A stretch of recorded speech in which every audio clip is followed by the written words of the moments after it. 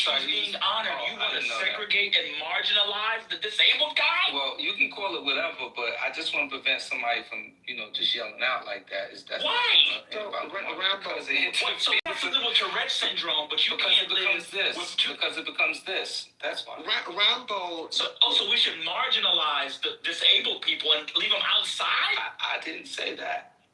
You know what? The blacks are really loud. Should we leave them in their own section too? Do you realize the segregationist logic that you just...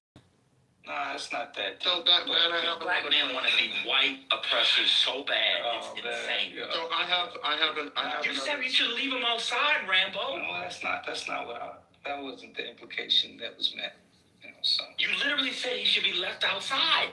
All right, I got to get some different wording, but that was not what I was implying. Okay, Rob, I have another question. I get it. You don't want Tourette's people attending. No, not Tourette's people. I mean, you want to prevent any outbursts, Okay, Rob, here's the deal. We don't want to have any black people without college degrees, because black people without college degrees are far more likely to outburst and be violent. So we should keep them outside and throw them their food in a brown paper bag and drop their awards outside. What does that have to do with a person who has a medical condition, right? A medical condition, meaning that they can blurt out at any time. I don't know. Maybe if he's in the building, to avoid that being heard on audio, something just should probably be in place, procedure just to prevent that distraction.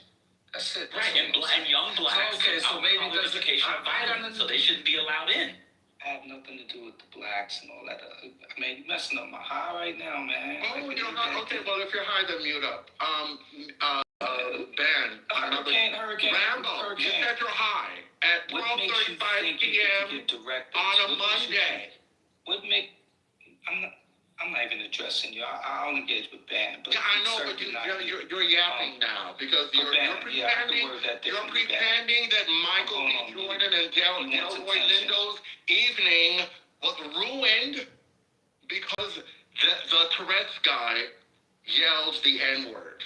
We're talking about two adult black men who are well paid and were there to receive an award, and you want us to believe that when they went home that they cried themselves to sleep because somebody who is obviously mentally incapacitated yelled out the N-word. Dan, I just have one more question for you. Is anybody mad at BBC for how it handled it? Yes. Yeah, the BBC stuff is the issue. The producers are suggesting, well, to be fair, Michael B. Jordan probably did go home and cry. Delroy Lindo didn't, though. But no, they both went home and cried because they probably cried in so much ass that some of them go to sleep. Okay, that's different. I mean, we're grown men. I cannot believe that grown men are upset about a rando yelling out the N-word in 2025. I'm so glad that my ancestors are not us. It is insane. It wasn't rando, Nathaniel. Well, a rando. It's not a rando. Well, a rando who's mentally incapacitated. Like, he's not a regular person. He's got mental challenges. He's not, he doesn't have all his faculties. That's a rando. I mean, Nathaniel, when I say rando, I mean not the prime minister. Someone who none of us knew existed. Doesn't matter if he was being honored. It's still a random Oh, my God. I want the Republicans to win everything. Fuck it. Charles, right? Never mind, bro. These niggas are dumb. I mean, yeah, dumb and so... Oh, my God. A man with Tourette's yelled out the N-word. What are they going to do? And they don't want to honor sinners. And Hollywood is being so mean to Ryan Coogler. And, So that's been the response to that? Yeah, I was wondering how people were going to unpack that. I don't think it's a big deal personally. I saw a clip, and it the way, I wouldn't have heard it unless pointed out. It's just a small clip, so I don't know what the. I'm offended. Oh my God! Somebody at a thing yelled out the N-word. 5 minutes later, you're listening to a bunch of music you want to hear, listening to it. Monica's in here. Dude, come on. Let's get some testicular fortitude. Bavarian ovation. Let's do something. Come on. Oh, they yelled off the N-word. Oh my God, I'm so offended. What is BAFTA? What it is, but they said the N-word. I got it. Yes, you can have an opinion. Yes. You can have your opinion, and I can have an opinion about your opinion. And your opinion tells us why black people are in the condition they are in part, is because we've become what you all have become soft. Oh my God, they said the N-word. You should be. Why are people more upset they're not letting Jesse Jackson lay in state? Huh? That one less viral than this. They're not even going to honor Jesse Jackson in the U.S. Capitol. But oh my God, and so-and-so, they said the N-word. I can't believe it. In a movie in which they said the N-word 80,000 times. My God, with Tourette's said the N-word. What am I going to do? I can't feed my family. Some random Scottish guy at BAFTA yelled out, and bitch, and fuck you. Because he has coprolalia and Tourette's. Oh, I have an idea. Keep him outside. We can throw him his food in a chicken bag. And if he wins an award, we can chuck it to him, but don't get too close. He might bite your hands. We can put him in a cage. Oh, my God. We're going to sit this one out, ladies. We're home. What else can we get offended by? It wasn't random. He was being honored. What to do? Put him outside. Delroy Lindo? What about Delroy Lindo? You don't even go to Delroy Lindo films. Honor Delroy Lindo by going and seeing one of his art films. You don't even go see the brother's film. Go to Delroy Lindo. What am I going to do? It's so bad. A man with Tourette's and coprolalia said the N-word. So Ben, here's another question. What do you think about the acceptance speech of the actor who played the Tourette's guy's character? What do you think about his statement? I saw Alan Cummings' statement. What was his statement? Read it. I don't know if I read it or remember what he said specifically that it was him. So What did he say? I just watched a clip, so I don't know if what I saw was the entire thing. But what I saw didn't show him commenting on the outburst. So I don't know if he did later on during his acceptance speech or not. I don't know. Does anybody know? I don't know. Hey, what's the show on ladies? This is to the ladies. I don't know, maybe some men watch it also, but there's a show on reality TV that features a young woman who has this condition. And I know I've seen it from time to time. Does anyone know the name of that show? Because she traveled to Europe at one point, and it was something that was very offensive to, I don't know, it was the French or whatever.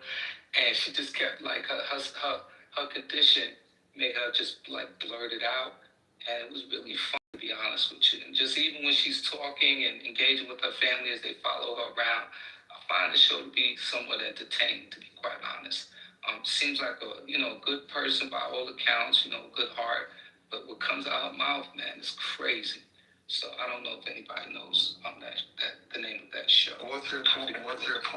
So somebody in the chat put, so y'all heard it here first, people with Tourette's get an N-word pass. That's actually not what I'm saying. What I'm saying is I can't attribute someone's political, social, cultural, racial orientation based off of random outbursts if they have those two interlocking, or well, I guess that one compounding condition of the other. That's what I'm saying. I mean, I don't know how many people have encountered people and engaged with people with Tourette's or Alzheimer's or dementia, but according to some of y'all, what y'all fucking Alzheimer's granny and demented grandfathers say, they should also be castigated for. It's just like, do y'all know how the brain works at all? Of course you don't. because you're pro-blackers and you're looking to be offended because you got your paycheck last Friday and after taxes you came home with $1,300 after working blood, sweat, and tears for 40 hours. Okay, Ben, just wait a second. That's what the problem is. Oh my God, I'm so offended. Oh, someone with Tourette's said it. I've been around people with Tourette's. I know people with Alzheimer's, dementia. They say and do all. They also try to pop you in the motherfucking face. Okay, Ben, just wait a second. So, couldn't it be that this guy who has Tourette's syndrome yelled those obscenities because he does in fact believe that black people are racially inferior, but that folks should not get upset about it because he obviously couldn't control himself. And when people make those kinds of statements under those circumstances, we shouldn't get upset about it. But I wouldn't, that's what I think. I wouldn't say that his having Tourette's means that he couldn't possibly hold those views. I didn't say that either. But respectfully, Hurricane, you don't know anything about Tourette's based off of your question. They do not express desires. This is what I'm saying. You guys don't know what you're talking about. Wait, are ideas always desires? Desires, ideas, anything. That's not what Tourette's does. It's not some secret pathway into the unconscious. Y'all just don't know what Tourette's is. Have y'all interacted with somebody with Tourette's? No, you're ranting. You're ranting. Do you know anything about Tourette's? Ben, don't. You're not gonna do this with me. So the answer is no. That's what you do. You go. So you don't know anything about Tourette's. You just suggested that what? What did I say? You just suggested that his Tourette's was an expression of some sort of inner feeling about black people. That's not how Tourette's functions. I think my point is even if it were, it shouldn't matter because he has Tourette's and people should not be upset at somebody who yells obscenities involuntarily. He obviously lacks the capacity to control himself. So why are people being mad at him? Nobody's race bang. Nobody's bang. Y'all want to race bang. Nobody is race banging. Oh, that's what they're having a conversation. People want to race bang. Y'all want to race bang. I'm not upset at Mr. Tourette's at all. And I think that people being mad at him should not be mad at him. Ain't nobody picking bang with the bang. You want to bang with a man now, Bang Rice? That's what you want to do? No, that's what people. No, I don't want to bang. They want to race bang. They want to race bang. Nobody gives a fuck about this dude. People with Tourette's say, well, people do care. Are you following the story, Mars, or you been on Mars? I think white people care about it. I think largely white people care about that. That's a virtual signaling of things. White people what? It's been all over black Twitter. What the fuck are you talking about? Woke motherfuckers, man. This is not just Mars is done. Oh my God. Good afternoon, everyone.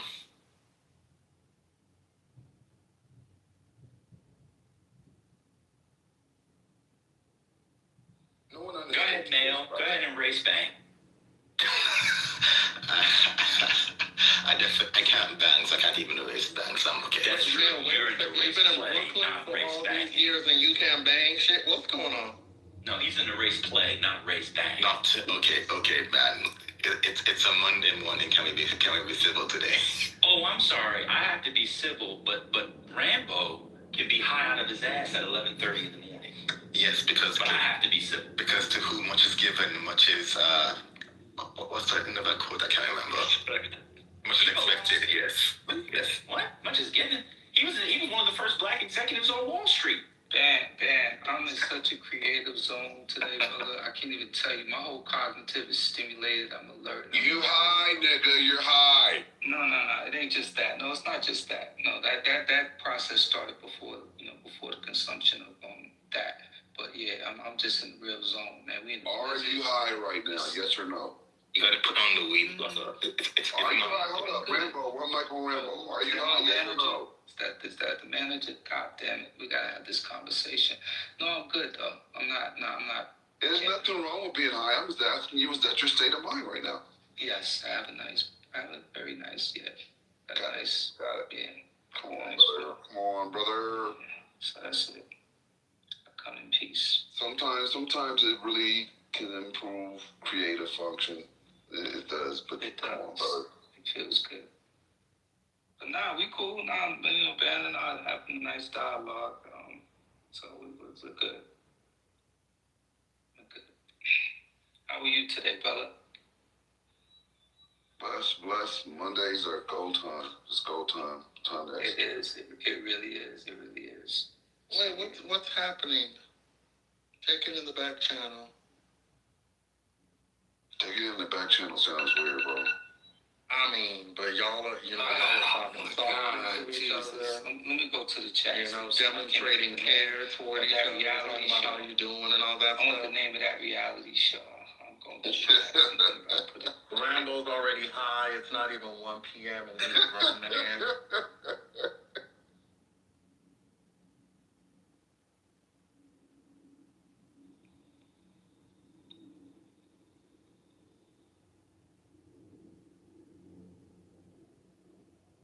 I gotta scroll back to. Alright, I'm gonna just go find it myself.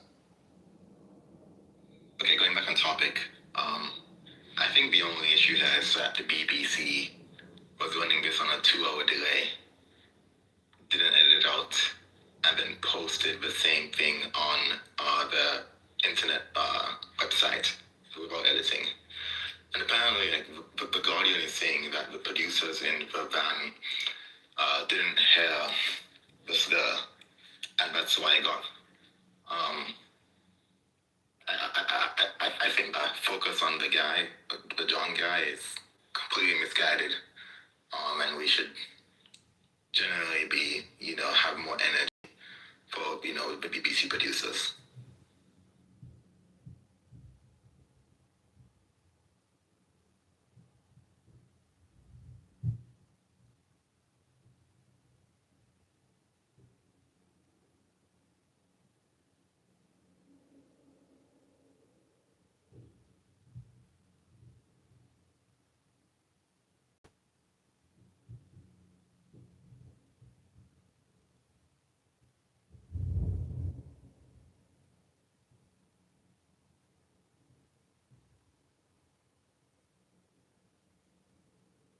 Okay, I'm about to put it in the chat, the name of the show.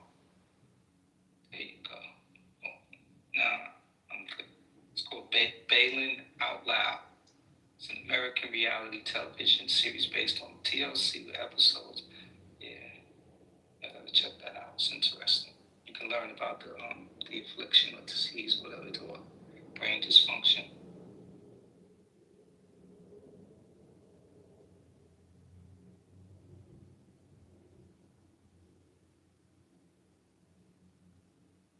Neil, are you there? Yes, Dan, I am here. Yeah, I have already given the solution to all of these fake problems that are going to get black people's cortisol levels up. Because what happens with the Negroes, in America in particular, but around the world, is that you all respond to these cultural moments, these flashpoints, with such outrage that your cortisol levels spike. And when you combine that with the plaque in your arteries and all other related health conditions, it increases the likelihood of stroking out or heart attacks. Mm-hmm. The obvious solution to this is to extract oneself from popular culture. I've said this many times. I've said it many times. The issue is show up at all.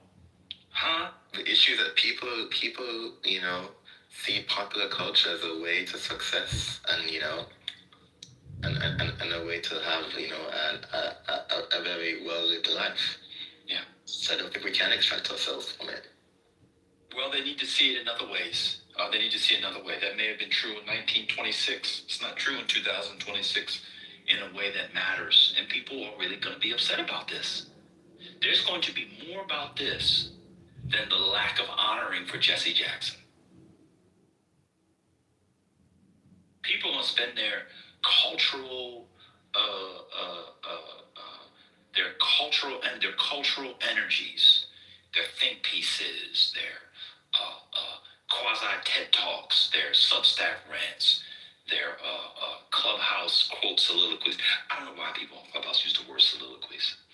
Very few people do soliloquies on here. here. I don't know if people know what a soliloquy is, but talking for a long time to a bunch of people who are listening is not a soliloquy. That's not what soliloquies are. But maybe that's a different discussion. Then I spend all the time thinking about that. Well, we don't want to spend any of our collective. I am, but my little piece, little part on the side.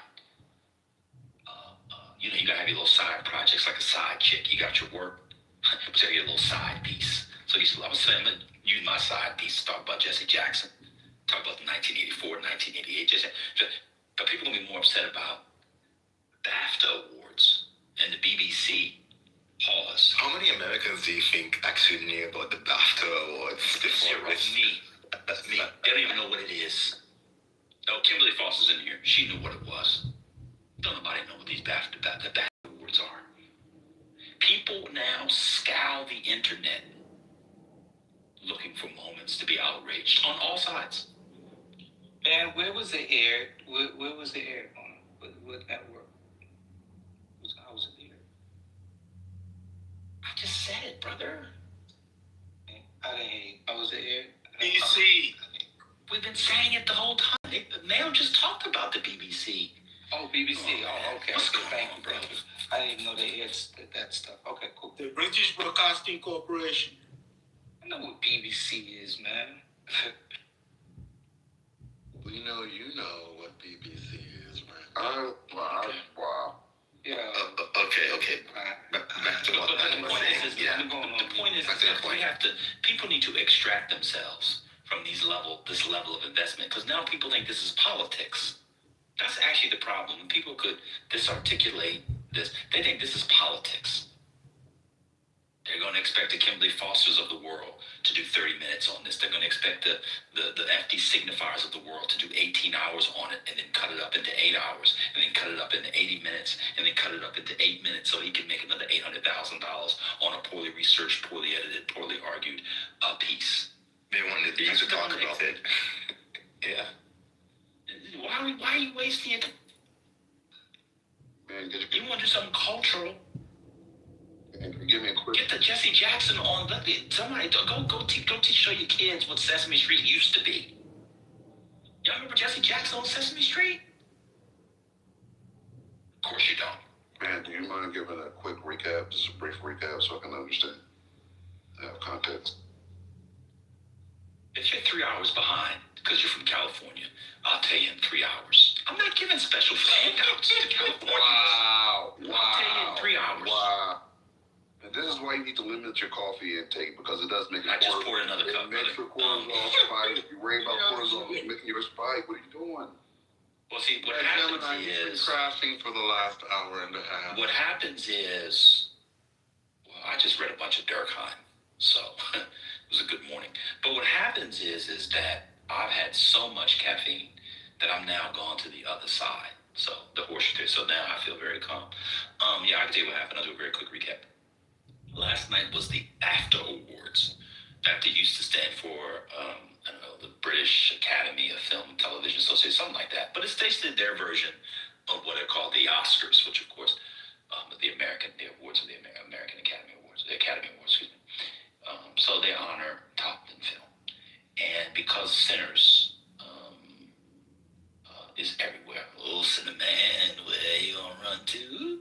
Oh, Cinnamon, where you gonna run to? I love that movie. Yeah, but they did include the Nina Simone song, which I found very strange. And so they had Michael B. Jordan, who now has really revived his career, because I was editorialized. He hadn't been good in a while. He was good in Sinners. And Delroy Lindo, they were doing an opening award, maybe Best Special Effects or something like that. And the brother, they were given the talk. Delroy Lindo, by the way, was nominated for Best Supporting Actor in his long, and I would argue, august career. It was this is his first Oscar award. Tells you all you need to know about these. Imagine Delroy Lindo now just being nominated for an Oscar. Tells you all you need to know about these award shows. Anyway, so there was a man who was a film about him. He's an older gentleman, Scottish gentleman, excuse me, not British, my Nathaniel. To Nathaniel, wassalamu alaikum, who, and happy Savior's Day to all who know. know if you know. Just finished on Sunday. That's their discussion. He yelled out a bunch of stuff during the course of the night. Shut the fuck up. Fuck you. Because he has Tourette's in this compounding condition called Correlate or something. Right. And then when the black man...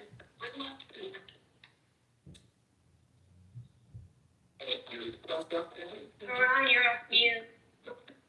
You're interrupting Joe's monologue. Right. I'm muted. I was hoping he'd say the N-word, actually, so we can get a version of that. And so while they were presenting, he yelled out, nigger. Allegedly. I've listened to it several times. I actually didn't hear the nigger, but that's what they say he said. Whatever. I guess. I thought they said And so- it repeatedly, didn't they? I don't know. Maybe. I mean, I know somebody with Tourette's syndrome that tried to chase down a chicken so he could eat it because he couldn't stop himself. Like a baby, I was like, I gotta go after the chicken. But anyway, and so so we're talking about that from the BBC thing. All right, somebody in the chat said he said it 3 times. Yeah, that's what I heard. He had said it repeatedly. That's what I heard. I'm familiar with what you're talking about. I just thought he said it multiple times. Oh yeah, that would make sense. Yeah, that's what they do. Thanks for the recap. I appreciate it. Yeah. You tell me how you feel in 3 hours. I will, sir. By that time, your cortisol levels should be pretty level.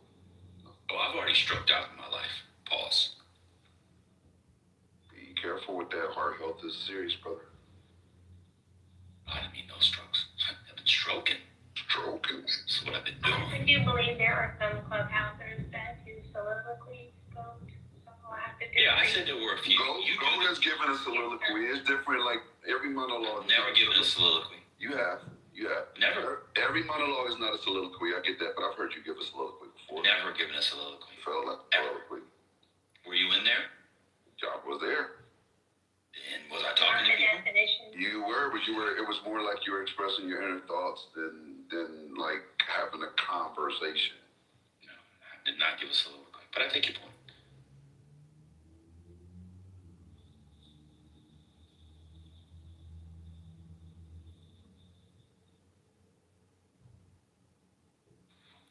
Soliloquy is a nicer word than monologue.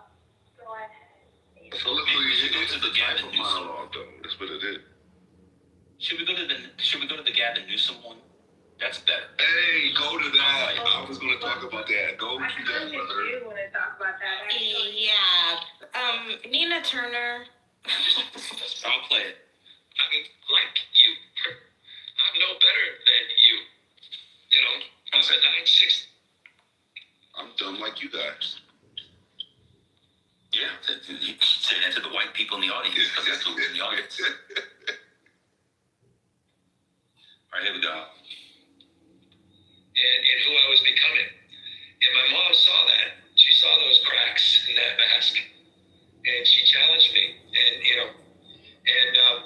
so it's a story about resilience, redemption. It's a story about humility and grace. I think it's a very human story. I'm not trying to be someone I'm not. I can't do that anymore. I tried that for a long time. And I want to be. And I say to kids all the time, learn from, don't follow others. You know, your expression's unique, nobody else has it. And I've really just, the way we're doing, some of you may have seen some of my social media.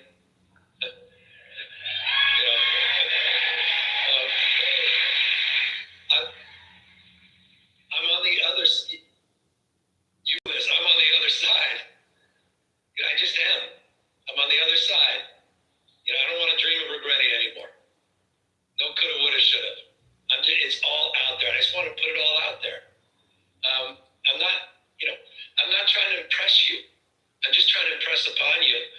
I'm like you. I'm no better than you. I'm a 960 SAT guy. And I'm not trying to offend anyone, trying to act all there if you got 940. But literally a 960 SAT guy. I cannot, you've never seen me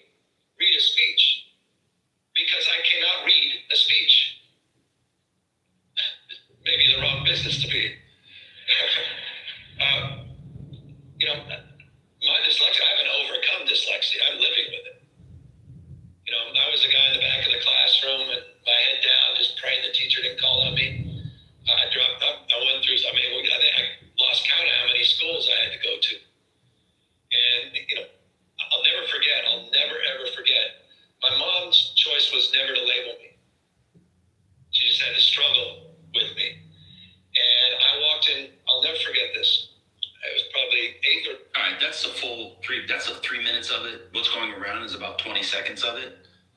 No one will ever convince me that that was racist. I could never be convinced that was racist based off what he just said, especially with the fact that the audience was majority white. I thought it was a black audience. It was not. Okay. That's the context I needed. I thought he was speaking to a predominantly black audience. It is also useful to know the context from which Newsom arises. He's a relatively highborn man who's trying to beat the elitist allegations. That's what he's trying to do. And yeah, it is clumsy. And that shit does not appeal to me because I want my politicians to be the smartest person in the room. I don't like that shit. Yeah, I didn't like it either. I was disappointed by that SAT score. That's not for me. Okay? But he's trying to appeal to the anti-elitist mood of the nation. That's what it's really obvious. And I don't like, actually, I'll stop. Yeah, I play that on purpose, Gemini, because a lot of people have only to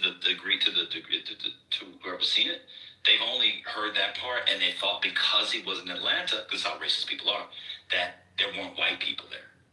Or not racist people, how people who don't really think about it. And so I decided to play it. When you hear that, I don't even think he's talking to the audience. This is just now, I don't want to go into this. I'll leave it there. I don't want to go into all of that. But You have to complete the thought, sir. When was this event? I think it was over the weekend. It's kind of funny how we have two, like, black plus, not necessarily disabled, but like, I guess, conditional, like, neurodivergent kind of things happening at the same time. Yeah, I definitely butchered that, but you know what I mean. Yeah. I know it a little bit. So the rhetorical device is called apostrophe. And it was clear it was an apostrophe. Apostrophe is when a speaker, essentially, it could be in writing too, is when they break out to speak to a ghost, an absent person, or an abstract entity. Usually in the midst of saying something else. So you're talking to somebody and say, "Oh, Mom, I'm going to give you a very famous apostrophe in the culture, which everybody knows if you know Sanford and Son, or if you know Black TV. Whenever, "Oh, Elizabeth, I'm coming," he'll be talking to Grady, he'll be talking to Lamont, may he rest in peace, his died a couple weeks ago. He'll be talking to Aunt Esther. "You big dummy, I don't know why you're, oh, Elizabeth, I'm coming to see you, baby. That's an apostrophe. It's a rhetorical device when you do that. Right? That's an apostrophe. That's what he was saying when he was saying you. I'm trying to say, he was speaking to an imagine you that he was writing to in the book. It wasn't to individual blacks who weren't even in the audience. Now, I need to respond and I'll be done for a while. I've talked a lot less. I'm about to be done my lunch. I don't know if I can support Gavin Newsom. I don't know if I can support a Democrat whose SAT score was 960, and he admits that in the public sphere. I'm not joking. This is not good enough. If you got 960, that's fine. Don't admit it in public. That does not give me, "Oh, well, he's just like me." I don't want my leader to be just like me. I want him to be smarter than us. And that either includes on the thing, or it includes being savvy enough to not say so. What annoys me less is the fact that when he was 17, 18, he got the 960. That's fine. It's that now in his 50s, he thinks he can get cultural capital by saying it. He should know better not to say it. Loosely, I was most offended by that. Then my second point, I'll be done. I mean, so all due respect. None of us knew he had dyslexia. I knew. I said us. I'm not talking about Soviet, post-Soviet spies who are keeping tabs on Americans. You're not reading the allegations we said that. We didn't know he had dyslexia. Nobody knew that. They're cutting it off when he says, "I can't read a speech." He wasn't saying because the blacks couldn't read. He's saying because I have dyslexia. Now go online and watch clips. 99% of the clips you'll see, if you watch 100 clips, 90 of them won't get to the dyslexia part. I'm done now. So what happened is he told half of the story, right? In his book, he goes on further, right? His mom, on those SAT scores and his struggles with dyslexia told him, which he says that it's the cruelest comment that his mom ever made, and that comment changed his life. His mom said to him that it's okay to be average. And what he doesn't tell you in that speech is that his whole life, until this day, is proving his mom wrong. So he is above average, but he just told half of the story. Not people looking for context in out of context clips. Yeah, I love context. Not that. Yeah. Because. Huh? She's going in the what? In the Matrix. Why are people? There's fine people on both sides. There were some fine people on both sides. There weren't fine people on both sides. Why does Nina Turner still have the tweet up? You're in the Matrix. Yeah, the Matrix is fucking her up. She decided the Charlotte comment is equivalent to this. Yeah, I know the context. No, I know the context. It's still bad. It's not. It is. It's Of course not. it is. Watch this. Name the people on both sides. The protesters that wanted to keep the monument and not rename the park, and the protesters that wanted the statue removed. Right. And who organized for group number one? Who were the organizers? I think unite the right, but You're in and out. Is that your thing? You're in and out. She's in and out. Is that just me? No, she's in and out bad. Like really bad. You gotta go out and come back in. What's Nina Turner's tweet?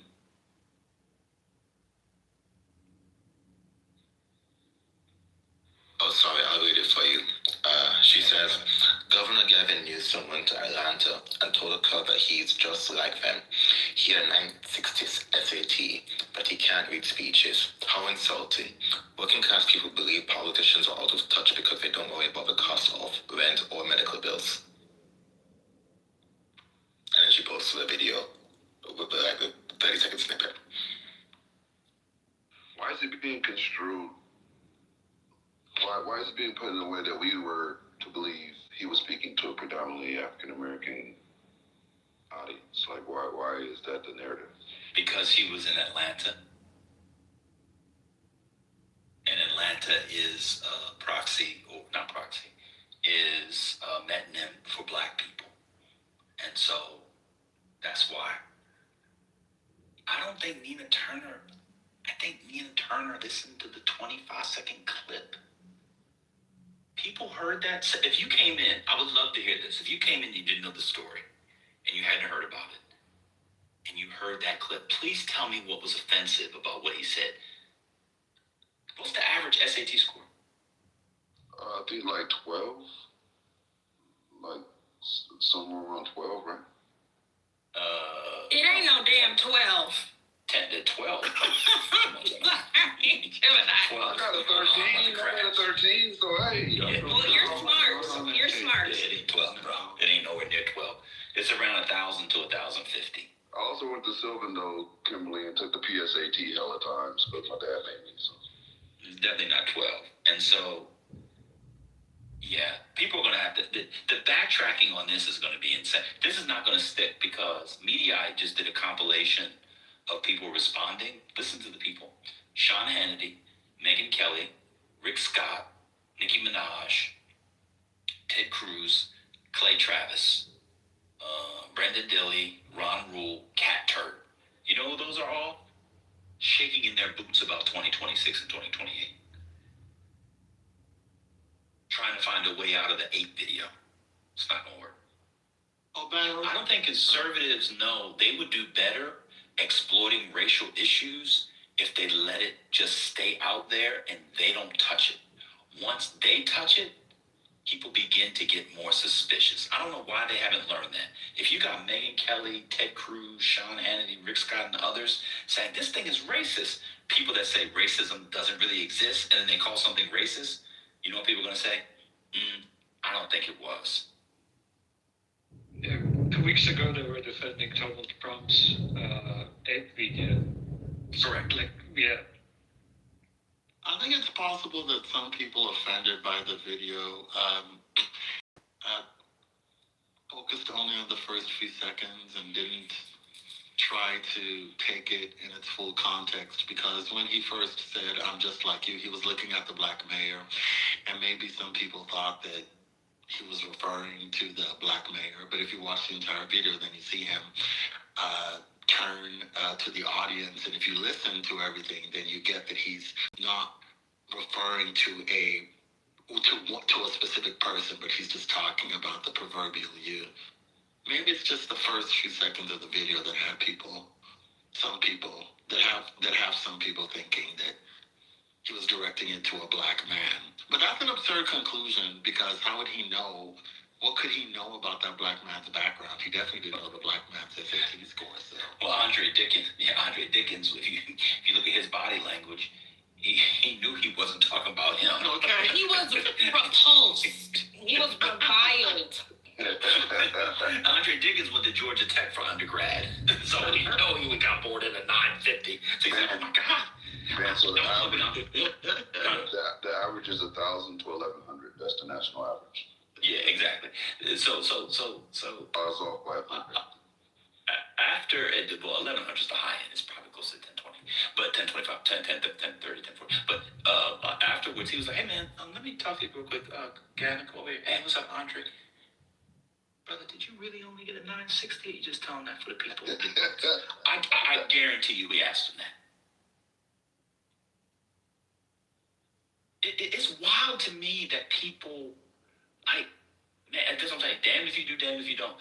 He's trying, as Kimmy said, to shape the elitism. He says he has a disability, and he got an average or slightly below average SAT score. Anyway.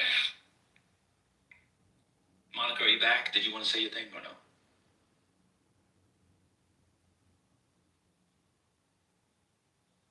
I'll never understand the both sides comment. I don't understand why people think, the both sides. Oh, she's back. Good, you think?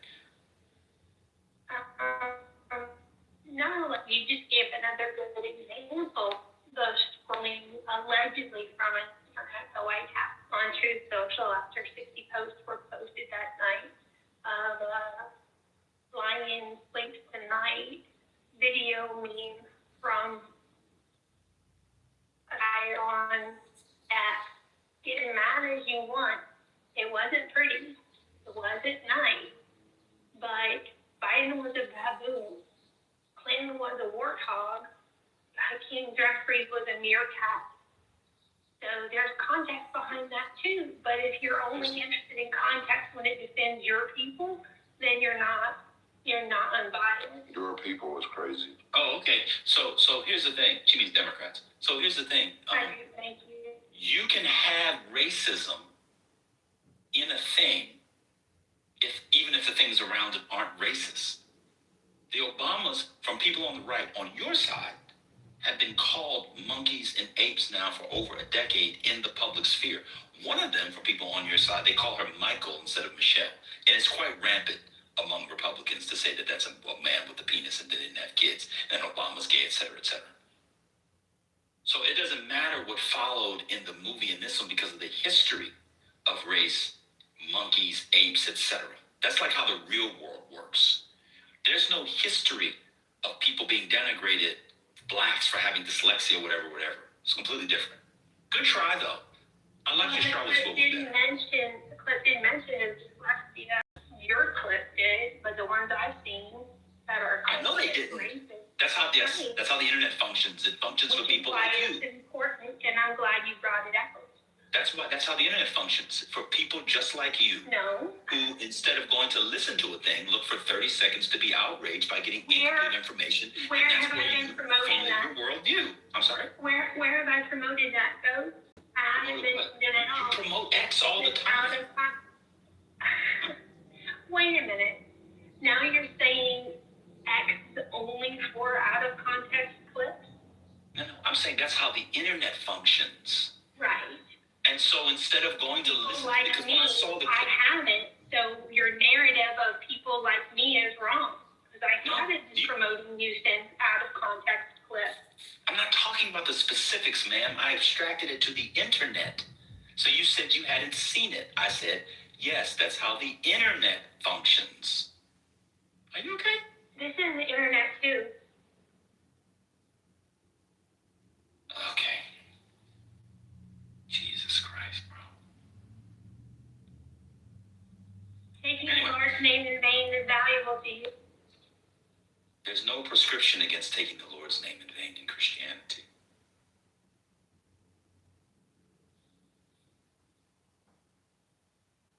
Jesus' name. Could you point me to the scripture, or do you need to get it from X?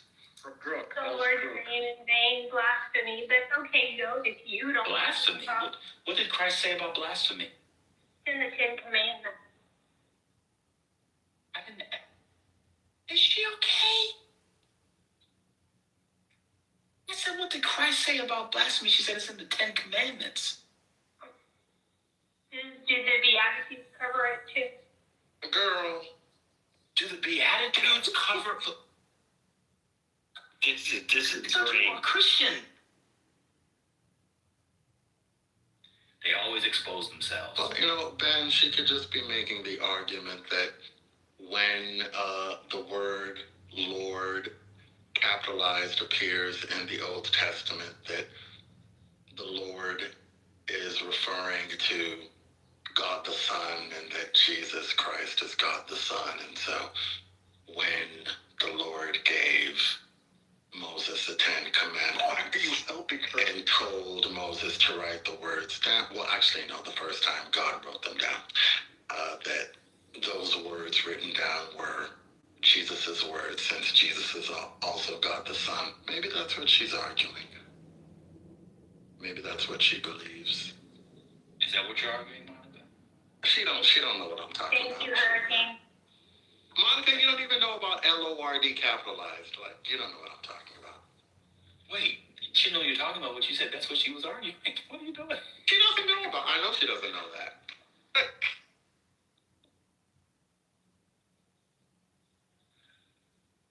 All right, so go ahead. Who's offended by the Gavin Newsom thing? Why don't we let people get offended by it? I'm not. Gavin. Let's listen to it again. The one with the... Let's listen to it again.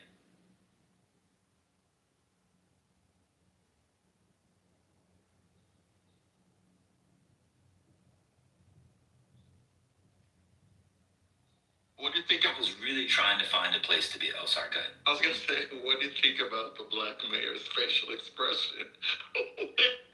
I loved it. Said, He was like, wait, you can be like you. Yeah, he was like, wait, you can be governor of California and that's all you got? Shit. You can move to California. All right, hold on.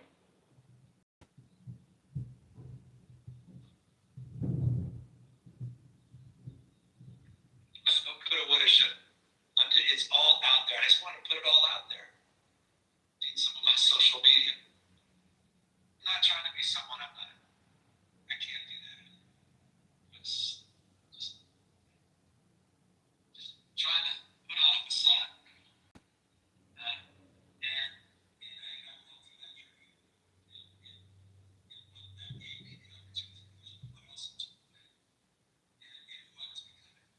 And my mom saw that. She saw those cracks in that mask. And she challenged me. And so it's a story about resilience, redemption. It's a story about humility and grace. I think it's a very human story. I'm not trying to be someone I'm not. I can't do that anymore. I tried that for a long time. And I wasn't happy. I say to kids all the time, learn from, don't follow others. Your expression's unique. Nobody else has it. And I really just, the way we're doing, some of you may have seen some of my social media.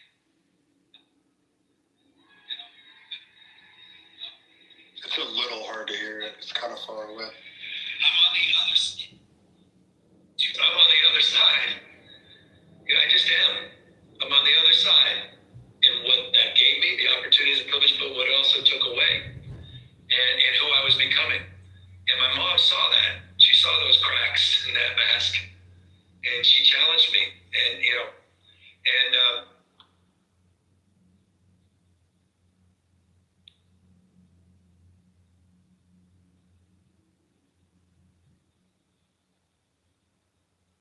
oh God. Huh.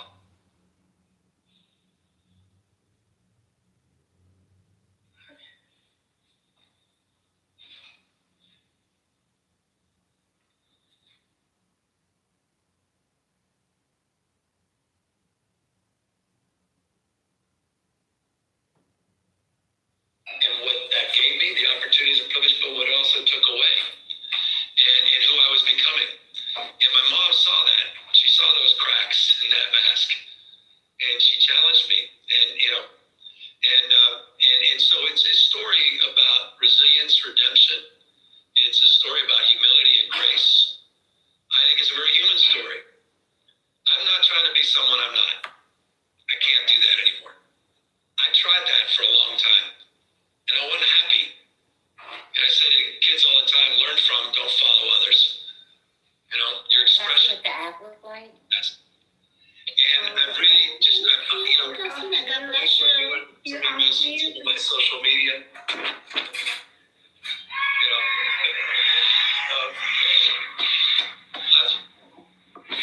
I'm on the other side. You know this. I'm on the other side. I just am. I'm on the other side. I don't want to dream of regretting anymore. No coulda, woulda, shoulda. It's all out there. I just want to put it all out there. I'm not trying to impress you. I'm just trying to impress upon you. I'm like you. I'm no better than you. I'm a 960 SAT guy. And I'm not trying to offend anyone, trying to act all there if you got 940. I'm literally a 960 SAT guy. I cannot, you've never seen me read a speech because I cannot read a speech. Maybe the wrong business to my dyslexia, I haven't overcome dyslexia. I'm living with it. I was the guy in the back of the classroom and my head down, just praying the teacher didn't call.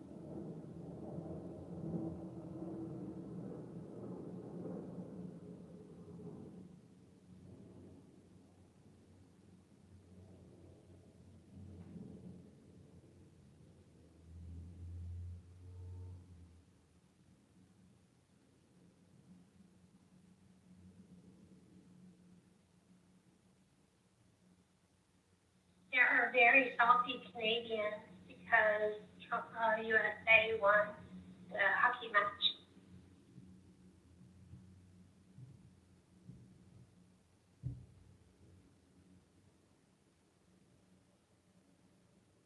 I didn't think it could be more bitter. Yeah, it used to be that Canadians could enjoy, losing to America, but with the stakes and what it means now, yeah, Canadians are not too happy. They're always going to be little rural, every little. That's just how it is.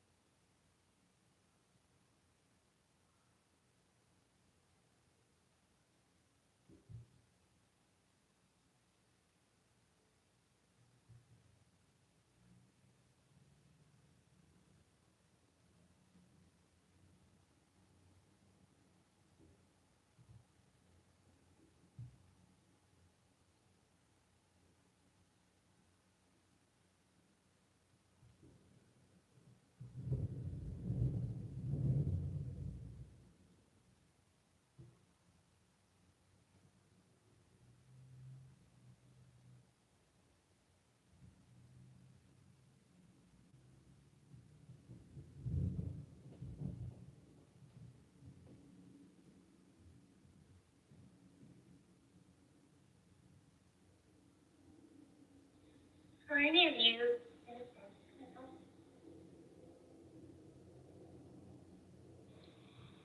Have you guys discussed the hotline that's being operated for U.S. citizens that are stuck in Mexico because of the civil unrest due to El Mitchell being terminated? And how does that work? Like, okay, so you call this hotline, then what?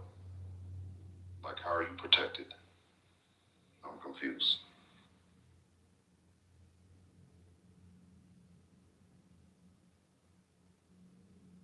Well, at least they know you're there. They'll track you, that kind of. But are they going to aid and help you in leaving the country? Are they going to extract you, or they're going to send you an armed vehicle to take you to the embassy? Like, what the fuck happens?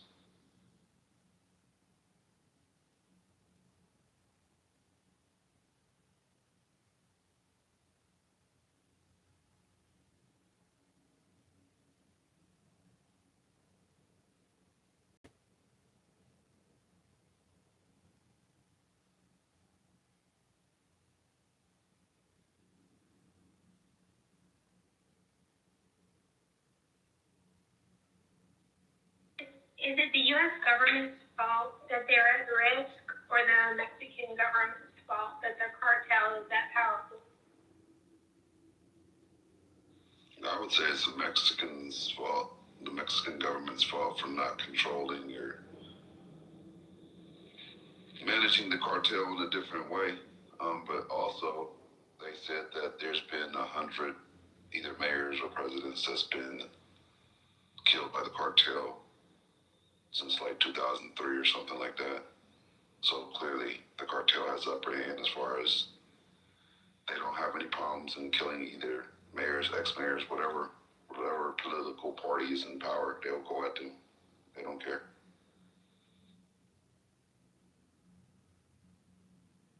And then there's so much corruption. They can buy different generals. They can buy different police officers. They buy a lot. So that still doesn't answer my question. I'm trying to understand how the Americans there are going to benefit from a hotline. Like, I don't think there's nothing that can be done by a call. Like, what happens?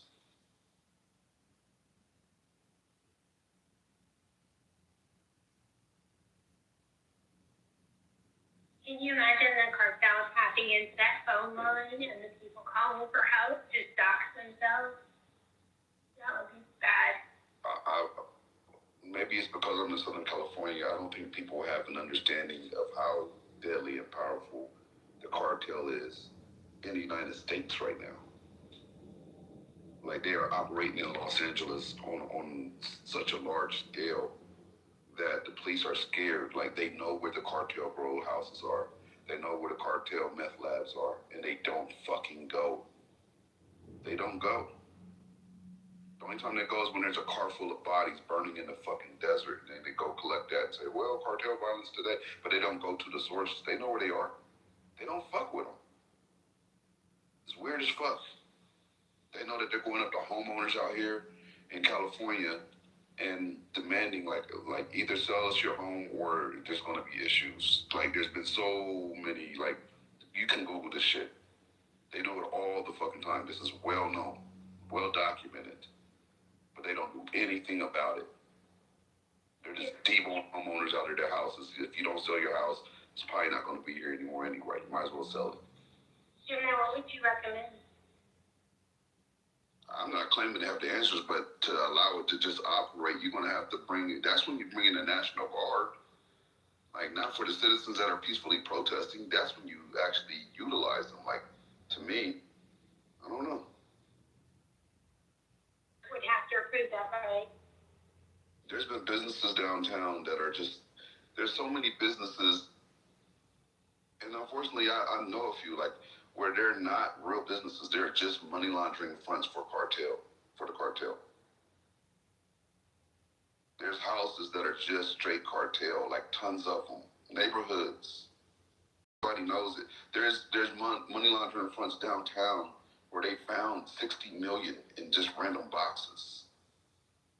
So they know about it on some level. They seize the money, but they don't go after the actual physical components of the cartel that's doing the damage, that's inflicting the damage that's doing the blackmailing and murder and mad, like they have 8 fucking semi trucks outside of a regular ass house. Like you can't tell what the fuck they're doing.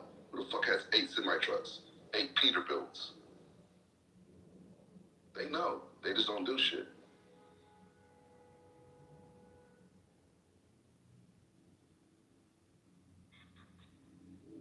Breaking news. Don't know. Gavin Newsom just responded. Oh, No, you have breaking news. Gavin Newsom just responded now to Sean Hannity directly. More will be coming. Quote, you didn't give a shit about the President of the United States posting an 8 video of President Obama or calling African nations shitholes, but you're going to call me racist for talking about my lifelong struggle with dyslexia. Spare me your fake fucking outrage, Sean. Yeah. Man. They're going to make president of these people. They don't know. They're losing the culture war, the discourse war in real time. They're losing it. They're going to allow him to defend himself and then to bring us back to attention of the consistent anti-blackness, negrophobia, xenophobia of America's Republican Party. These people are really bad. That was Why would Sean Hannity? Anyway, that's the response. That was I apologize. Go ahead, Kimberly. Do you think? I was gonna say, there was a little bit of a lull, but this weekend, well, it started for me reading Friday, but over the weekend was the first time I really felt like, oh, Kristi Noem is in real trouble. Kristi Noem is not gonna make it, I don't think. I initially read reporting that her job was on the line, and then she made those statements about TSA PreCheck and global entry being suspended, and then the White House really quickly overruled her. And then in all of that reporting, it's like she's already on thin ice, and then she did this, and then the White House didn't approve and just said, no, that's stupid. I just think the lady, I think she's on her way out.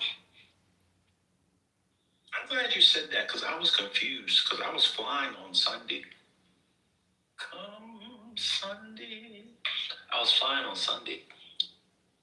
And TSA PreCheck and global entry were all open, but I remember the day before she said it was closing. So the White House just shut her down. Okay. Yeah, the Washington Post reported the White House shut her down.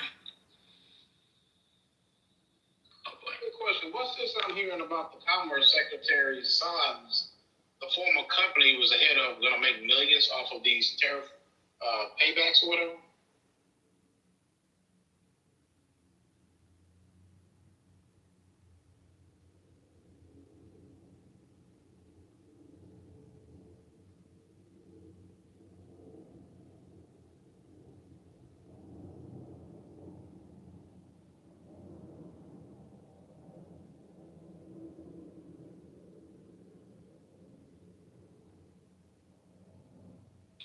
I do remember Trump saying, I don't remember the exact number, but I remember him saying that the tariffs generated trillions of dollars prior to this ruling, and all of a sudden now it's down to billions of dollars.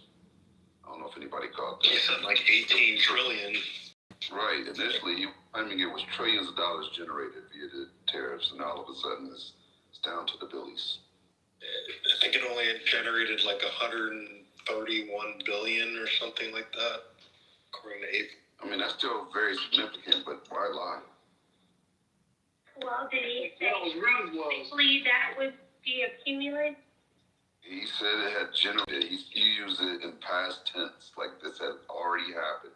This was already accomplished by his administration, and it was inaccurate.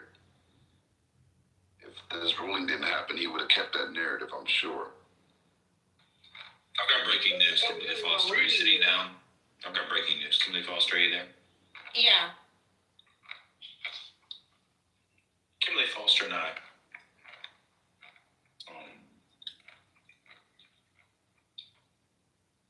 It's official now? we have talked about, Oh, no, man. Gemini, please. We have talked about, Gemini, we'll talk to you in 3 hours. Kimberly Foster and I have talked about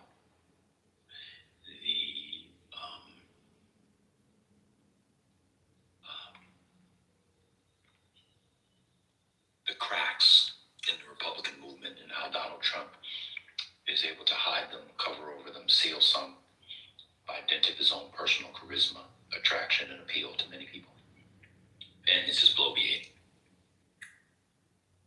Christopher Rufo has just responded, Kimberly Foster,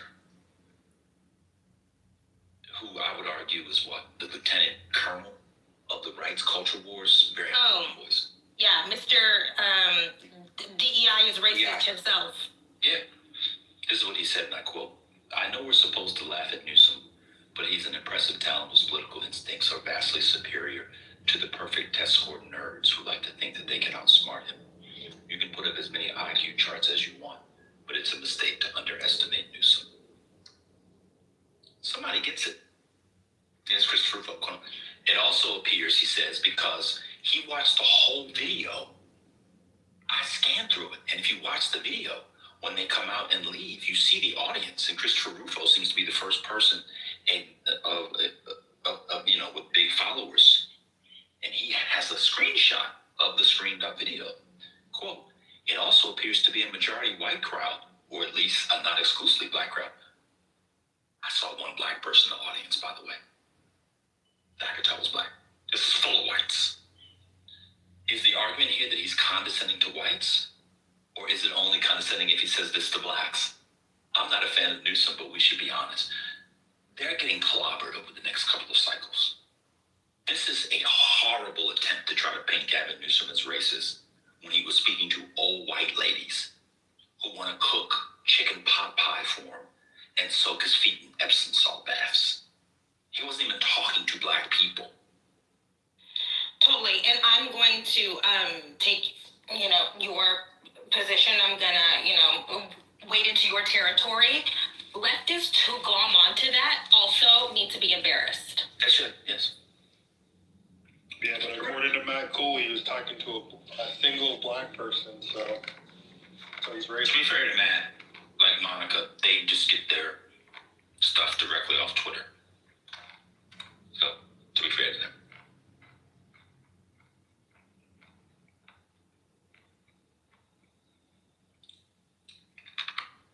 But can I also say that Rufo, in that tweet or whatever, he's also giving hints of where I think the discourse from the Rufo side of the movement is going to go. And I noticed this wherever I live, who knows?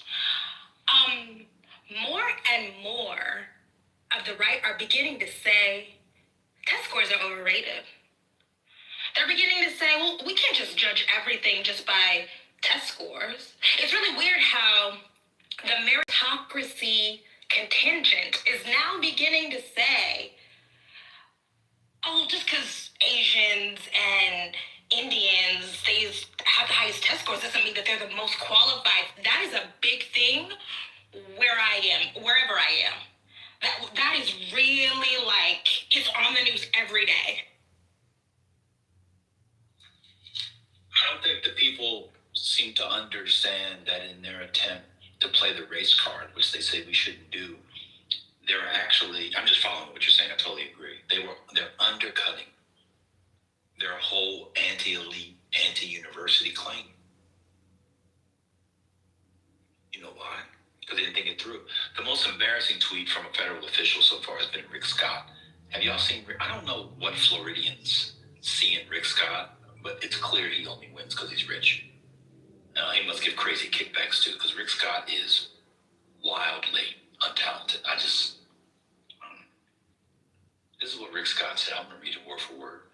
This might be the dumbest tweet you'll read today, or you'll hear today.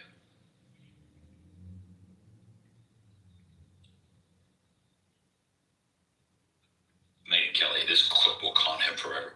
Yeah, it'll haunt him right to the White House as you people prop him up. I mean, between him and Senator Mark Kelly, I don't know who they want to be president more.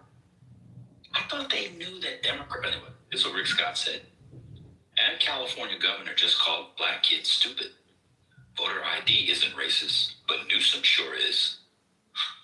I mean, this is so good. It's giving desperate. Voter ID? Yeah. How did he put that in there? All of this stuff is drenched in desperation, drenched in grasping at straws. It's so good. It's so good. I don't know how everybody's so gloomy these days. It's good. They really won the cultural wars. Clearly, I think we could argue for like 3 years. They're giving it all back because, as I argue, they are 10 times better out of power than in power. They're much better counterpunchers. They're much better at responding to the tone and setting it that way than just setting it. I don't think they thought through this. I thought they thought it was it. I'm going to tell you why, not to defend them. No, they weren't winning the culture wars longer than that. When Trump was in office, they weren't winning the culture wars. Anyway, let me tell you why. We've got gay marriage. I mean, they had gay marriage. So, but let me tell you what.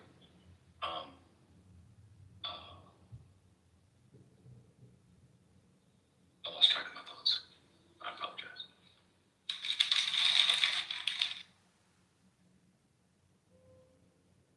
I mean, I just don't understand how he got in the White House in the first place, and now it still kind of blows my mind, to be honest with you. It's kind of crazy. Oh, I know what it is.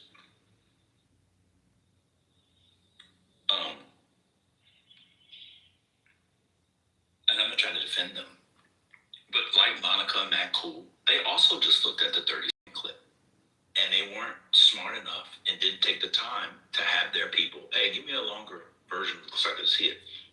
The clip that went viral this morning did not mention dyslexia at all. So when he's saying, you never see me read a speech. They said, oh, he's talking about black people. He's talking about his dyslexia. They cut it off right at the. They cut it off right there. Conservatives are really bad. Because the clip I was watching, like, cut it off as he was saying dyslexia, and I'm just like, okay, well, obviously we need the full context for this, but I mean, I would say that anytime.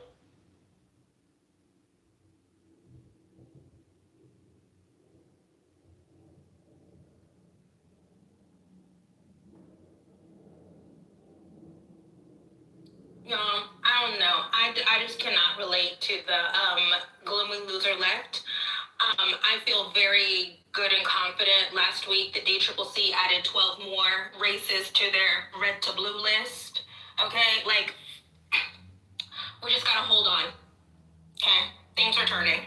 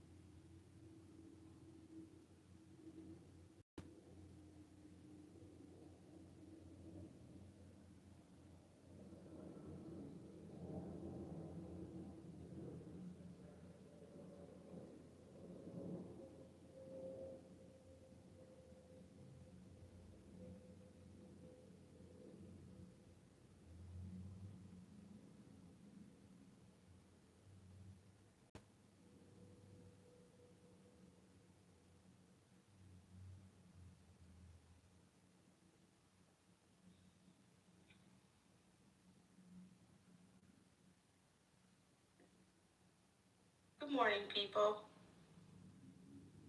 Good morning. Good Did you guys discuss that Peter Mandelson was arrested? No, but I've seen the article. We didn't. Yeah, I broke the news, but we didn't discuss it because these American blacks don't know who that is. I really didn't either. Was he former PM or something like that?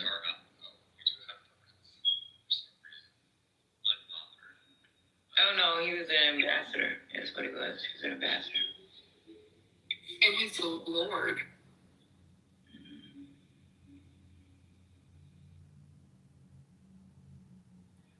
Our good The friend queen is Anthony. here. Everybody bow down. Okay, but our Shut good up, friend. girl. I said the queen is here. Everybody bow down. I said okay. What part of bow down was not?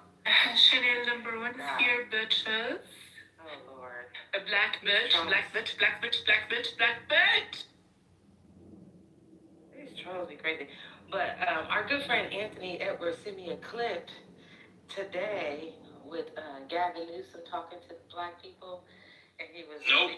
No, it was an exaggeration. You gotta listen to the whole clip. He didn't send you a clip of him talking to black people because he was actually talking to white people in the audience. Big facts.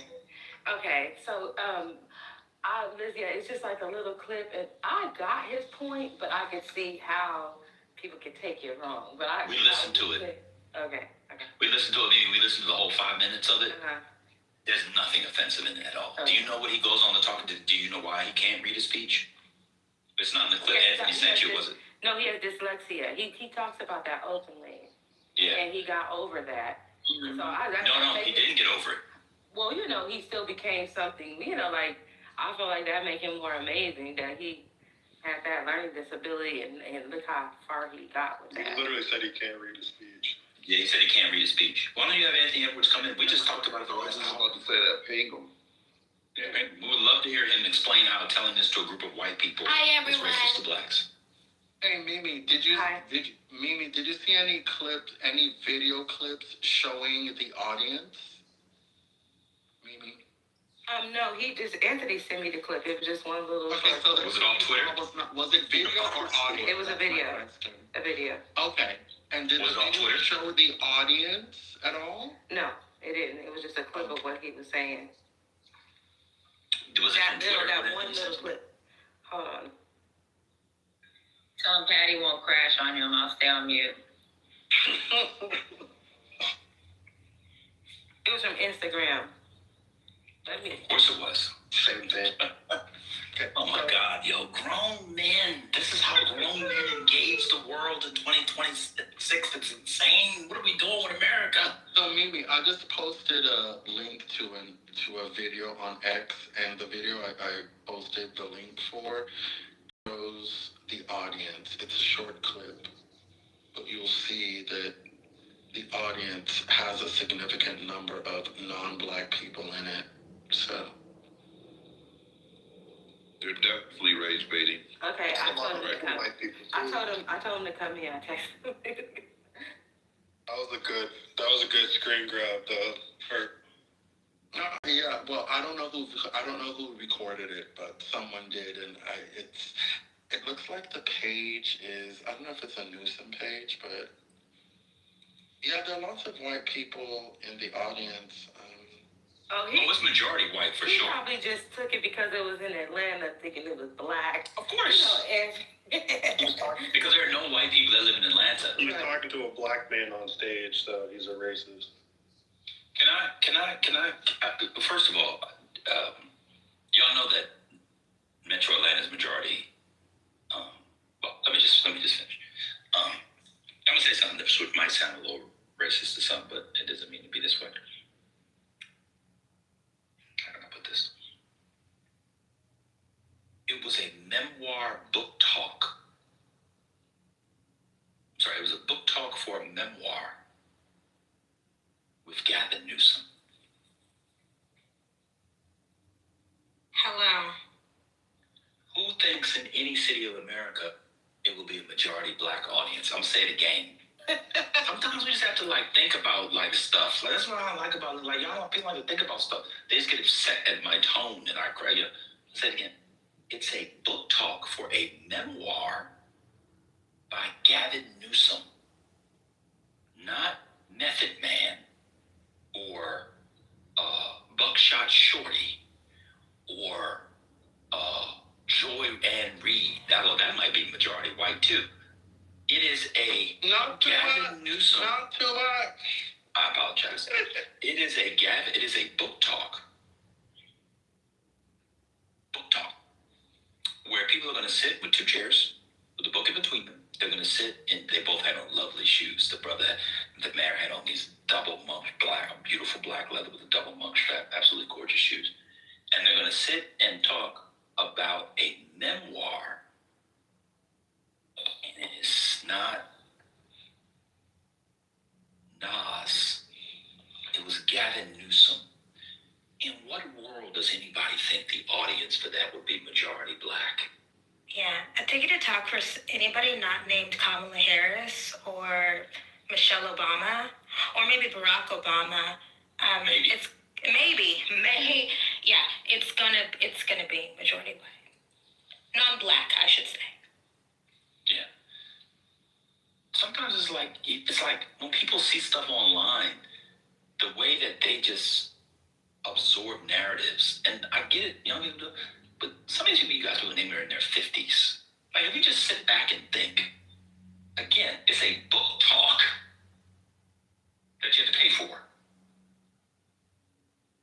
And it's not a memoir about a black girl who travels back in time in slavery and finds out that her master's great-great-grandfather was really her. She finds out that her boyfriend's great-great-grandfather was an abolitionist, and so now because she went back in history, she's allowed to marry a white man. Now that would be full of black women, because we all know that's their dream, right? To justify their marrying white men. That we understand. That talk would be majority black women. Right, and you are separating out black women because black men don't read. Correct. You got to the next point. I was literally about to say. I was literally about to say that, and we know it's not going to be black men at all. Sorry. And we know it's not going to be black men because they don't read. That's exactly what I was going to say. So the anti-blackness here is crazy. It really is. This is insane. It's not anti-blackness. Y'all being anti-data. Black men do read. I think black men on average read less than a book a year. Black men. Almost certainly that's true. Black men do read just as much as they don't cheat. Okay. Now you made it worse. Man, my daughter got her first tattoo yesterday on her wrist. That's a parenting failure. And it's a book. That's a parenting failure. Not at all. A book on her wrist, a little book. I wouldn't pay her tuition for the rest of her college years. I blame you. But I guess you were going to show up to the appointment, but you were 3 hours late. I was 3 hours late. That was it. She literally got a little book on her wrist. Oh, nice. I love that little Don't bookish get girl. hurt. I have one tattoo and it hurt, and I'll never get another. It's not a gateway tattoo, Butter. Don't say those things. Because sometimes tattoos hurt. People be like, I'm not doing this again. Like me. I mean, Gemini, I knew your daughter was an exceptional Negress when you said that she went to UCLA. Yes. A black person at UCLA is like the most impressive black person in America at age. It's sad but true. There's just they don't have much support there either. Like much community because there's not many, you know. Shout out to Ward Connerly. Shout out to Ward Connerly. Well, you were his intern at the time.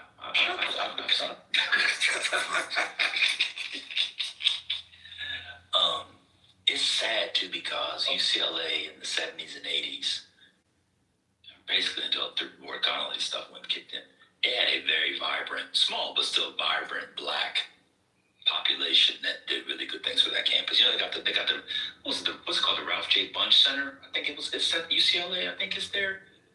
That's at UCLA, isn't it? Yeah. The Bunche Center. Yeah, it was founded in 1993. Ben, the UCLA was also good to. No, that's at Howard. Wait a minute. Isn't there? One second, Hurricane. I'm sorry. Isn't there a Bunche Center UCLA? I'm not sure. I'm about to look it up now. I don't know that. Yeah, there it is. Bunche Center UCLA. Yeah. Okay. Well, there's definitely a lot of support at UCLA. I've participated in a couple of programs that they have, especially, trying to address Black males. I think Howard T has like the Black Male Institute, if that's still around, which is great. They used to have, what was that one guy? He had an annual conference for Tavis Smiley. Used to have an annual conference there. So they got some stuff happening there. It is very low key, and yes, there's not a lot of them at all. But the one thing I thought was really cool is they got, at least they still have like a Black barber shop pretty much there, which is, especially for the UC system, unheard of. But it's decent though. But definitely a shout out for UCLA, even though I'm on the other side. But yeah, I know that they have the one thing I do know that a lot of them hang out at, they have like a Black resource center, a Black student resource. Yes. So the director, I'm at the website now. She's a political scientist. Her name is Kimberly. Are you there, Kimberly Foster? I am. So it's a lady named, listen to these dates. This is a lady, her name is Lori Frazier. She's the director of the Bunche Center at UCLA. She has the Bunche chair, of course. And she's a professor of political science in that, right? She joined the faculty in 2007. 2007, that's less than 20 years ago. She's the first Black woman to earn tenure in UCLA's political science department. If she started in 2007 and she did it fast, that means she got tenure in 2012. UCLA did not have a tenured Black woman in their political science department until 2012. That's wild.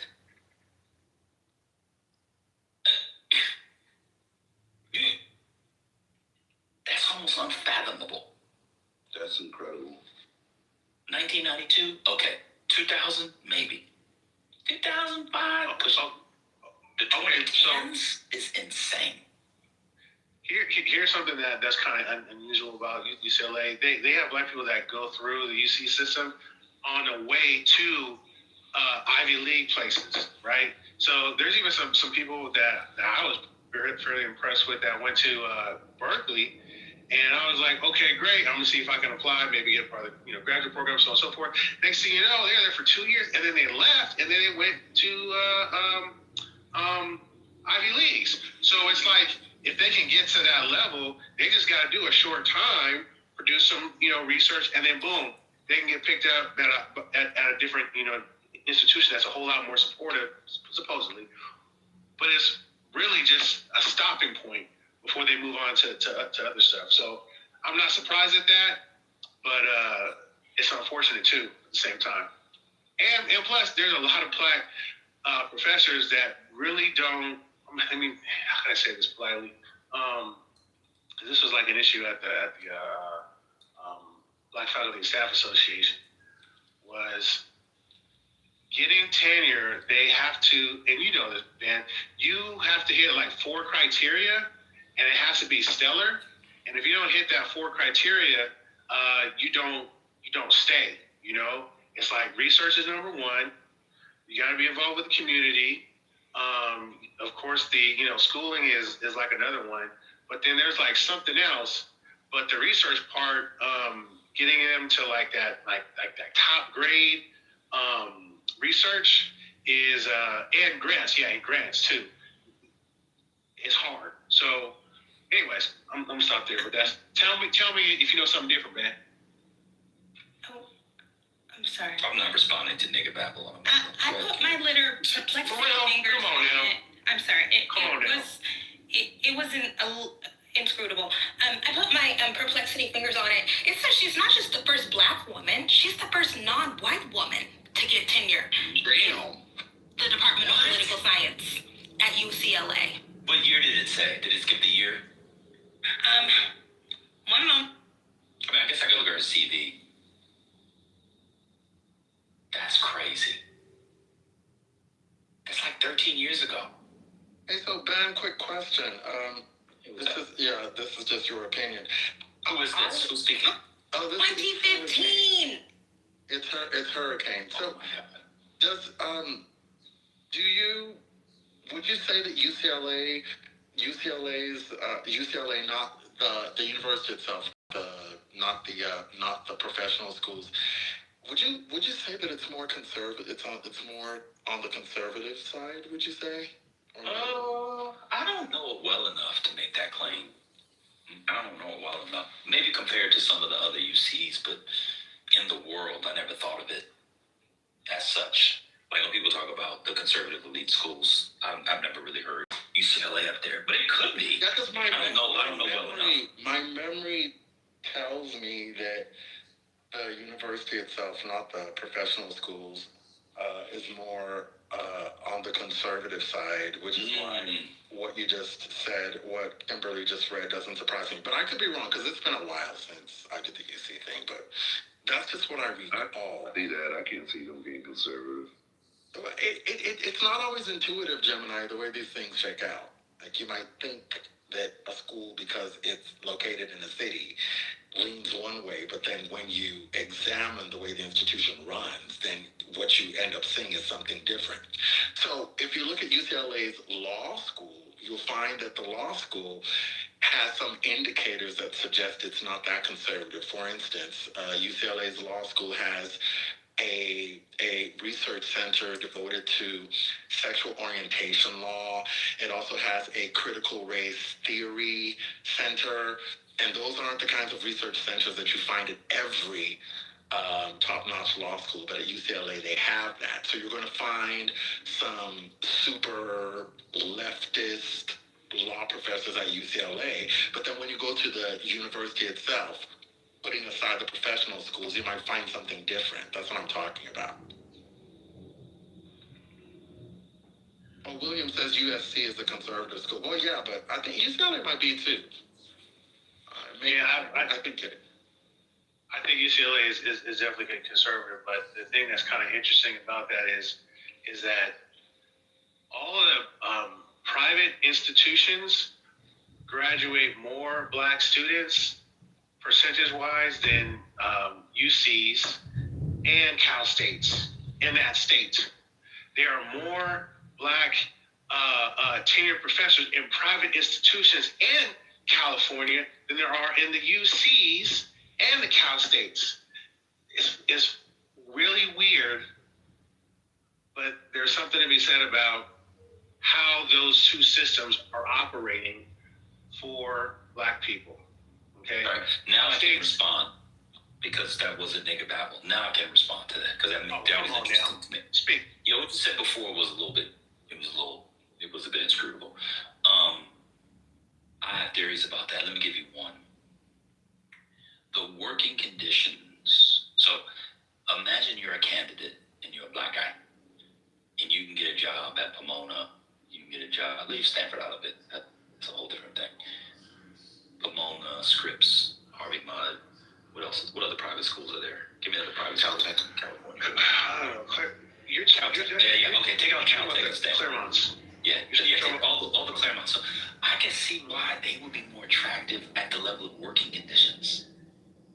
And so if you're a black person who can get a job at one of those schools as opposed to a UC or Cal State, I can see why you wouldn't go there. I also feel like if you can get a job at UCLA or Berkeley, you can get a job at basically any school as a black person. And why would you go there? California is not good if you want to do black thought. Unless you're doing unless you're doing black California thought. So I remember when I lived there, I knew people who were doing PhDs in stuff that they were like black people in history. And unless they were doing black California, you always had to leave. All the archives were here, all the subjects were here, everything was here. But you're ghettoized in a way. Your ghettoization is different in California than it is outside of California. So I see why they don't go out there. and just to add to some too, which I thought was kind of interesting, is the reason why there's a very thin amount of black. I would say, I don't know if it's per cap or not, but there's not a lot of black national conferences that work their way through California. Yes. Ever. And that's a problem, because how are you going to attract talent and keep them there to be more supportive? They'll, come through to Vegas. They'll come to Texas. California is too expensive, and there may be some other issues that are kind of like, troubling too. But the thing that let me give you another social reason. So a lot of times when you do conferences, a lot of times people like to plan conferences, so the outside conference stuff is interesting.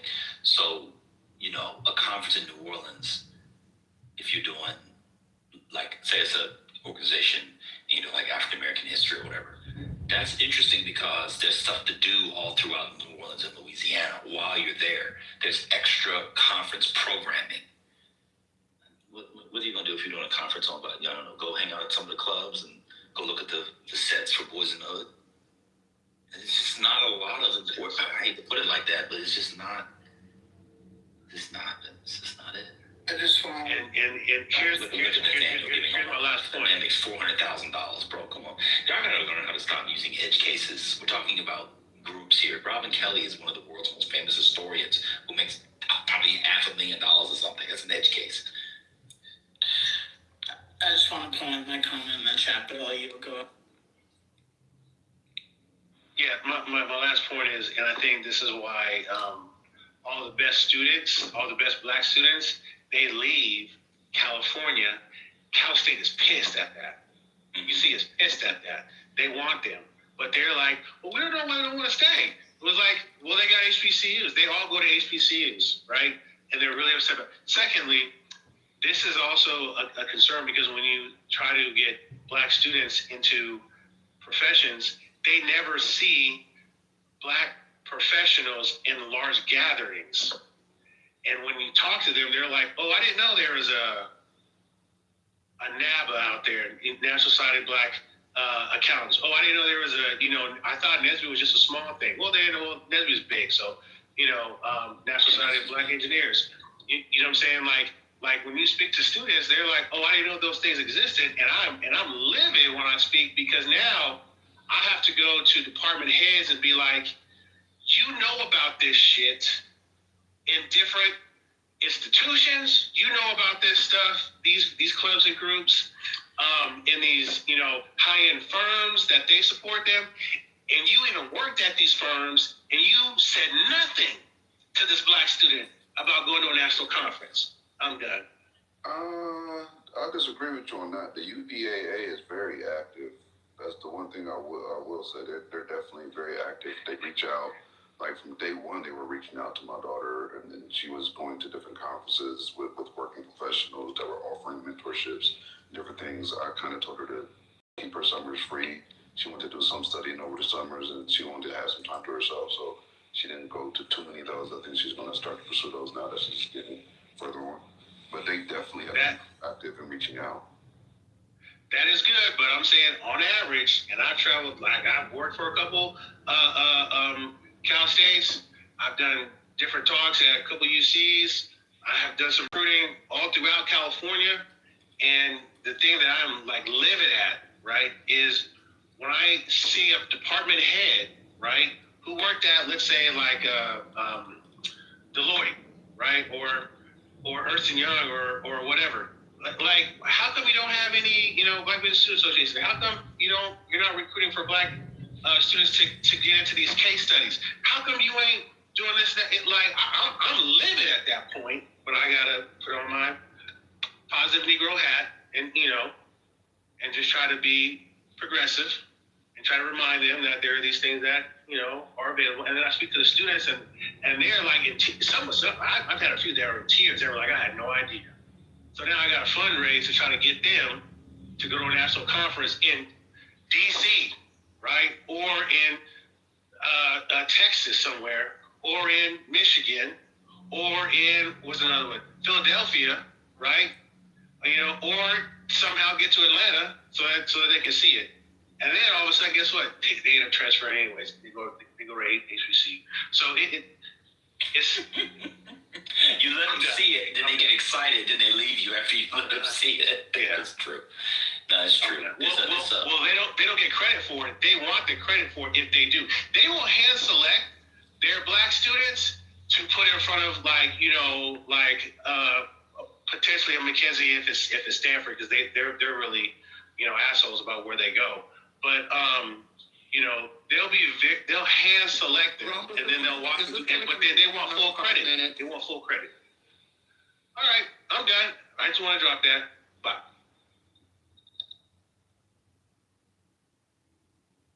I mean, I enjoyed it. That wasn't bad. Yeah, the hurricane and hurricane. Why are you hating on this? I'm not hating. It's full of bile. It's lovely to hear from anybody, but I mean, the shit has to have a head, a tail, and an end at some point. He's just full of bile. Ignore him. Nigga, I'm not full of bile, okay? I'm not full of bile. You're full of bile.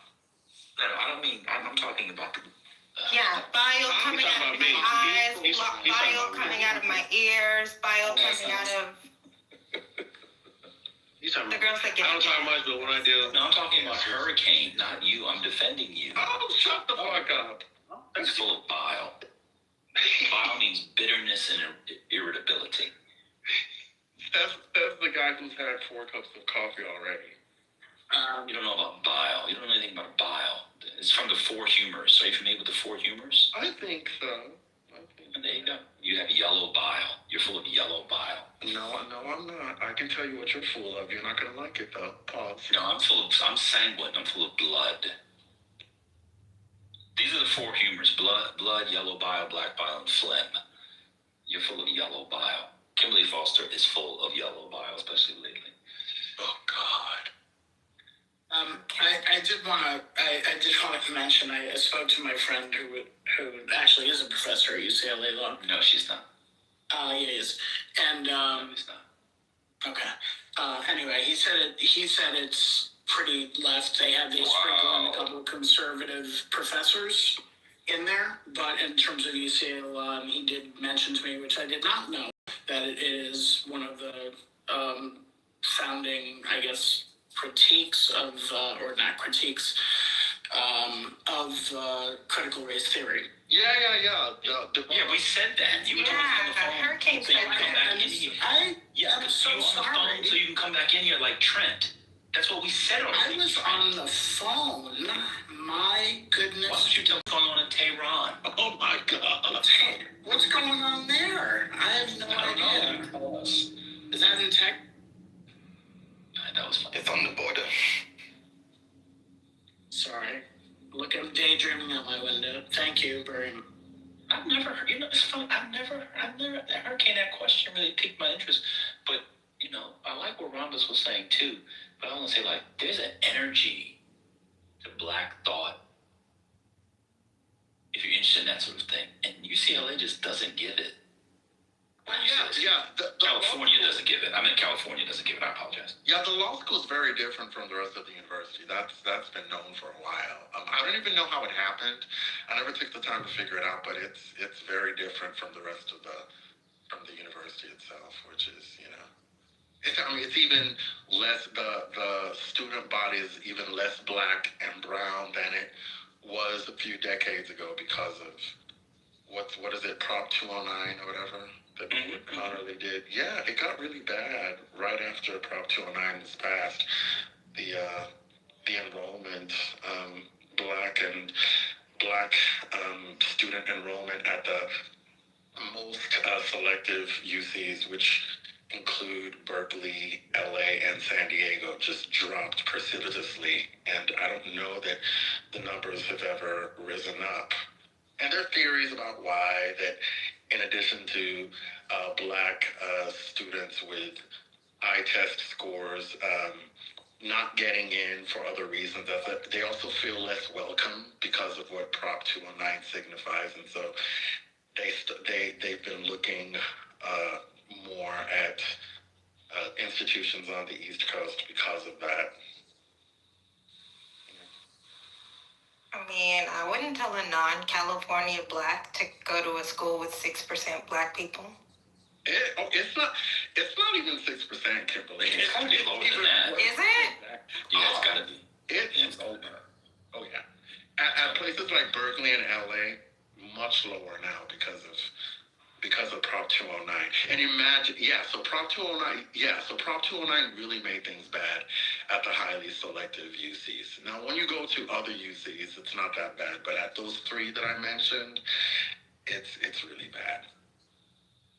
The highest percentage of black student population is at two schools, Cal State Sacramento and Cal State Dominguez Hills, and none of them crack 20%. So if you're at an elite institution, 3 is very generous, right? We're talking 1%, 2%, 1%. I looked it up. At Berkeley, it's 4%. That's still insane. Look at it. Well, yeah, it is. But if you look before, you could probably get almost to double digits. Almost. I'm talking like maybe early 2000s. You mean pre? Maybe. Wait, you mean pre-Prop 209? It would have to be pre-Prop. It would have to be before Prop 209, Roberts, not afterward, because the numbers plummeted after Prop 209. Yeah, but you're right though, Rompus. It was around 10%. This is actually how I met Patty. Patty was in a room, and she had these papers. This is back when Patty used to give out that scholarship, and she was talking about Prop 209 and its effect on. She had a bunch of essays on UCLA and some stuff, and I remember from that, and I read it elsewhere too. Yeah, it was around 10%. You're exactly right, Rompus. I have a question on that. Would the benchmark for that be the relative to the population in the state or country in terms of what percentage would be healthy? I think that for California, they should set a goal to get to the state. I actually think that is a good goal. I can't imagine them getting to the national average. I can't imagine UCLA being 13% black. I mean, it'd be like having watermelon fried chicken and breakdancing. That's way too many black people for UCLA. What percentage of black people do you think live in California? It's like 6 or 7. 6 or 7, right? Yeah. Okay. So I think that's a good bench. Without Prop 209, I think that's actually a good benchmark for California. I'd be stunned. And that is actually a drop too. That's actually a huge drop. That's what I'm saying. That's a big drop.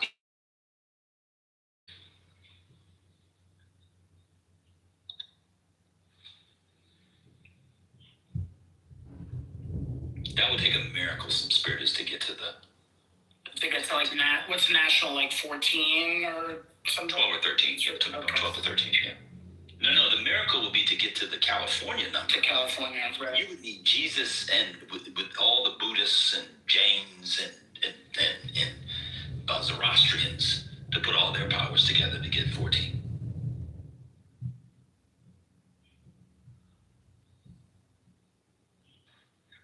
Whatever Zoroastrian is, but sure. You know about the Zoroastrians? Yeah, they peaked a little early.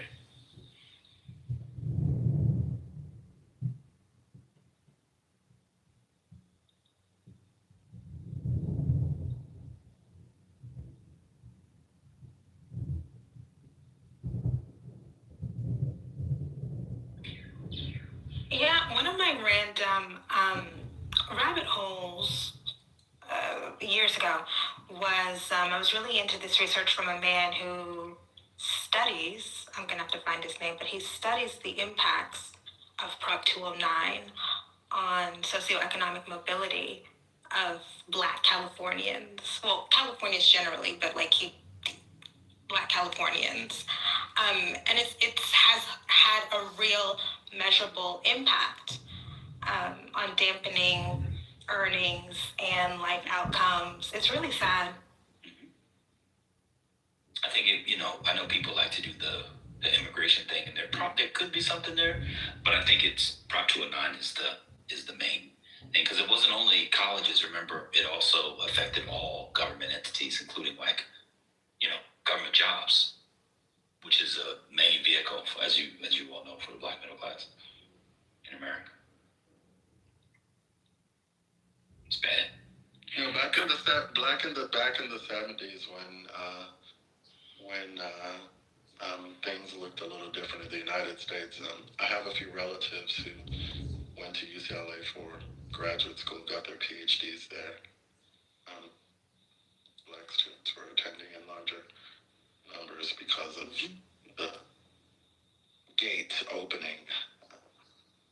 They may have even had quotas. UCLA might have even had quotas at one point today. Probably. Yeah, I think they did have quotas at one point. They definitely don't have them now. To the States for that very reason, to go to graduate school. Right now, their average percentage of, as far as African Americans, is somewhere around 6%, which is not far off as far as what we represent in the state or the county. So then there's UCLA is under that. I think UCLA is. I think it's around 6%. If it at the low end 5, I'm pretty sure it's 6. Oh my God. What? Oh my God. They're stretching at that 6. Wait a minute. Good for them. Oh, y'all, wait a minute. It went up to 8. Oh, wow. At UCLA. Really? I hadn't looked at this as the new data. This is after students for fair admission. Wow. Oh my God, they kicked the Asians out and put the blacks in. No, the Asians are dominant. The Asians make up like 35%, brother. Make up like 35%. No, I'm just joking. No, I'm just joking about that. They're the largest community on UCLA's campus is Asians for sure. Then after that would be white. Then after that would be Hispanic. No, I think. Wait a minute. What percentage are Asian at the university? If anybody. That's what I'm looking at. It's Asian Central. You'll be surprised, brother. Oh, I got it. Okay. So overall, it's 6.5. Yeah, it's Asian 1, 35. Hispanic 22. White. Asian, Pacific Islander 35. White 25. Right. Hispanic 22. Yeah. Black 6.5. Yeah, that's it's the class of 2028. That class was 8%. That's impressive, though. It was. It is. That's impressive. You got to think about it. We're talking about You know why, don't you? A single-digit acceptance rate there, like 9% or something. You know why, don't you? Why? Because a black kid that ended up going to UCLA would have gotten into UPenn from California, would have gotten into UPenn or Hopkins or Duke, and they didn't get in. And so they stayed in with the UCLA. Oh, that's an interesting point. Yeah, that's like just facts. Or Caltech or whatever it was. And so they went to UCLA. And I know a lot of people, while they were against the Citizen for Admission, one of the possible benefits of this would be, you get more talented HBCUs, and HBCU did go up, and their numbers went up a little bit. But the problem is, a lot of the people who benefited from the affirmative action that was used for the elite schools, they're still not going to HBCUs. And so the idea is, I read this, it was kind of crazy, that the kid who would have gotten into, say, what's a lower Ivy? Dartmouth. Cornell, there you go. So a kid from California who would have gotten into Cornell, didn't get in, decides to go to Morehouse or Spelman, and then the person's spot he takes goes to UCLA. That's possible. Bleemer does. No, that doesn't work because UCLA is higher. But y'all see what I'm saying? Yeah, I understand what you're saying. Go ahead, Kimberly. Okay, so the scholar that I was thinking of, who I went down a rabbit hole of his work, his name is Zachary Bleemer. And he does have a thesis about, I don't know exactly what it's called, but it's like a downshifting, right? Everybody has to move down.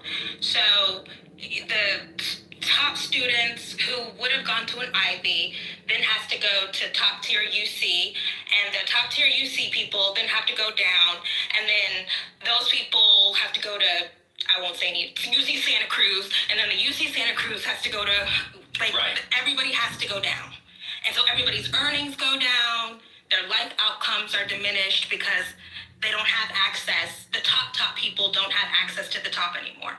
Right. So trickle down. This is where this is going to be anecdotal, so I'll preface it with that. I don't have enough context to make a widespread opinion, but Like, I know what my daughter, she targeted Berkeley, UCLA, Northridge. Got into all three. Chose UCLA because it's the closest and the best. Northridge. So I don't know why she went to why she targeted. Why would a girl go to Berkeley and UCLA? Because it's like literally 15 minutes from my house. Like literally, like I can get on a bike and go to like that. That's probably why. Wait a minute, hold on. I'm sorry, Jim. I hate to stop the story, but I'm about to crash. Your daughter, as a black girl, got into UCLA and Berkeley in-state, and she didn't apply to Harvard, Yale, Princeton, Duke, Northwestern, or Chicago. She had UCLA on the brain from day one. Her. Just answer the question, brother. Just answer. Yes. Did she apply to those schools? No. I need a minute, y'all. Did she apply to Stanford at least, Gemini? Well, I shouldn't say at least. No, bro, I'm telling you. Man knows how I feel. I'm going to explain to you. What are we doing? I'm going to be honest with you. Look, let me tell you the facts, right? She was, I would say, right around late in her freshman year. There was a counselor there, an adult lady. She's so fucking cool. She was showing us what she needed to do to get into UCLA because she knew that's where she wanted to go. And she was showing us there's ways to load your schedule that UCLA prefers, right? And then she was showing us the out-of-school functions and different things that would just be beneficial toward, like, that was the target from day one. That was what she wanted to do from day one. It's not something I instilled in her. It's something I supported. Yeah, but a black female applicant who can apply to UC Berkeley and get accepted for admission all of an academic term could easily get into a bunch of Ivies because Gemini. I'm glad she's not hearing this conversation right now. I'm just it seems like she just wanted to stay close to home. She did. She literally did. That was her goal. Not just me. Her friends, or a lot of her friends went to Northridge. Some of them went to UCLA with her. So that's what she wanted to do. Is she going to film school? I would not have gone to Northridge if Northridge had given me a full... She didn't. A couple of her friends go there, though. Is she in film school there, you saw? No. No, she must go to law school, right? I'm trying to push her to law school, brother. I'll push her to law school. What's going on? Well, you know what? It's a black California girl. It could work out because... What year is she? Right now, junior. Yeah, she got into the Yale Law School. It might work out. We got to get that girl out of California so she can thrive. No, brother. She gotta get over here. That's my little girl, Bessie. I can still pull up on her right now. No, that's the problem. That's the problem. Oh, I messed up on something. Oh, my God. So she may even get an internship. Bye. You're cutting out. That's so impressive that your child got into UCLA and Berkeley. That's like the most impressive thing I've heard. I'm going to be honest. I've been holding it in. Gemini, ever since you said that, I was just like, what type of elite-ass marriage? Like, what? Yeah. I was a supporting cast. Like, I don't try to take credit for what she accomplished. I definitely supported on every level. Everything that counselor said to do, we did it times 10. But she led the way. Like, I did not have to make her study. I didn't have to stay on top of her and say, why didn't you do? Like, she genuinely hungers for knowledge. Like, that's something natural to her. So do you have any UCLA dad sweatshirts or anything? I do. I am. Yeah. And the coffee mugs. I have the coffee mugs, too. Shit, I'm gonna get one that says my clubhouse homie's daughter goes to UCLA. That's how impressive it is. I'm gonna get some shout out. No, I'm not gonna lie. I'm super proud of her. I really am. UCLA. Came in the tail end. Does she live close to campus, Gemini? Yeah, she does. Oh, right off campus. They're not necessarily dorms, but they treat it like dorms. Like they're still under the UCLA umbrella. They still have the RAs and all that good stuff. I mean, it's also very nice over there, too. It is. That's why I asked him if she was It's beautiful. It's good. Brother. That's always the gag for people outside. They think it is the public school and it's the rundown, and USC is the private school, and it's it's quite the opposite. The way around. You know what's really telling, man? If you just see the cars on campus, just pulling up. Oh yeah. I know that sounds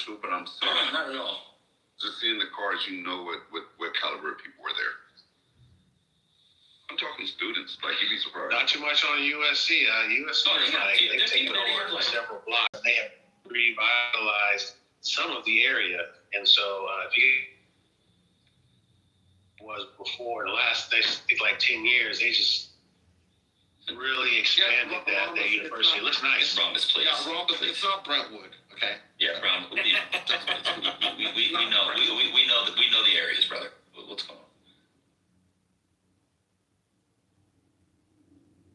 UCLA, it depends on the students there, but they have very famously had students like Porsche clubs, Lamborghini clubs, Ferrari clubs.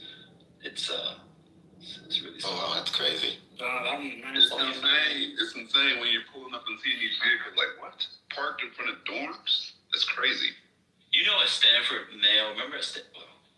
You know how people like, you may have read about it, how they try to act middle class. Yes.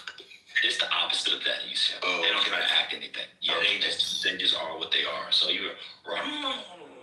it's like a sophomore coming in a $150,000 car. Watch this. Who doesn't play for the basketball or football team? He's not on NIL. That's just. He just got money. They just got money. Yeah. Very true. That was not the vibe at people like to pretend. It's crazy. Yeah, top down, heading in the PCH. Yeah. PCH is beautiful in general, though. Yeah. Oh, my God. So beautiful at that school. I actually think this is one reason why this is a little pseudo, but I think one of the reasons why, like, UCLA scholars don't take the next step. I think they're growing as talented as anybody else. It's just too nice of an environment to work in. Why do I think everybody in Chicago is so brilliant? They can't go outside for 7 months. It sucks. The weather sucks. They can't go outside 7 months a year. Why do you think Kimberly's people and the people in New Haven are the smartest? Because they can't go outside. Oh, yeah, because they'll be here at University of Chicago also do all that because they're just weird. It's a weird that's true. type of person that goes to UC. They're not normal. That is true. Yeah, I remember being stuck in the library in Amherst and just, be a blizzard and like, all right, well, can't leave. We gotta study. Just gotta study.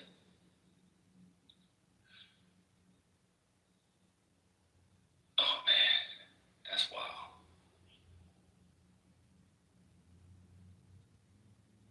Yeah, I was up in Boston too, Spiritus, but I was studying the creation of yams. I'm crying. You wrote that in Boston? That man is building, he was building. Why Boston?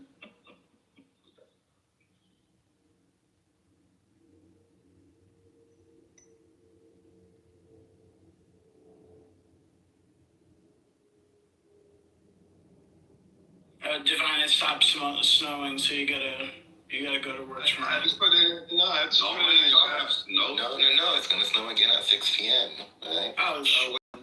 we did it, Spiritus. 2 hours of hard labor. Everything's done. Cars are ready. New York is open tomorrow. The mayor already announced it. Can't stand that bastard. I mean, why hasn't Mom Donnie, we don't have to get into it, but the no black deputy mayor's thing, Kimberly Foster. He doing this to us, Kimberly Foster. Oh, I'm sorry. I went down a rabbit hole. You're literally feeding the beast right now. I'm on mute. Y'all can talk about it. Okay, I went down a rabbit hole. I just find it to be really fascinating. I don't know what's the controversy? What's the thing? In a city with the racial history of New York City. I'm sorry. Just the headline. He doesn't have any black deputy mayors, Mom Donnie. Oh, I didn't know that. But we don't have to do it. It's just a thing. And there's several, right? There's because didn't Adams have a bunch of them right There's like 5 or 6, yeah. I mean, that's a choice. That's what I'm saying. We're post-black, I guess. I mean, what's New York City? Is like to 18, 20% black or something? I think the reason Mom Donnie does not have any black deputy mayors is that he, the mayor, is black. Remember? He's Oh, right, he's African. American. He started himself. What's going on? That was good. I'm dying. I'm dying. I knew you. That's good. That was really good. Yeah, Uganda, right? It's Uganda. Yes. Uganda American. He's a black African. That's right.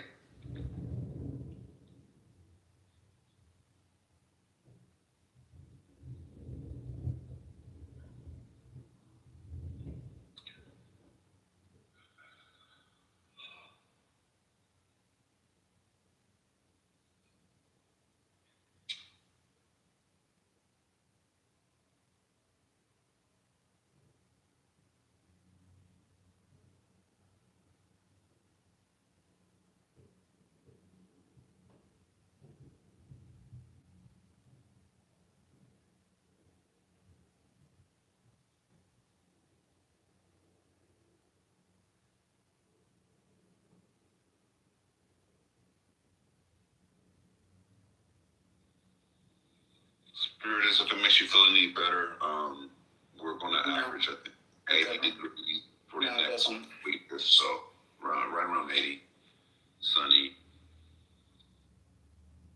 I'm fine. I had a nice vacation. I'm good now. I'm enjoying looking at the snow. In fact, it was snowing up. I don't know if you saw that, Devon. It was snowing. The snow was going up.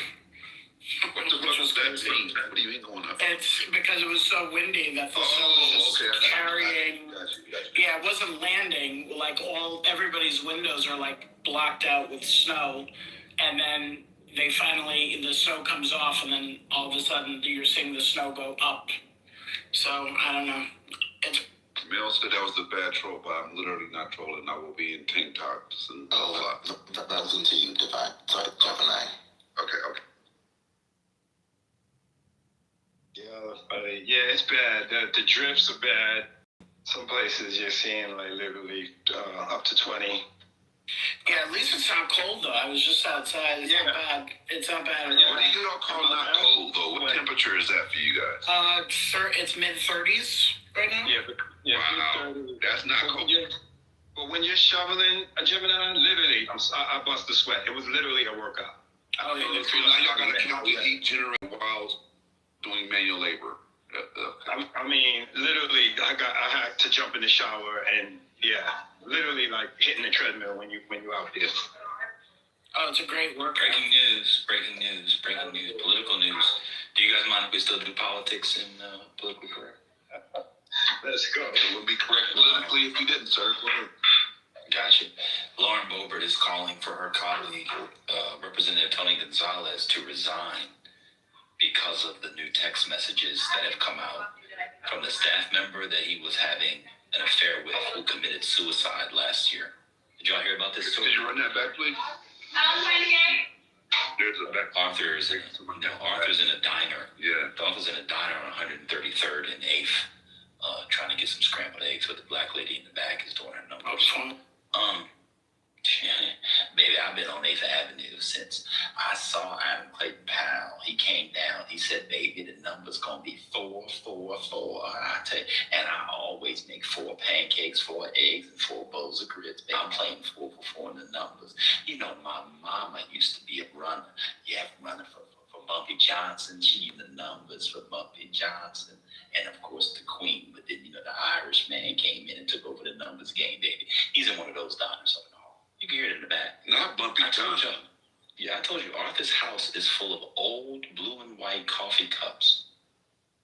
New York Post, New York Post, and New York Daily News. And he's just got New York 1 on TV and radio. 5 different radios, 3 different TVs playing in his house all day. He's listening to 1010 Wins right now. All day. Of course, that's what he's doing. Yeah, traffic on the ones. He's got a TV set, the one that sits on the floor. but he kicked out the corner of it. And every now and again, you can see a mouse head sticking out of it, wait to skedaddle when there's no humans in the room. Oh yeah, he's got mice in his TV. I know exactly what that apartment looks like. Wait, we talking about Arthur? Who, me? No, not you. No, not you.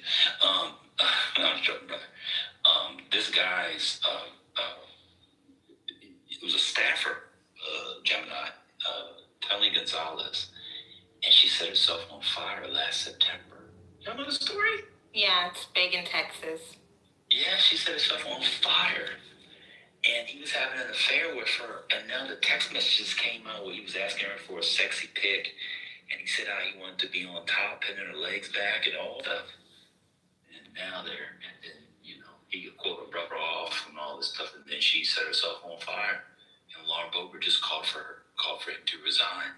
Yeah, I mean, there's text messages that she sent to somebody else saying I had an affair with their boss. Text messages between the two have been revealed. It's really bad. It's really bad. If they had a bigger majority, I'm gonna tell you the truth. If they had a bigger majority, he'd be out of Congress by now.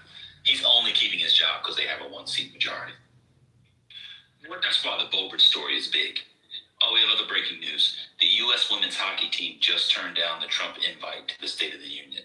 I'm sure the men will go. Womp womp. Wow. They didn't want to be grabbed by the pussy. Maybe they did. That's why they went.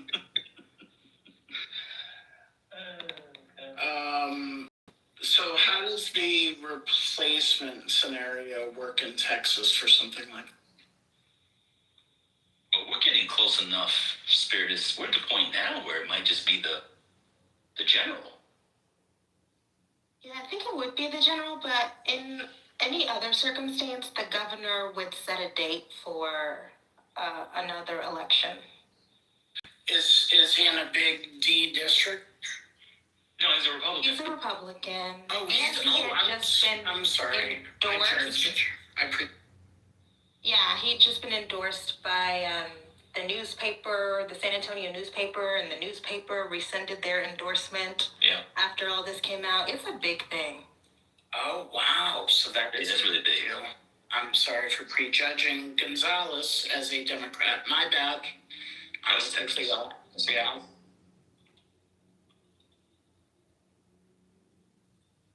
Is she trying to rebrand or something? Like, what's going on? No, the text message, it's really that bad. That's what I'm saying. It is really that bad. It is that bad, but look, Boebert has a little tiny bit of that white woman consciousness because she was also a holdout on the Epstein files. I mean, they tried to turn the screws on her meaning the Trump administration, Trump himself, tried to turn the screws on her to not sign the discharge petition. But she still signed it. Well, unless you're Beetlejuice the musical. Oh my gosh, yeah. What's her re-election thing? Is she running again? Is she vulnerable in any way? She's vulnerable. I think she would win, but it would maybe be her last term because the Democrats are going to change Colorado. Oh, the gay governor is going to go forward with that? Nice. Yeah. Not too much on the gays. Why don't you do that?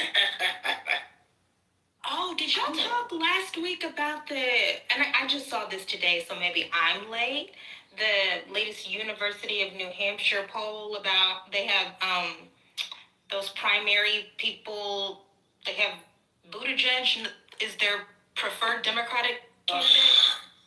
Wait, break that down. What are you talking about? Oh, okay, so the University of New Hampshire recently released a poll of Republican primary voters' preference and Democratic primary voter preference, and they had Buttigieg at the top. He was their preferred candidate. 20% wanted Buttigieg, 15%.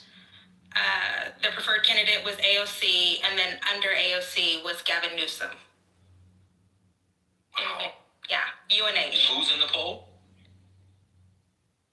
Nationwide or just New Hampshire? Just New Hampshire people. People who would vote in the primary. Oh, that sounds about right. That's fair. Are they open? Is it an open primary or is it closed? Do you know?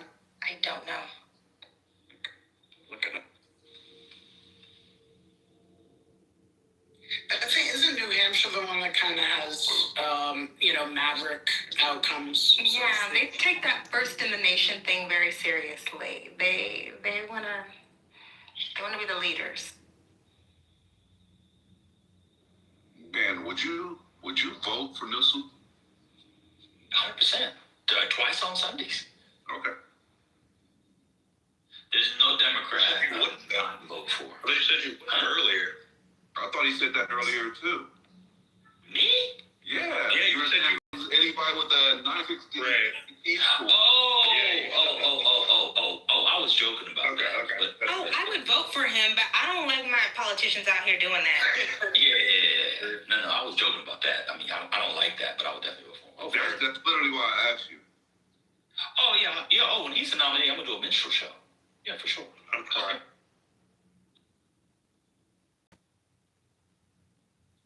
You guys heard it here first. He's going to be shutting down. You better believe it. I'll do a minstrel show for about 6 of the Democrats who I think can win. I don't even like them. I just don't want the Republican to win. I will not do a minstrel show for Bashir or Mark Kelly. That just doesn't feel right. So something doing a minstrel show for them just doesn't feel right. I don't think they have a shot. Well, that's fair. I'll do a minstrel show for Gallego. Oh, for sure. I would not do a minstrel show. Sorry, Kimberly, for Ossoff. I apologize. Why not? Can't do a minstrel show for Jewish people, given the history of Jewish black entertainment. No, Even after the document, okay. no, it's like the jazz singer. Al Jolson. I know, it's not Al Jolson. All right, well, think of it as Neil Diamond. Oh. No. I don't like Ossoff as much as you all do, but I think he's fine. I don't know much about him other than what I see clips, but, people do say he has a Lee-esque thing, but I don't know much about his stances.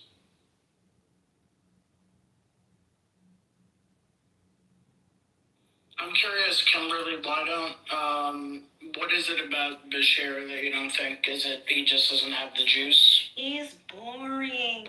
I think in this day and age, and in every day and age, you just need somebody who has a spark, a twinkle, a je ne sais quoi, okay?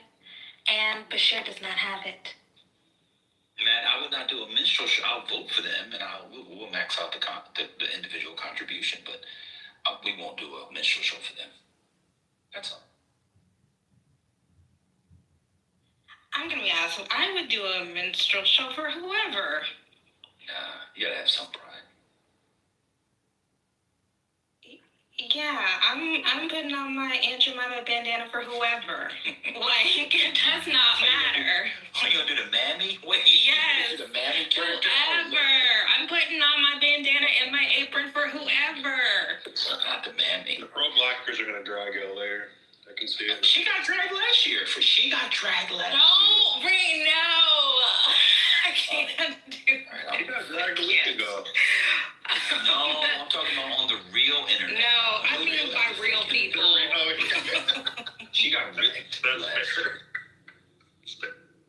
That was insane. This isn't a real place, I agree. But that's why I have tough skin, right? Like when you get dragged like that, anybody can say anything to me. Yeah, but to be fair to them, some of the drag was warranted because I could tell by how you were talking, you knew Kamala was gonna win. So you thought it was safe. No, I could tell. I recently just saw that drag too. Like someone said that to me. And I felt it, but I wasn't sure. I said that when Biden was still in the race. But you thought the Democrat was going to win. Is the point? Oh, for sure. I thought there was no way. Yeah, it makes you kind of look like you didn't vote for. I mean, if you watch it now and like not have all the context, that's kind for sure. I thought there was no way we would be in this situation. for sure. You look kind of like a leftist a little bit. You were kind of like the Eddie Glaude of 2024. Remember Eddie Glaude 2016? And Cornel was talking about Hillary. It kind of gave the that's why I have to put on my bandana and my apron as penance.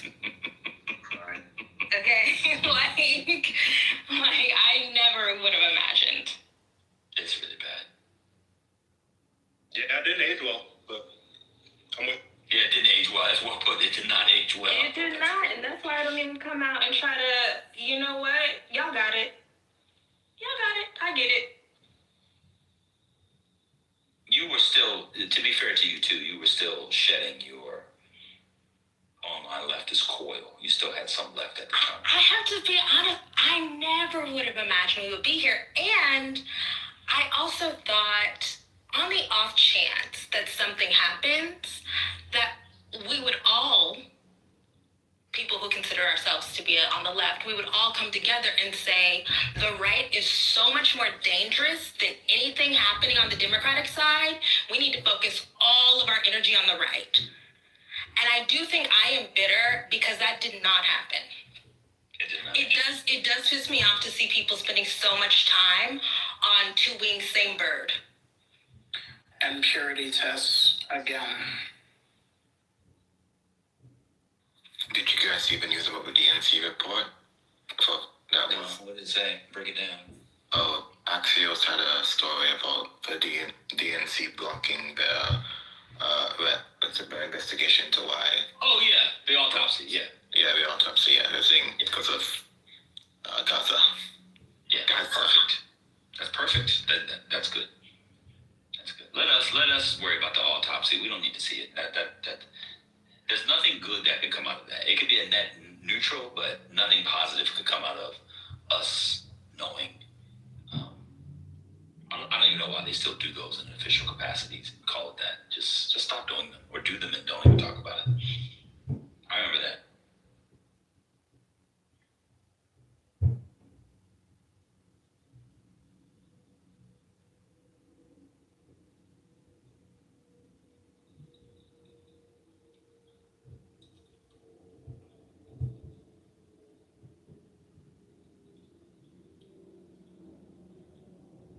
You think Hexeth or Christy Nome will be ousted first? I'm kind of leaning towards Hexeth. No, Nome would be first. Hexeth is doing pretty good right now. I'm gonna be honest with you. There's a lot of bad Nome reporting. There's controversy around the bench pressing he was doing. I don't know if you saw that. Did anybody see that? Yes. I didn't see that. Isn't that kind of like a whole story though? Is it? Oh, I don't know. It just came up in my feed recently. It looked like a lot for somebody his size, to be honest. But we need some actual power lifters in here to comment on. There are no power lifters here. Oh wait, is Spinoza here? Spinoza's the only power lifter in the room, I think. I don't think Spinoza.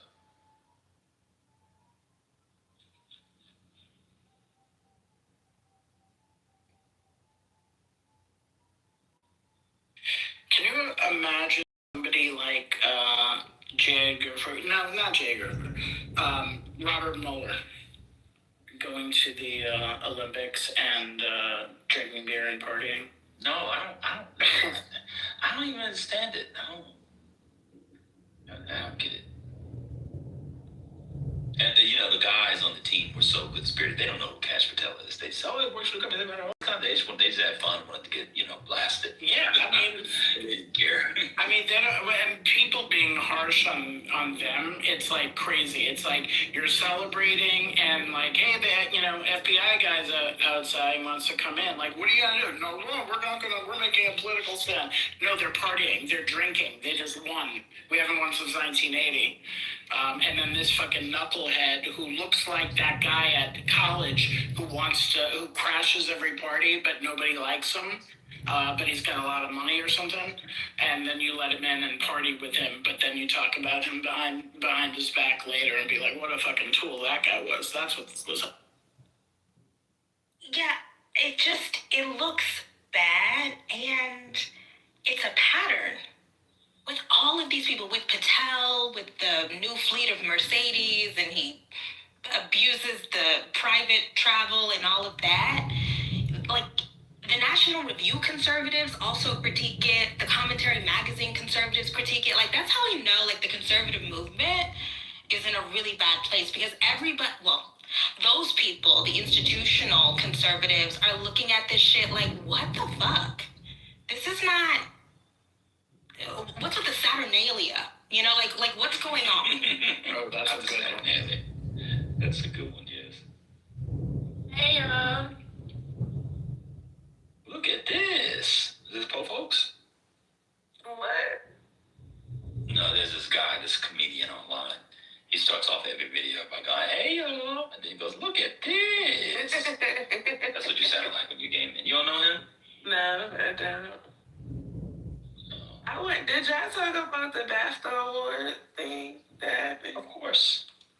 But you can break it down. I can't break it down. I was waiting to hear how y'all felt about it. We thought, You think it's bullshit? I muddied the waters and didn't allow anybody to have a dissenting opinion by yelling and preemptively calling anybody stupid if they disagree with what I said. So what you said? Didn't want to talk. Oh, that was nasty what I did. I apologize. I totally shut that conversation down before it got started. I said that anybody who's offended, if they were alive in 1912, would have made sure the Negro would not have gotten out of Jim Crow. Damn. I don't know. Well, I didn't say that specifically, but that's essentially what I was saying. I don't know if you shut down the conversation. There were just other people that wanted to have an opinion but didn't actually watch what happened. And then, like, when you pressed them about it, they were like, oh, well, I agree with you. They kind of just, like, backpedaled, so. Well, they said if you were offended, then you're an ableist, so there's that. Ooh, I'm going to use that one. I like that one. I'm pretty sure Neo said that. That could be the defeater. Oh, that's good. I don't like using ableism because it doesn't really exist. But I'm going to use it for this. That's good. I swear that's something neoliberal said, like, earlier when I was like, yeah, you did say that.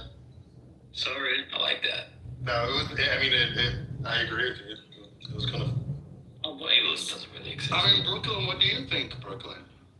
She hasn't watched the video. I've seen it, but I'd have just called him kind of cracker and moved on. Like, that was exactly, and that's the right response. Actually, you would have saw him ticking, and you would have thought, is he okay? I would have been there. And then it would have explained it to you, then you would have been like, oh, okay, and then enjoy the rest of your evening. But since you're not pro-black or looking to be outraged online. I would have definitely been the ableist, because I'd have called him a retarded cracker, but that's the number for another day. Right. Yeah, I like that it was ableist. Yeah, I don't even believe in that stuff, that it exists. I'm definitely using it. That's how you turn on them. It's great. I like that. That's good stuff, brother. Well, Hurricane, clearly it wouldn't have bothered you, because you are so not pro-black. I mean, you're entitled to think that. I mean, you guys think that being pro-black means being, what's the word?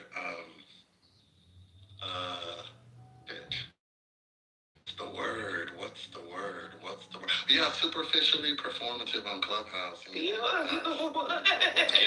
Hurricane. No, I'm serious. It's like, because then you leave the app and then you go work for a white man and take a paycheck from a white man. Whoa, not too much. And I work for a black man. You gotta I'm just saying, like, Brooklyn, does that black man work for a white man? folks like to try out their pro-black bona fides on this app all the damn time, but they work for the white man and take a white paycheck, but then they want to, get in people's faces. I'm just saying. Not the gold star black. But if you have white clients now, Hurricane, does the same thing hold? Well, he's not a pro-blacker. Yeah, Camille's trying to come for me. Yeah, I have. So, have I had white clients? Yes, but I love what I do because I'm able to serve the Black community, and most of my clients end up being Black. So. Let me tell you how Hurricane is full of shit. Shadow did too. It was hilarious. Let me say a Hurricane is full of shit, and I love my auntie Hurricane, so it ain't no beef. But Auntie, what is that? He auntie. God, that's insane.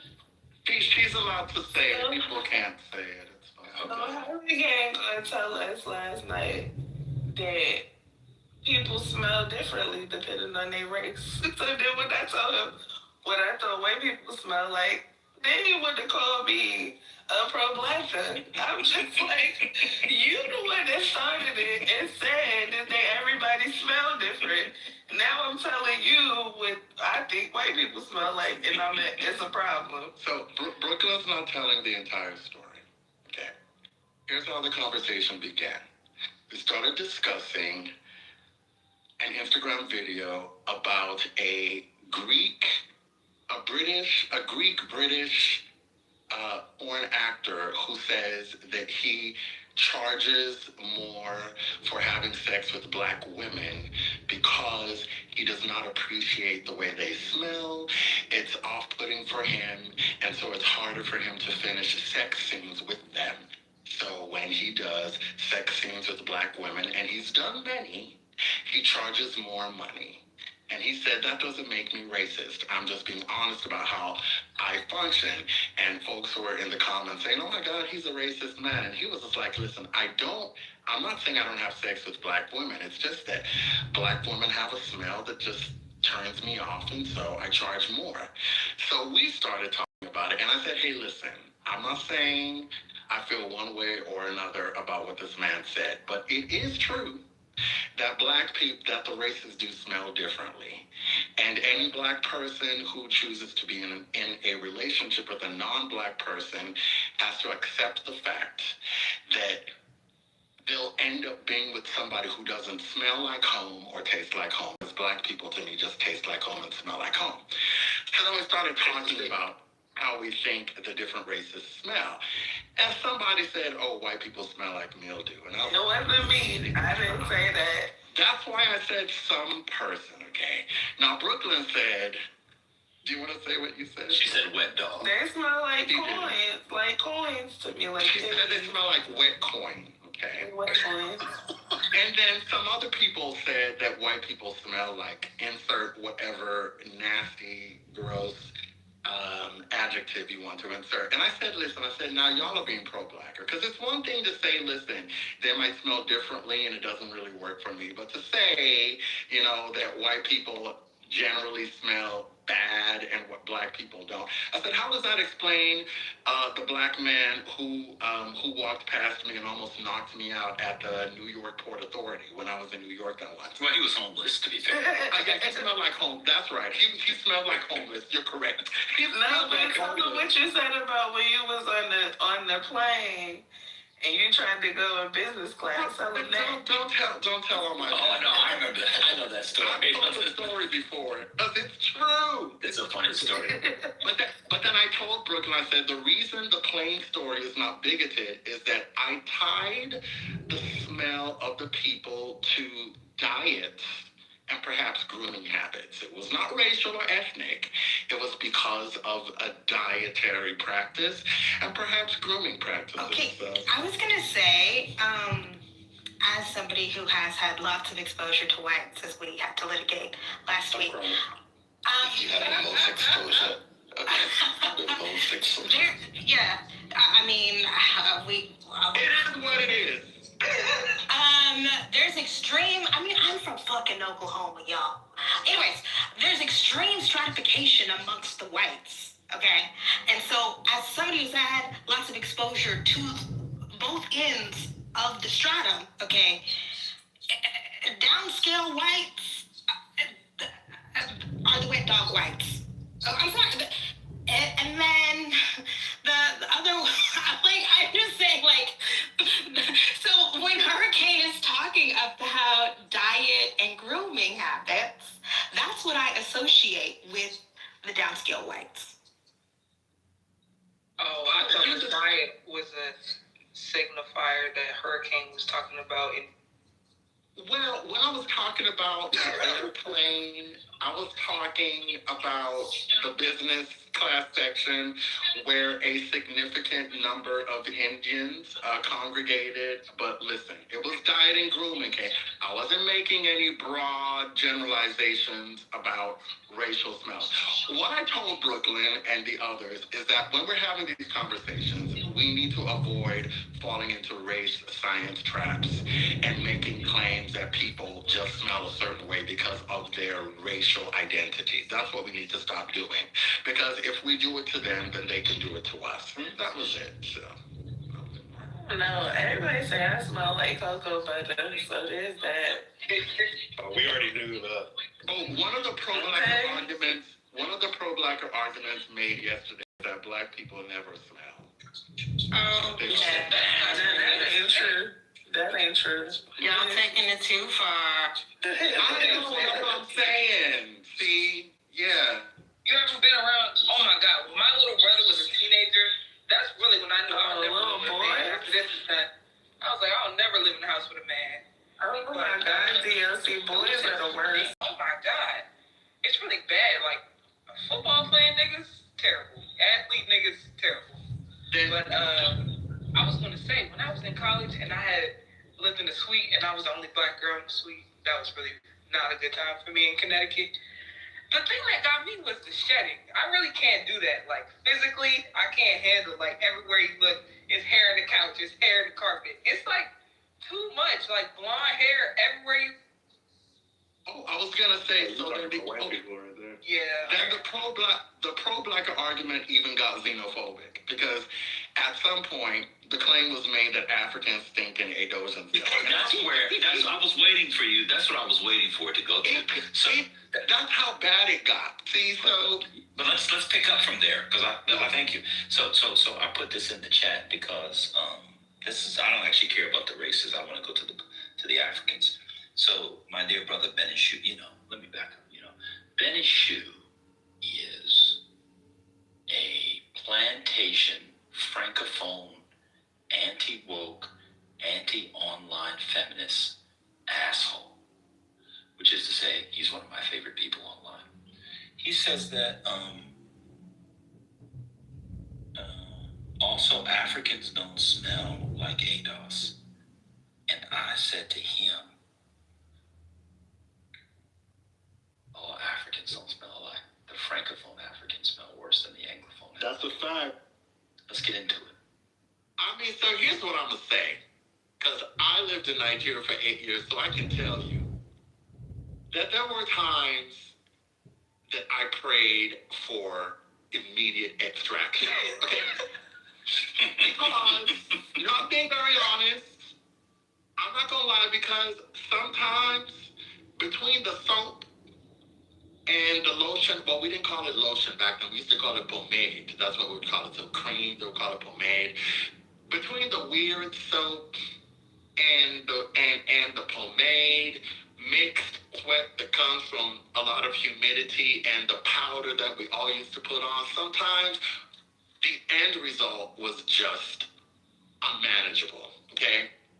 And I think there was something to be said about socioeconomic stratification, because sometimes it really turned on what your paper was like. Like, if your paper was good, then you were going to smell good, but if it wasn't, then you might just, end up smelling like outside. And no in between.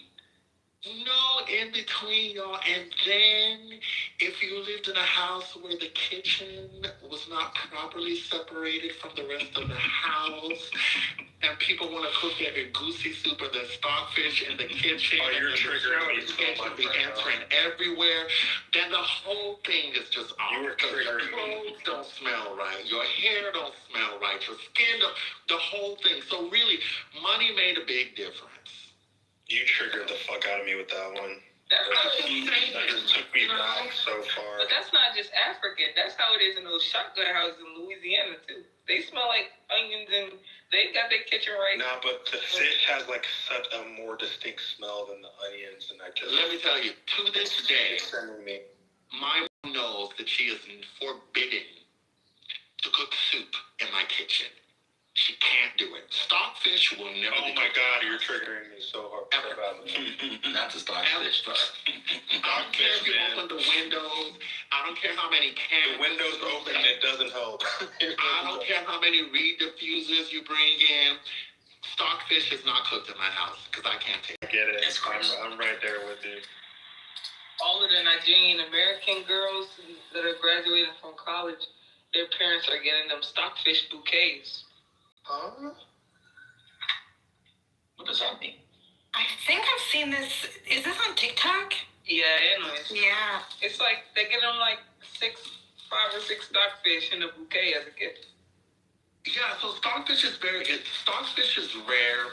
It's expensive. It's considered a delicacy. Yeah, it's like a status symbol. They like, your parent gave you some money. I got a stockfish bouquet. And they exactly. And we like eating it, but you know, great. If you're Americanized like I am, you just don't want to smell it being prepared because the smell never goes anywhere, Dr. Library Card. It stays. It's not. And you get used to it too. Like you leave, like you can't tell it's on you. You leave the house, and then it just, yeah, you can't tell that it's on you because it's just embedded in you. You gave me PTSD with that story, Hurricane. I didn't know Shadow was Nigerian. Yeah. And speak on it. None of us do. Okay, all of you knew. Stop talking. Hey, Shadow, what was that boy trolling you? Did you get in a fight with him earlier? What are you talking about? Take profit. Oh no, he called somebody sassy the other day, and like I just called him out for it. That's all. Oh, right. He's just doing too much and calling people sassy, but arguing with all the women on stage. And yeah, he's just a... Oh, okay. So, Ben, tell me, who smells better, Adosians or West Africans? Collectively? Mm-hmm. What class? You just generally? I mean, you can do class. Poor Adosians do not smell. They're actually very fastidious. Kim, I'd like to answer the question, please. I'm actually offended by the question. Why? I don't know if there's been a more obvious answer in the history of the world. Yeah, it's an obvious answer. What in the world? Black Americans don't smell unless they're sweating, running around or something. Like, we don't smell at all. I agree. I'm with you on that. You know, this is a strange question. Black Americans on that one. My mom asked the question. This was one of her monikers. You smell offensive, and I don't want to be offended. She'd be like, if you going to offend somebody and that looks bad on her name, you can't go out the house offending people with your odor. So, I don't know. I think even low-class Black Americans, we're not allowed.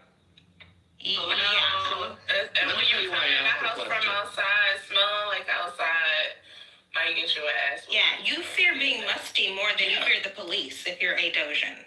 So let me tell you why I asked the question. I asked the question to demonstrate how fair I am and to show, to demonstrate that when my people aren't great at something, I'm not afraid to admit to it. Adosians do smell better. In fact, absolutely, I was reminded of this many years ago when I met this xenophobic Black lesbian because she started talking to me. Then she heard my name, not obviously my government name. And she's like, what language is that? And I said, Nigerian. She's like, are you Nigerian? And I said, yeah. She's like, oh, I had no idea. And I said, why do you say that? She's like, because you don't smell. And Africans... Yeah, but it's not the American. Africans always smell. Yeah, but it's not the Americanized ones. It's the ones that, like, have only been in the U.S. for, like, a few years. Right? No, let me say this. She didn't distinguish between the Americanized ones and the non-Americanized ones. She just said Africans smell, period. So that was just like what I said. It's just like what I said last night, right? I was the one that brought up the Africans, but I wasn't saying the Africans stink. I was just saying that they have this like spicy smell that's you gotta get used to it because it smells like spices. Like I remember going in this building on 116th where a lot of Africans lived, and it had that spicy smell, and that was it. But that's the food, right? No, it's like they cologne or whatever. They had that. It's like a spice type of like shit. a different type of bacon spice than we used to. Yeah, like something that they wear. But I was giving a shout out to the Africans, the new age Africans. They've been wearing baccarat and all of the good cologne. So that's there's that. That's the other side of it, though. Like Africans will fragrance themselves. They'll put too much cologne on. So that's new age Africans. Well, you guys have done your politically correct thing. I'm glad we're getting to some truth. Black Americans, they only smell if their hygiene is lacking. My West African brothers and sisters, especially in Francophone West Africa. Sorry, She, if you're here. Nigga, when did I become Francophone? They smell. That's true. They smell even when they have good hygiene. That's true. They take after the French because they're French hoes. I was just about to say that. The French. Les citoyens francophones. The French just stink in general, so. But what about the Horn Africans? They don't smell at all. Yeah, I don't smell anything normally when I be in the store. Oh, I see what you're trying to trigger Benishu. Okay. Benishu was French. He's French African. I think he's from CAF. CAR. Benishu was from CAR. French African. No, I think he's from CAR, aren't you? I thought he was Cameroonian. Huh? Benishu? He's from Cameroon?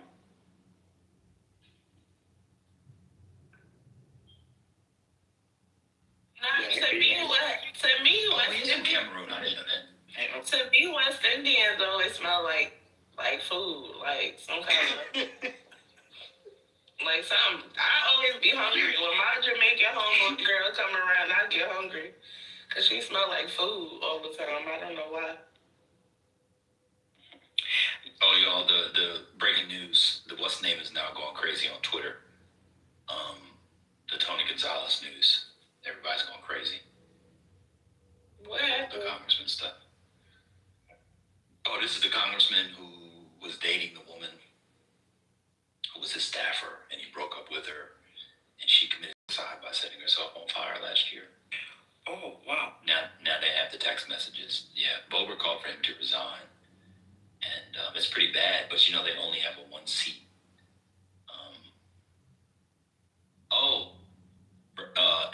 Anna Luna's calling him to resign. Actually, there's a few people calling him to resign now. But they only have a one seat majority, so I don't know what they're gonna do. Yeah, Mike Johnson might not be tempted to gamble it. Oh, that's what I just read. It said breaking news. Speaker Mike Johnson just defended Tony Gonzalez. Yeah, that's how he stays speaker. That's crazy. Wow. But yeah, we don't really smell. You might go to some old person's house or their kid, they might have a musty smell because it's a mildew or something, but those are kind of one-offs. Why do all black churches smell the same? It's the mothballs and the mildew, and they don't burp the house. They don't open the doors. It's because old people smell. That's what it. Like old people be having a little, I mean, it's not an offensive. Those are usually old churches. It's not an offensive smell, but it has a old people. Stop lying.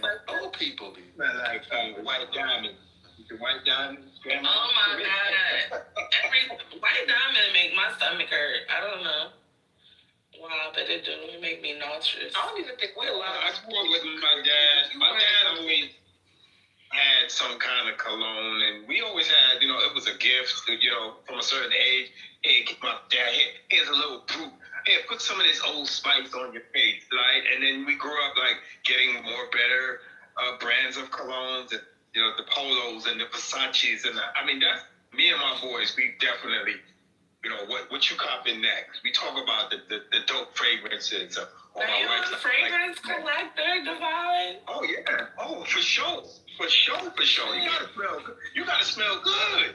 Now let me do a fragrance collector. I'm married, so I better smell.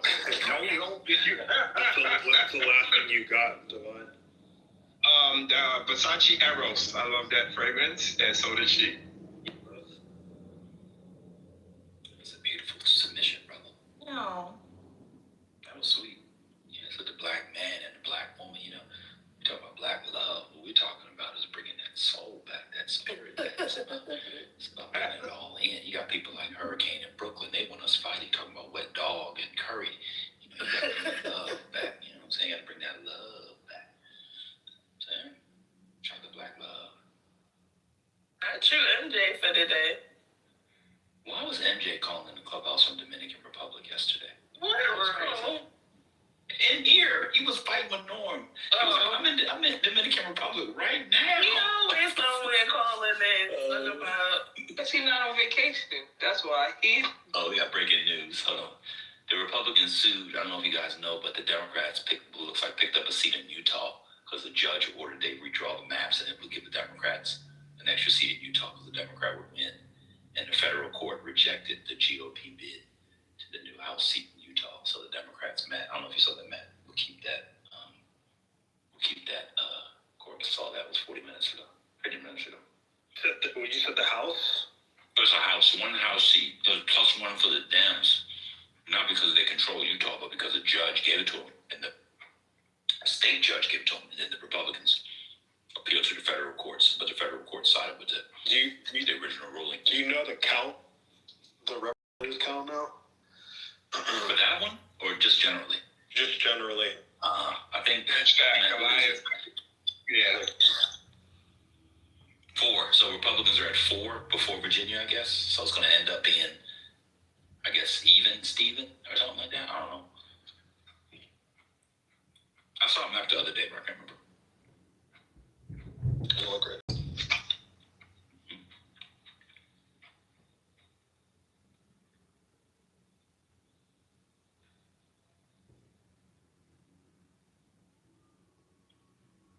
Look in the chat, man. He said VA or UT.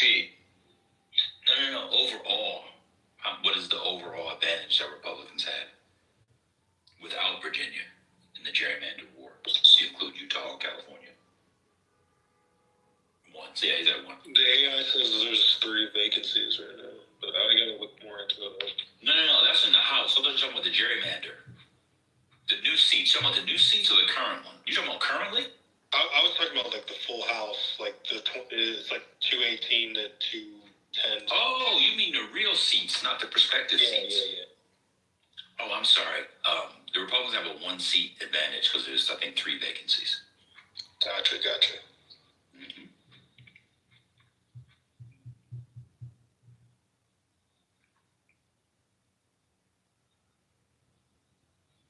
Y'all see that Netflix CEO come out to defend Susan Rice? Yeah, I saw that. If Susan Rice was married to an old black man who was an executive at Citgo or IBM or Baskin Robbins, she could be president of the United States. These sisters didn't see that back then. I thought Biden was going to choose her as vice president. No comment. Why no comment to that? I mean, Susan Rice is married. I don't want to crash. You're going to crash on me for that, or just the topic? On Biden for his choice. Okay.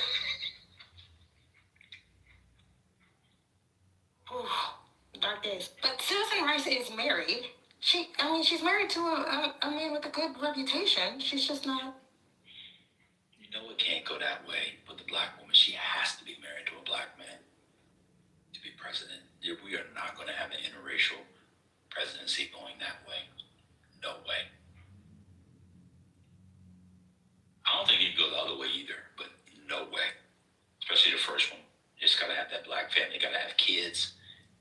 strong, right? He got to have a mustache and a light George Jefferson. He got to look like Ken Chenault. I'm gonna be. Oh, shout out to the Chenault. I don't know if it works the same way for women. For men, for sure. I'm not sure about if that role applies to women. You think the Kamala Harris model is the way? Okay, well, we gotta take Kamala out of it. I'm sad. That's the only one we have.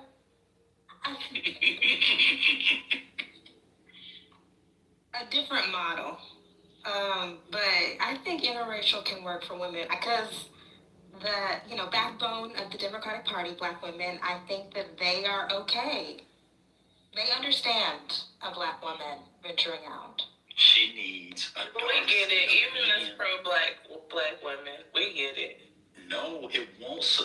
No, because a lot of the affective energy around the Obamas was the family. Black love.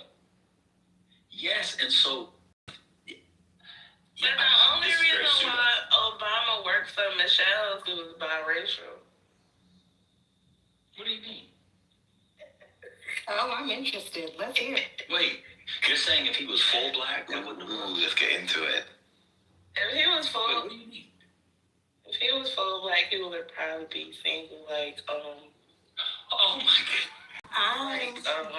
What's his name down here in Georgia? What's the senator name? Warnock. Warnock. Yeah, That's not why he's most likely be single. I know why he's single, but yeah, he would probably Watch it be back. single. Warnock, he on Pride. You might see him at the Magic City wing out. So I love Magic City for lunch now. That's what I'm saying. That's why he might be over there. I think she has to be married. Somebody said, why did Ken Chenault pop into his head? I'm just telling you. It's like if Susan Rice was married to a guy that looked like our beloved brother who passed a couple years ago, Charles Ogletree, and sounded like Charles Ogletree, and was like a law professor or CEO of, that would be perfect, because then it would be like Black family, even though she's president, he's still the head of the household, and Black men would fall in line. I'm telling y'all, that white husband hurt Kamala Harris with the Black male vote. I'm telling you, it did. And he's so submissive. Oh man, there was other stuff. This is why we can't use Harris, because as you've said before, Ben, 2024 was such a wonky, topsy-turvy year. I don't know if we can use Harris at all. But do you think a Black woman who's married to a white man who worships her the way Doug Emhoff does, man, would Emhoff supercharge the Black vote? Man, the way that Doug Emhoff calls that, when she was in office, he would call her the vice president. The vice president, he would never call her Kamala. Like, that is my shit. That was my shit.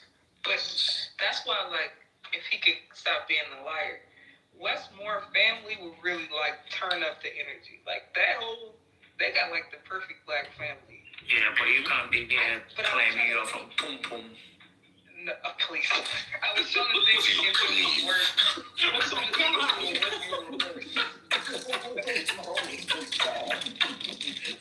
God, just so you know, my wife has recognized your voice when you do your pum pum things.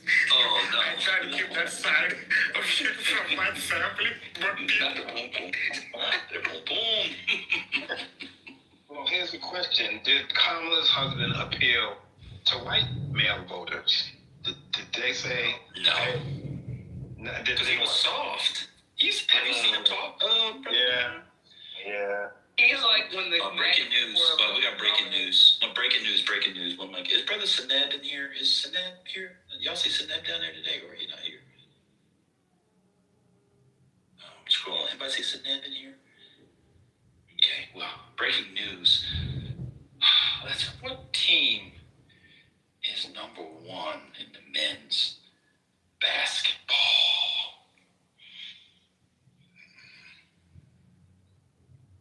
Anybody know what team is? Kevin, it is not, in fact, Michigan. Would anybody I'd like to know the number one team. Charlotte. Kentucky. No. Some people put it in the chat. We'll leave it there for all the Heat fans. Y'all know that T conversation. Somebody pinks a nib in here. I do want to. She said Westmore would say Maryland because he's such a liar. He would just say Maryland. Sorry, Kimberly, I'm partner. I was going to say that Kamala Harris did get a higher percentage of the educated white male vote than Joe Biden. So, you know, she made some. Honestly, Kamala did fine with whites. Comparatively, that's not really where she stumbled. But as a share of the electorate, did the educated white male vote go down? I bet you they did. I bet you more uneducated white males came out in 20. No, not in 2020 though. That can't be true. Everybody voted in 2020. Yeah. Yeah, that's not true. So she did good. Yeah, black people made a smaller share of the electorate in 2024. Yeah, she definitely hit her white numbers. I think she had the best white numbers since Obama 08. Yeah, that's what I'm saying. The whites weren't affected. It was young people were a smaller share of the electorate, and black people were a smaller share of the electorate in 2024. She should have divorced Doug. I'm telling you. Like, Doug is just, you know how the MAGA men be like, y'all liberal snowflakes? Like, they're talking about Doug. He's like a perfect image of what they're talking about when they say liberals are Bro, God forbid a woman marries a man who worships her. Successful as well.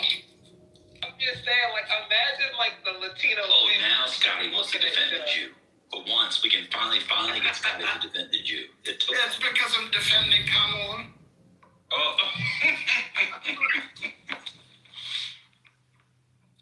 I feel like Doug turned off Latino men.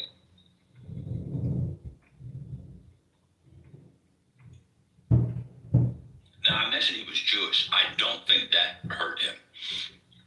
Just perceptually. Attitude. I don't think that had anything to do with it. I think it had everything to do with. Oh, I think it did. It was very weird. I think it did. Yes, that's the first thing that the Travises of the world bring up. Oh yeah.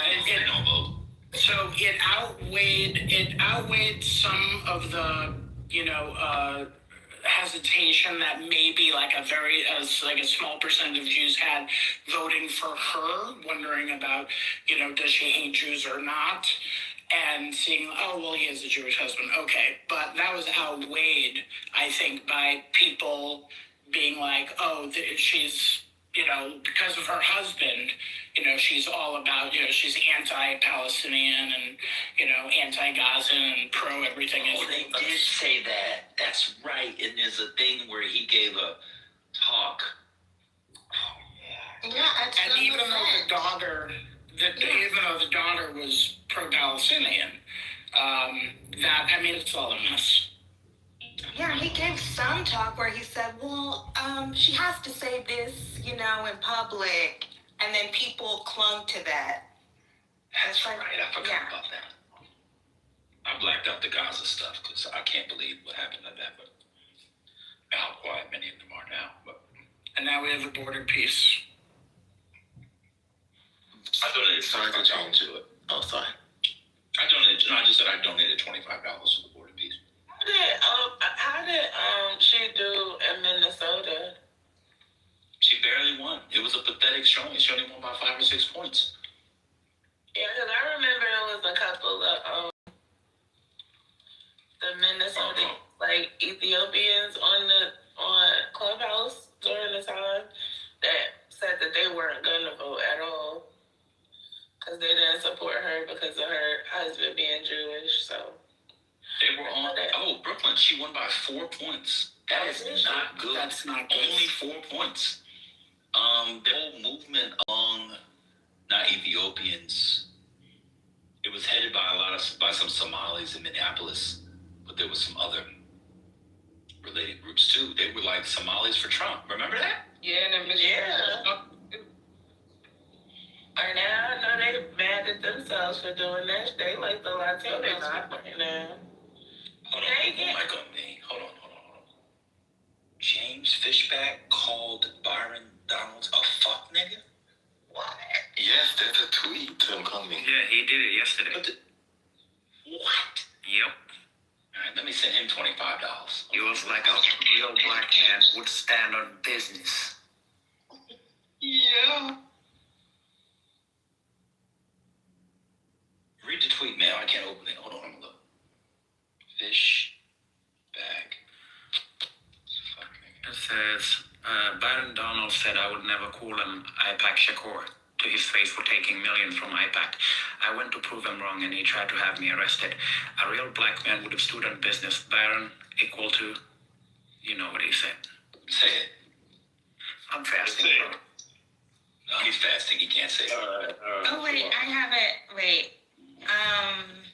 Sent by James Fishback calling on Byron Donalds to return donation from Epstein-linked billionaire.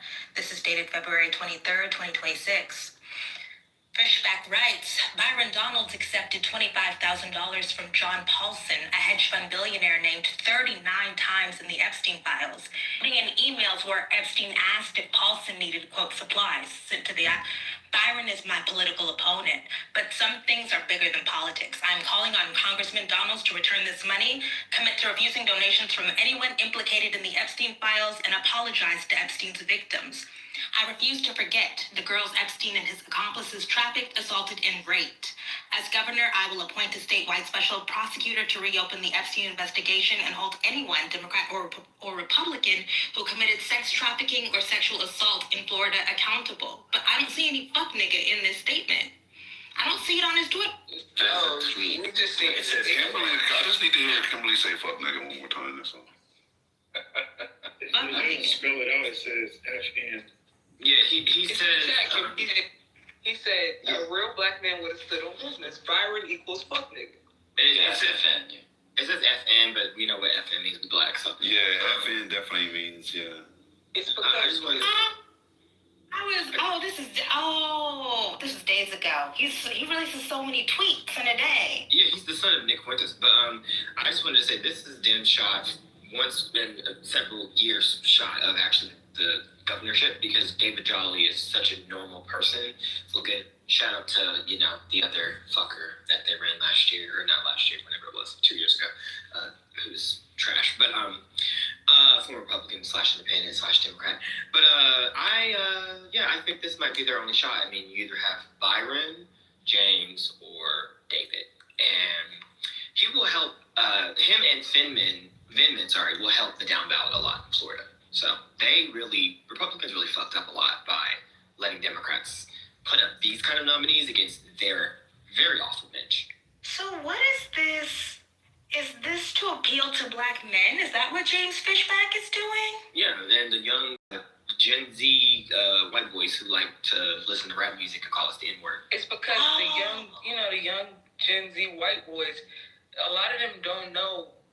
Maybe they do know, but they say YN and FN. Like, that's what they don't know what it means. Yeah. And also, they're not calling us that. Like, and I don't support it, obviously, because you will get punched in the mouth. But I think they're saying it because they hear it in the music and it resonates with them on a certain level. I don't think when they're saying they don't have the same energy behind the word when they are using it with us, as opposed to the old school when they would say, the N-word, they would mean it with different Okay, yeah, because I was going to say, I live with a 40-plus-year-old black man, and if somebody called him fucking, like...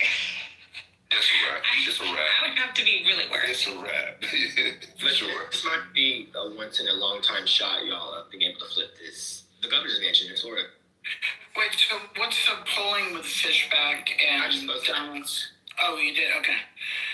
Because this guy was just looking up, because I don't even know much about him, but he is, he's the son of... He believes in the Great Replacement. He's from Davie, which if you know Davie in Florida, that's actually like a white supremacist KKK kind of like area right there in Davie. I'm not sure if the headquarters are there in Florida or whatever it is, but that's definitely like a crazy area to be a part of. But he also has some really fucking crazy Well, not crazy. I mean, standard right-wing views. I mean, he called Byron a slave and everything. He's literally just an open racist. He's a Groyper. Like, he's a Nick Fuentes Groyper. He's like this is the man who said he was a slave. Yeah, he's the same guy. Yeah, he's a Groyper. Yeah, he supports, complete ban on abortion, not even for rape or incest. He says sin tax on OnlyFans creators. He expresses belief in the white genocide and great replacement. And he even, this is a good one for us Jews, he even said that he advocates against junk food in school cafeterias, calling it goy slop. Shout out to the Jews. And saying that Jews, basically using the claim that Jews control the fast food industry with the purpose of making non-Jews unhealthy. That should go well in Florida. What's the guy's name again? James Fishback. Okay, wait, this is from January. James posted on Twitter, Byron wants to turn Florida into a Section 8 ghetto. This was a month ago. Yeah, I hope that James Fishback wins the nomination for the Republicans. So do I. No, he's not. He's not in Florida. He will gain a lot of traction the more weird shit he keeps spewing because, that's how the internet works. But he's not. I will say this, though. Biden is in trouble. Apparently, someone has been trying to hammer him on the fact that his current wife, he got her pregnant while he was still married to his old wife. And I don't know who came up with that. Nobody cares about this stuff. No one does, but they're hammering him on it. And, be ineffective. I mean, they're all cheaters. And, this is Donald Mar-a-Lago and Trump, but they don't, that's their, they sent the guy to the White House from Florida who did that. So, they don't. Yeah, I get that, but the thing is, a Trumpy-looking fella would get away with that. The black man isn't. I mean, he's just like Tim, what's his name? Scott. Yeah, just like the coon himself from a couple states away. I mean, they don't care. He's gay. He's like me, and he's in office, and he's black. So, and he's in South Carolina. I don't really think that matters anymore. Republicans are literally not like Democrats. So, Democrats actually care about the purity test. Republicans literally put rapists and sex traffickers in office. They don't care. Black ones. Yeah, all I will say is this. If Democrats play their cards right, Florida might be up for grabs. At least the governors might. I think that the independents are up for grabs to some degree, and the Latinos who are pissed at Trump, but they're not talking about them because they love Maduro being in jail. But the others are, you can definitely tap into that energy. I think that Jolly has a shot. I don't know if it's a shot, but the poll I just posted shows him leading. I don't believe Florida polls, but I am shocked that he's leading. Oh, that's interesting. Yeah, he's leading by 8 points in one of them, and yeah, so. So I'm guessing Casey DeSantis is no longer running. Yeah, she's not running. Oh yeah, she's been dead. Okay, so what's interesting, bro? Fishback is posting side to sides with him and his wife, with Donald's and his wife. Yep. He's a conventional kind of dude, Kimberly, the looks maxing bullshit. Yes. Yeah, he's a loser. Interesting. Yeah, this is to me as somebody I'm interested in the internet. So that's why it's interesting to me. I'm not supporting it. Wait, did you guys read this quote by Fishback? I guess this happened on January 30th. After John Lemon was arrested, he said, quote, oh, you read it? Okay. He's hard. All right, Mike. He's a really... Read it. Oh, okay, sorry. He's such a lovely person. He said, Don Lemon is lucky he's not getting hanged in the public square for ransacking a church. Who said that? Fishback. Wow. He said something with Obama had the monkey thing that Trump posted. I can't remember what it was, but he's racist. He's legitimately outwardly. He's the type of racist that you're not gonna hear white people go, is he wrong? He's not really. No, he's devout, proud. He's old school racism. Well, he's like a Fuentes edgelord. So the Grover thing, yeah. Wow, he's on a lot of Trump shit. All right, now, okay, this is a topic, and it's allowed me to bring in this thing that nobody's talked about on the app, or maybe I missed it, and it's around Torre. So, do you guys do the Torre thing? No. Ibrahim. All right, so You're fresh. Ibrahim. Sorry, Torre. my bad. It's not football. God, hold on. You just threw me off. I swerved on the road. Oh man, be safe, bro. Matrix. So, well, he said we're bringing Torre. Can you hear me? Now we can. Go ahead, brother. Okay, good. Okay. So you guys recall there was a white person in one of the videos with ICE who called the black ICE guy a house nigga. Mm-hmm. Did y'all see that? Yep. Yes, I remember that. Torre defended it. And he was saying, well, in this instance, what if it's true? What if it's not a slur, but just a descriptor? He was known as Torre. Even though thing. So I'm not at home. Maybe somebody could play the video. And it was the most insanely stupid thing. So all the black conservatives online tried to run with it. And then they had to be reminded that Torre is not as popular as it used to be. Who cares about Torre? So, no. There's another one where it may have said it, but maybe that's true, Twilight. I'm not sure, brother or sister. I don't know if Towers again. But anyway, it kind of gets to the James Fishback thing. Am I supposed to be offended at him calling Byron Donalds a fuck nigga if Byron Donalds is indeed a fuck nigga? No. That's the thing. Yeah, it's hard.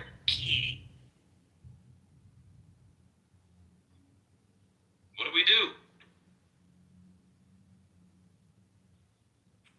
It's kind of like someone being offended by Donald Trump going after someone like John Bolton. Do we care? The man is a piece of shit. Of course, that's a bad example, but No, that's closer. that's a I mean, I think that's the spirit. This is where we step back. At least where I step back anyway.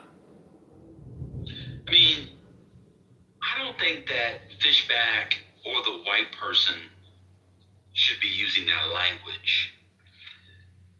But unfortunately, the Negro what's the word? Lexicographer? The Negro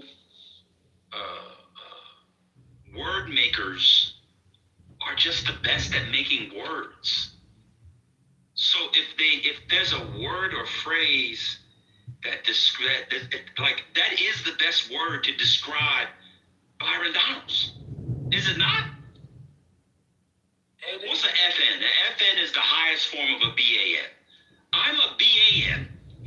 I need to go through 8 levels of Taekwondo and go past Eagle Scout BAN to get to him. I'd have to get, and then Boy Scouts, you get the Order of the Arrow. I'd have to get the Order of the Coon to become an FN like Byron Donalds. Bitch ass nigga is definitely different from, it's way, it's lesser than fucking fuck nigga. If you're a fuck nigga, you is the worst. You is the scum of the earth. Hold on. This is very true, very accurate description. Hold on. Your mama is here to keep me in check. How in the world did y'all allow this to happen? What is going on with y'all? Allow what to happen? You allowed she to give the worst example ever. He might be a fuck nigga after that. No, he's fasting, so we've been giving him a pass all day. Right. We've been giving him a pass all day. Assalamu alaikum, ya mama. Wait a minute, hold on. And then you let the white man engage and say we should step back. What is He's Jewish, not white. I corrected. I said When are people going to get their mind together? When niggas are talking about nigga shit, sit your ass out.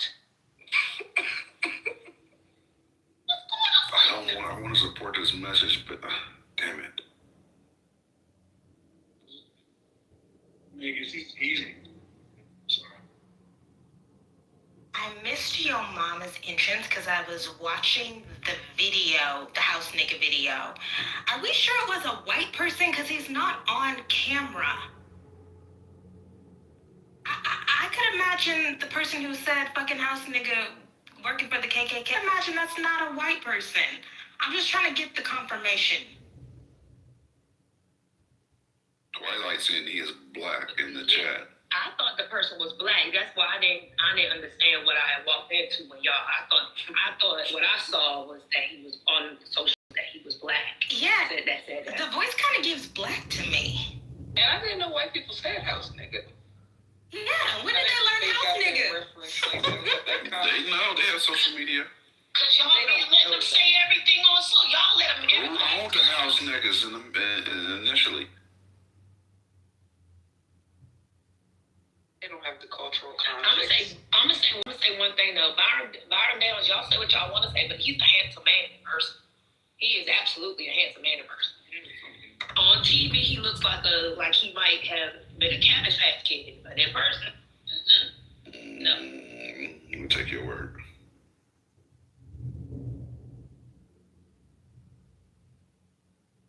Yeah, I thought it was a black person, Kimberly. I don't know for sure, but I mean, and then if Torre jumped out to defend a white person who was actually a black person, that's even worse.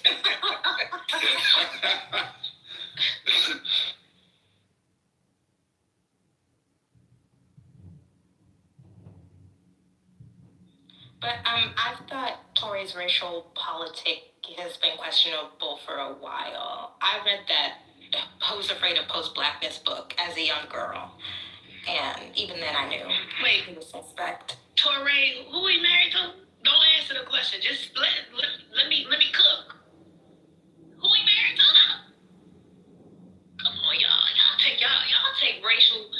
Y'all be accepting any nigga who sound like they could string a sentence together as being your messiah. Y'all take anybody. What's going on? So TC is not it? Oh gosh. I have breaking news that pisses me off. Gwen Graham decides not to run for Florida's 2nd Congressional District. It has a PVI of 8. Of R plus 8. And it was 8 from 2017. I love Gwen Graham, Matt.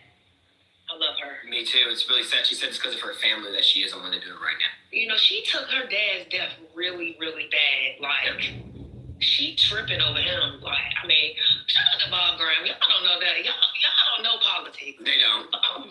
Bob Graham on a piece of paper should have been president of the United States. Not in real life, but on a piece of paper. If you would have taken his name off and put his resume down there, you would say, that is a president right there. Good senator, good governor. Okay, y'all did not talk about, or maybe you did, but I've been in and out because I've been annoyed by Clubhouse. I really like Juliana Stratton's ad. That's my that Trump ad. I thought it was so well done. I got to see it early before everyone else because I'm on a Creators for Stratton channel. Me and the other influencer people, I guess, on social. I was like, yes, when is it running? And they told us, and I was excited. She needs to hurry and catch up to Raja because fucking. Yeah, it was well done, and then Pritzker showing up at the end. I just thought you have some good people working for you.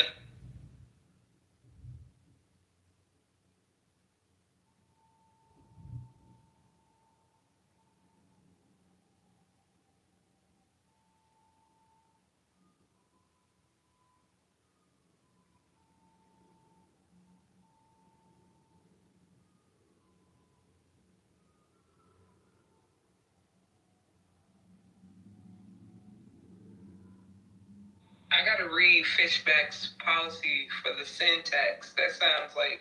Yeah, he wants a 50% sin tax on all OnlyFans earnings.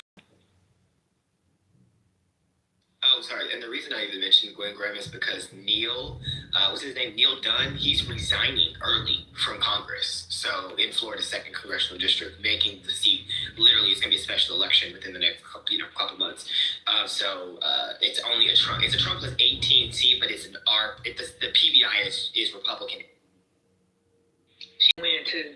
I'm gonna just be honest with y'all. I mean, this is when I was anti-black one time, and it was when she ran against Andrew Gillum in the primary.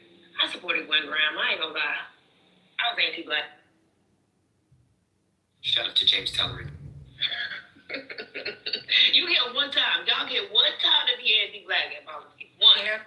And then Alarico has a long-form profile in the New Yorker today.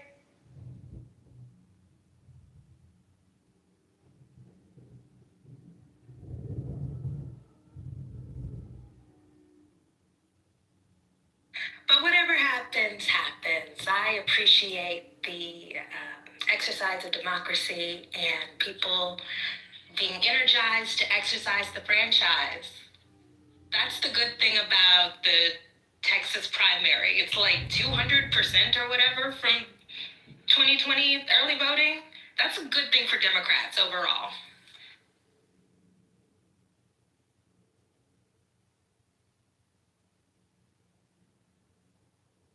$2022. That's what I meant. 200%. Voting is up 200% over 2022 in the primary.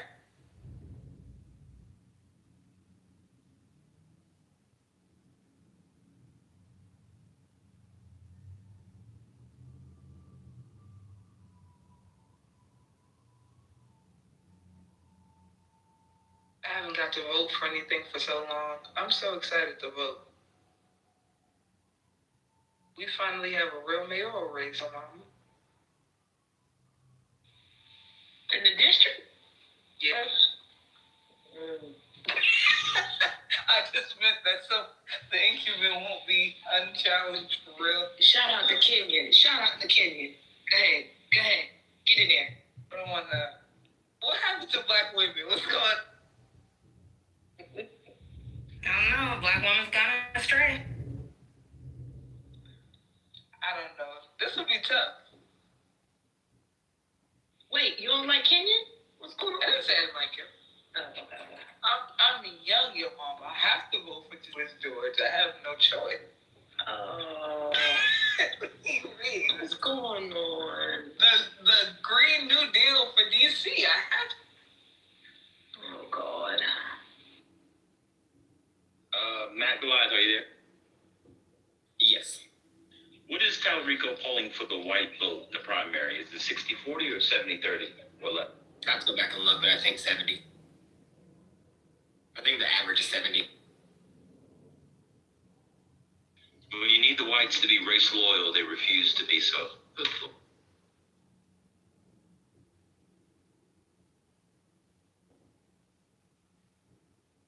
Shout out to Creacio Ex Nihilo and the Doctrine of Imago Dei showing up in the New Yorker. Shout out to that. Oh, your mama, how's the snow? You need me to come over?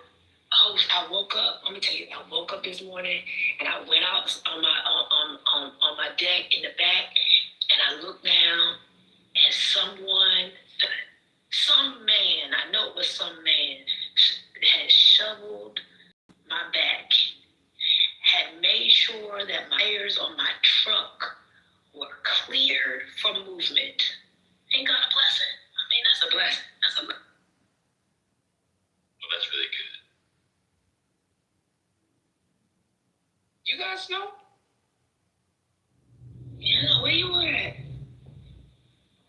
Ain't no snow where I was. Well, it melt now, but it was snow last night and this morning. I was out though. I ignored the snow. I was out last night, so when my car was fine. Then when I parked in my little spot, it was a little bit of snow. By the time I left out today,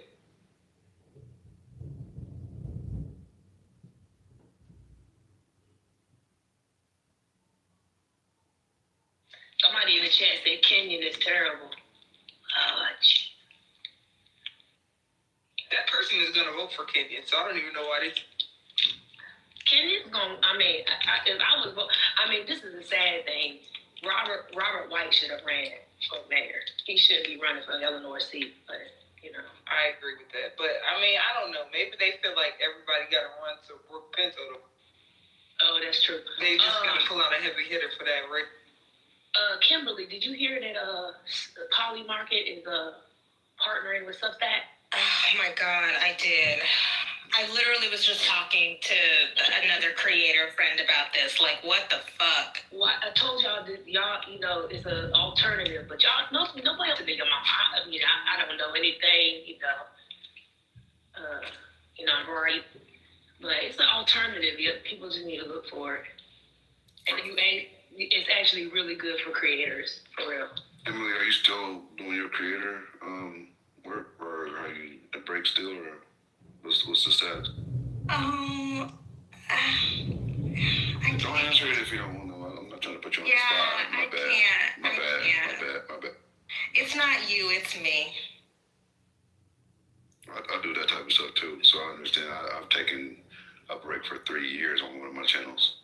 I have like 600,000 subs on it, and I was gone for like ever.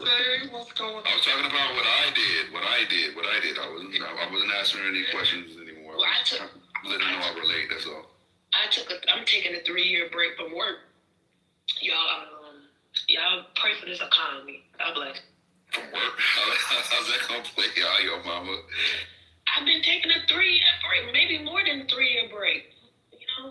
I wish I could do that. I don't know, man. You gotta just do it. No? I mean, I could, but I just... No, men need to work, Gemini. Like, mentally, like, my taking a break means I work less. Like, I just can't not work. Like, even on vacation, I'm doing something for my cell phone or my laptop. Like, I don't know. Put the feminism to the side. I believe women can take breaks, men need to work. Kimberly, this is why I need a man. Work. I need a man. Hey, man. So it's not just the snow. I knew it. Yeah, I knew it wasn't just the snow. You need a man. She need her been trash changed. everything. Yeah, I need. It's more than the trash. She says she needs a man. I don't think she want to do everything with everything. With a man.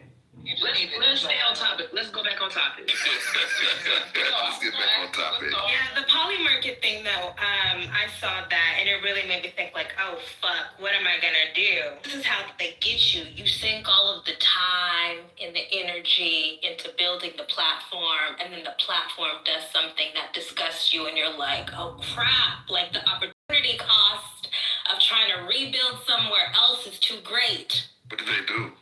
I don't know. Oh, they partnered. They're partnering with Polymarket. So they're gonna have like a predictive model on Substacks, which could be good, which could be bad, depending. But you guys should try. I mean, the content. You really should look into Go, especially if you're looking to be like more of a have your standalone brand. Where it looks like a website stuff like that. I mean, they actually really do. Creators can do well by that. I know many journalists who have have built multi-million-dollar news outlets on the Ghost platform. It's true, and people have already been migrating. Yeah. And I don't know. I mean, this was pre-Polymarket, so I don't know what the Polymarket will do for people on Substack.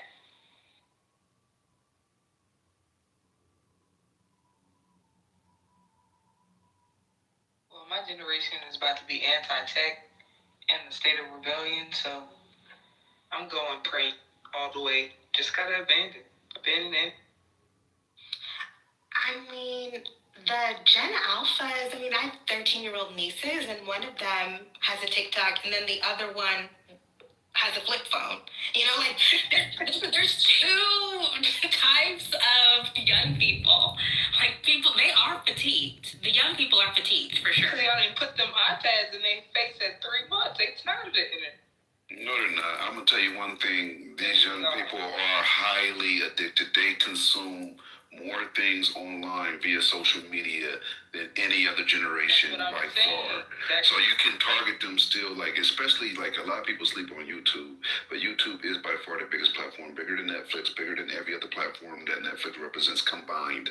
They're not even fucking close to being number 2 when they combine, right? More people consume information there and find consumers there than any other location. The number 2 most visited website on the internet. The number 1 is Google. You can't miss. Everything else comes and fucking goes. Gemini, that's my point. The young people have a natural inclination to rebel. Y'all targeting them on the internet. Y'all making them watch. Y'all won't teach them to read. Y'all making them watch Miss Rachel. These children are not going to want to do anything on the internet. They have a Chromebook at school. They are going to be anti-internet. It's coming. It's already happening, really. The rise in print media and all this vinyls and shit. Niggas don't even want Apple Music. They are downloading shit back on the iPad. They got cameras with no screens. Like the no screen movement on Gen Z is really popping off right now. Like people selling shit with no screens. Nobody want to be on the screen. Because y'all keep targeting us. Yeah, it's a real thing for sure. I knew it was something when one of my nieces asked for a first generation iPhone for Christmas one time, and I was like, what? And then she was like, no, actually scratch that. I want a Motorola Razr. Like there's like a whole movement. I know about the retro movement, but at the end of the day, these kids are digitally addicted. They're tethered to their fucking phones. Exactly. They're tethered to their eye. They're not going nowhere. They are locked in. Like, this is like the way people are addicted to alcohol, sugar, chocolate. They're addicted to the internet. So they might fight it, but they ain't beating rehab. They're coming back. No, we're not. They are. They are. I think it's just gonna be something different, like not screens. It's gonna be the glasses. Everybody, I know people don't know what that. You know, somebody said I know what I was talking about last week. But I said I do think that the glasses are gonna. That people gonna do the glasses. I'm not sure. I have 2 Meta glasses. Even though when I found out Meta sold like 7 million pairs of those glasses last year, I was like, who was so everybody wears I have some. I have ones with without the I have shades, and then I have ones with clear lenses, but that's not something they sit on the shelf more than I use them unless I'm outside. What about the Apple ones? Is that doing anything good? No, Vision Pro is having a problem in terms of innovation. I mean, Apple is really I'm down bad on Apple. Yeah. Like they just, I mean, they're in the innovation. They have locked in on the laptop and the phone, and outside of that, they really haven't really created anything that I think is really worth anything. The Apple Home, the Apple TV, none of that shit is really interesting to me. I think that Amazon Echo frames are a rival, like they have some rivalry. I mean, there are a lot of different. Here's the thing: that in the glasses space or the wearable space, so whether it's the watch, and I guess Apple Watch probably the last real innovation from Apple. Real like actual like real innovation from Apple. But even that is like so much like every other watch, you know, all the other wearables. But let me go back to my point. I think that there's some variety, the diversity within the wearable space is one that's hard for people to catch on to it. And I think 2026 and 2027 be a number of new glass wearables enter into the market that's going to really, I think, that are going to switch up or make people think, well, maybe I should use. I do think there's a movement in Silicon Valley where they want wearables to replace the device. And I don't mean just the phone, I mean like the laptop. So I think they're going to continue to build towards that, regardless of whether or not people find it popular today. And also, the first wave of these things are always really to like beta test and to fine tune. So I think the next wave will be much better. Right now, I agree with you so much. Like the beta testing right now is ridiculous. Like I have 2 Meta glasses, then I have some knockoff bullshit ass glasses that are actually just as good or better. The knockoff bullshit glasses I got for like $80 off of TikTok. The Meta glasses I paid like $400 for each pair, right? So that has a lot of benefits. Like the actual, it lets me know that they're just overcharging for mediocre shit. Like if you look at the knockoff glasses I have right now, they do a minute's worth of recording The Meta glasses only do 3 minutes worth of recording. The resolution is just slightly less, like barely slightly less. And it also has a real-time translator. So like you can hear somebody talking a different language and it translates it right there on the spot. It has AI built into it that you can access.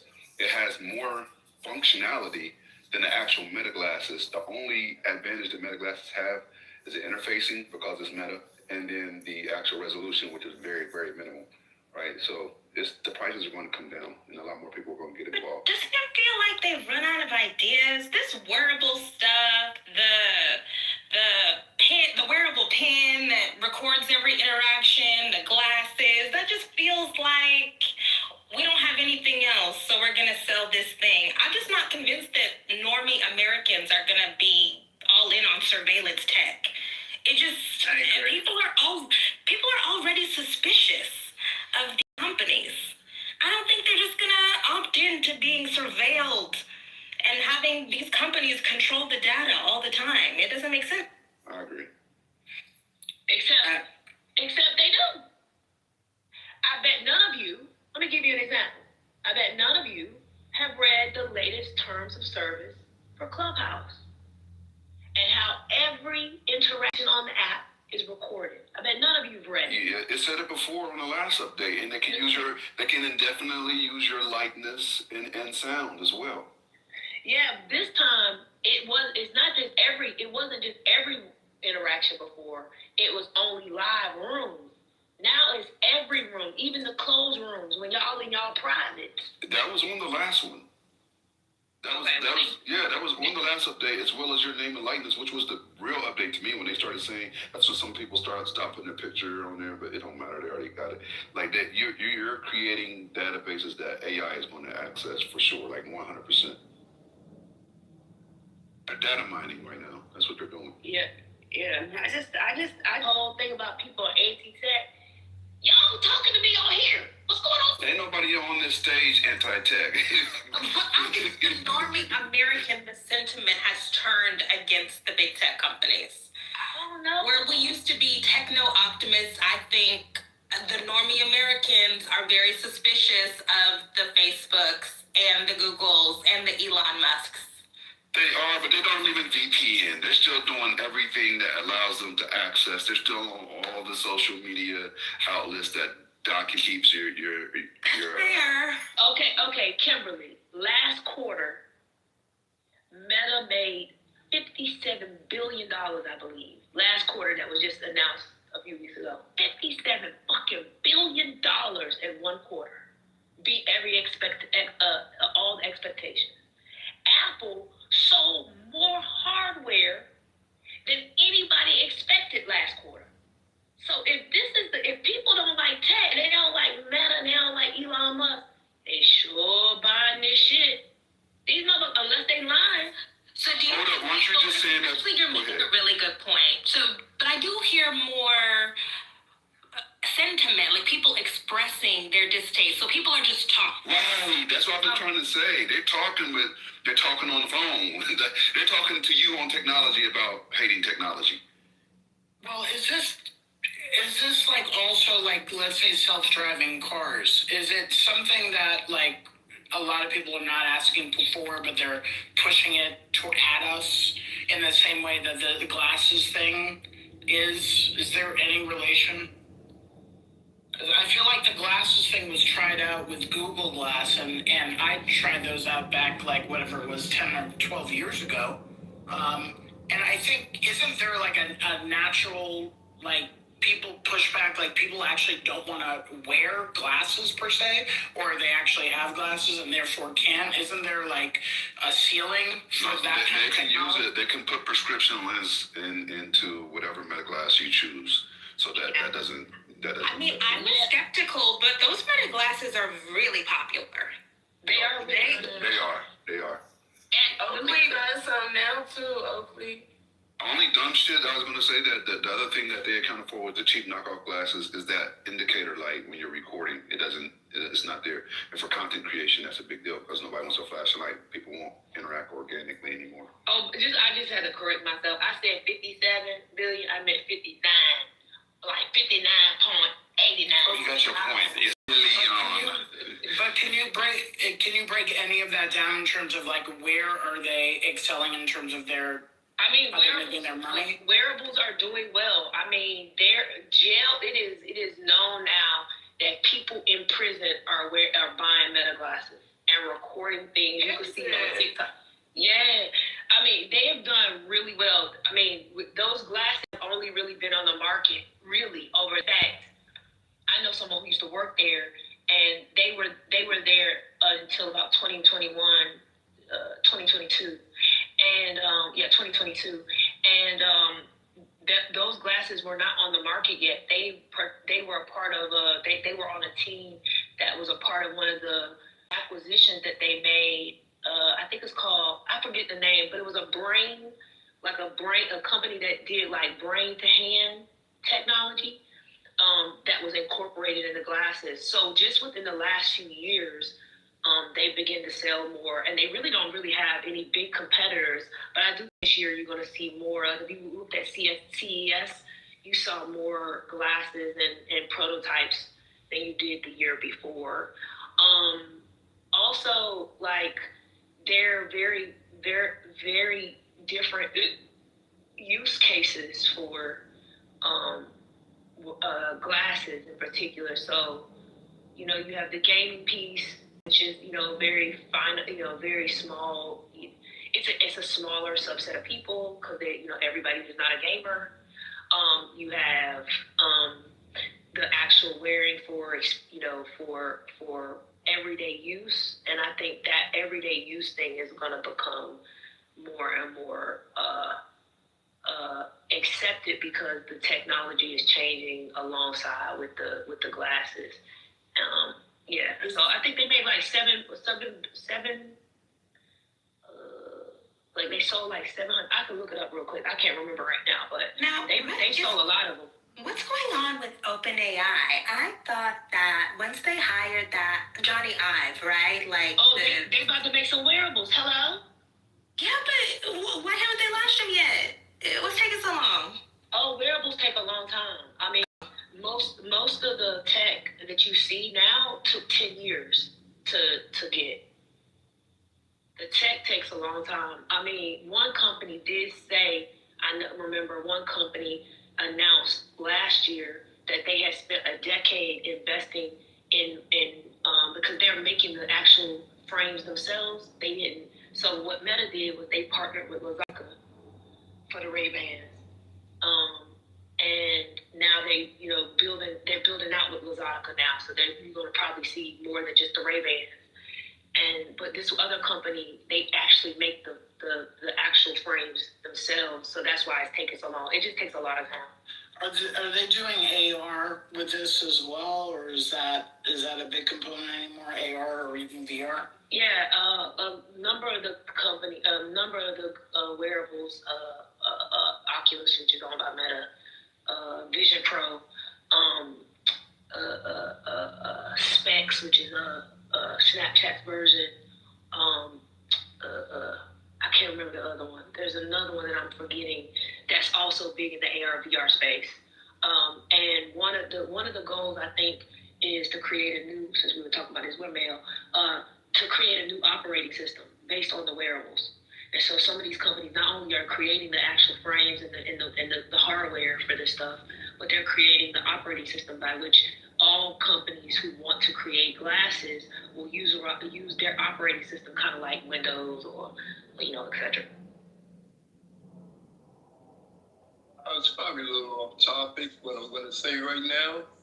But my sister has definitely become an advocate for their product. It's like she owns the product, and she is now the walking voice for that particular product. What does she use them for? What does she use them for?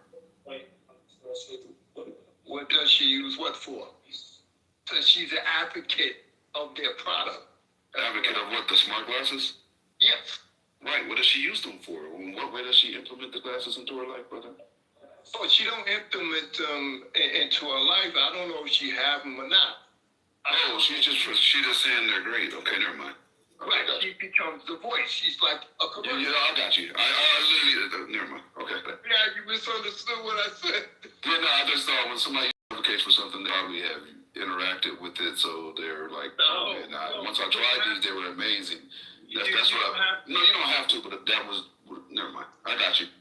Yeah, and that's the same thing with everything. You know what I'm saying? That you can, it said that's how some people,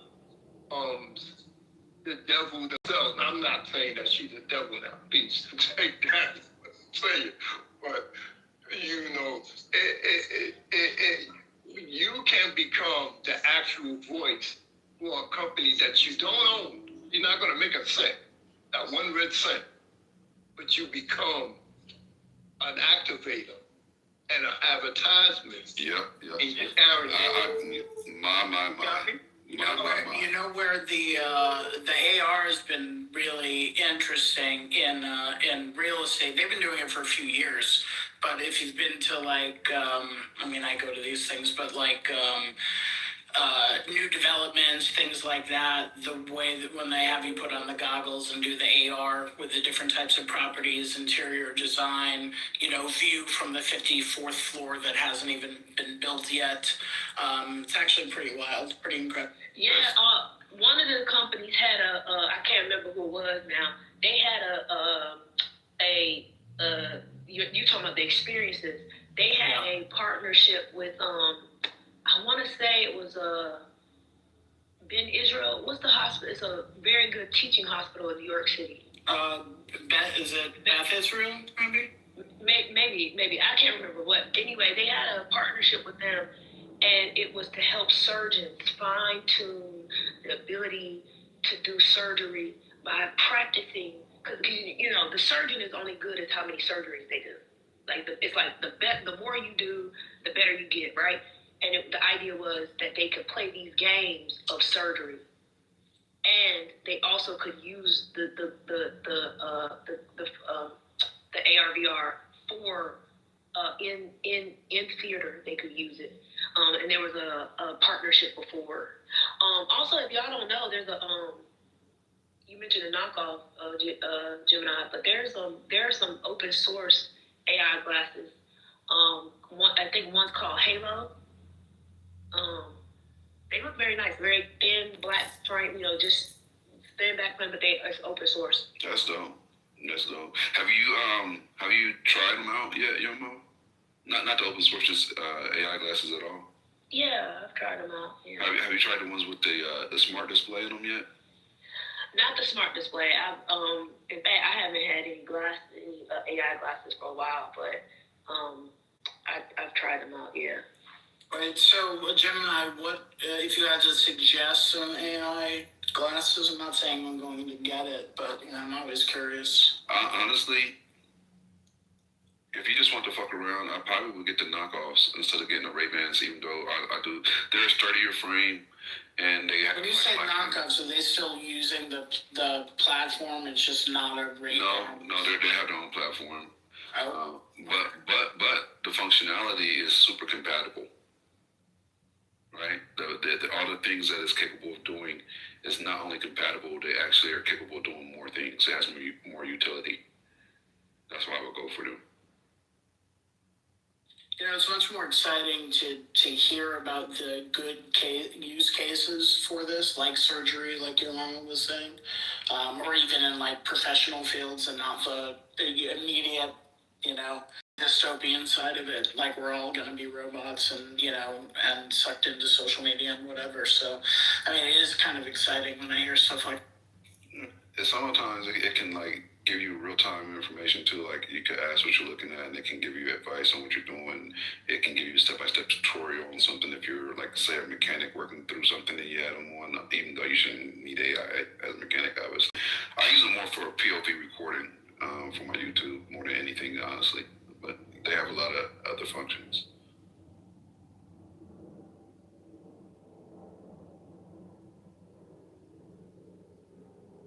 I would imagine if you're traveling, the real-time translation could be very valuable. Oh yeah, that'd be pretty great. I thought Google Translate was great, but the way that this is real-time interpretation is pretty amazing. But just being able to look through glasses and like understand architecture for me, walking around the city, like those use cases are fascinating. Or understanding the history of buildings, for example. Yeah, no, that's the kind of stuff I like geeking up. Imagine taking that as a tour somewhere too, like not just in New York, but if you're out and about, like Yeah. when you're in the DR, you know. Yeah, Snapchat just did Snap just did a tour at the Louvre, I think last week or the week before I read, where they had their AR/VR glasses in the Louvre.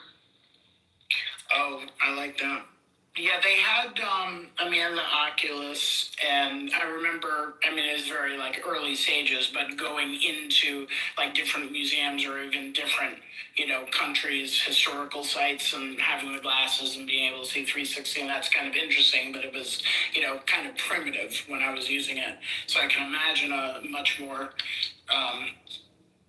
it'd be much better now. This is actually interesting to look at. I don't plan on buying more anytime soon, but I'm not on a set of ones I have.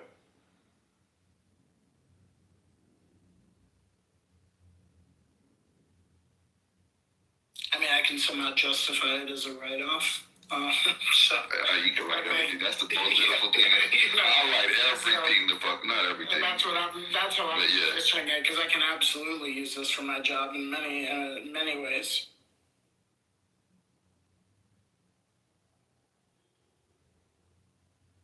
Gemini, let me ask you something.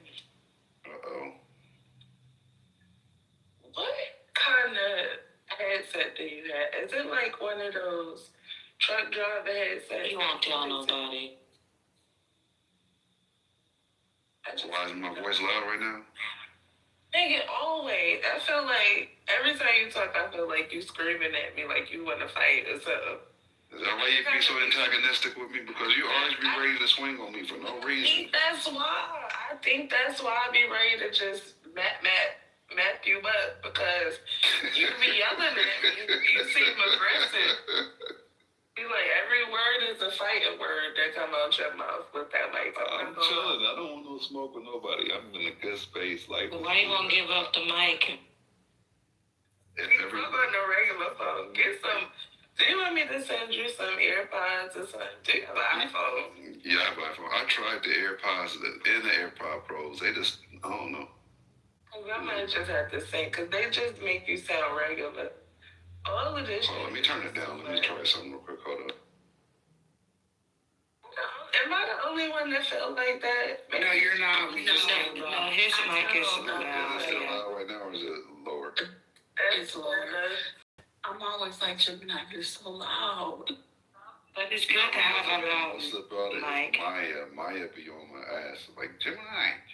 It's good to have a loud mic, but god damn, he feeling like he want to fight. Every time he talk, anything he say, even if it's a nice conversation, it's like he want to fight. So and don't let him get excited. Exactly. I can't wait till he fights your mom. That's gonna be funny. I'm definitely turning my phone down. But yeah, that's a mess. I'm all really mad. That shit is crazy to me. Was he mad because you so funny? He mad about yesterday? Yeah, he's mad. He said I put a jacket on him and I made him appear a certain way, like he was dignitized. I'm like, you were dignitized. Like, I mean, he the one that told everybody that. Ain't nobody have to know that. He could have kept that to himself. That's not good. That's what happens. That's what happens when you talk too much. I understand the Clubhouse is a talking app, but some people just talk too. They tell too much of their business. They overshare. And then when people bring that shit back up, they be mad. You told everybody. The fuck? Gotta be secretive a little bit. God damn.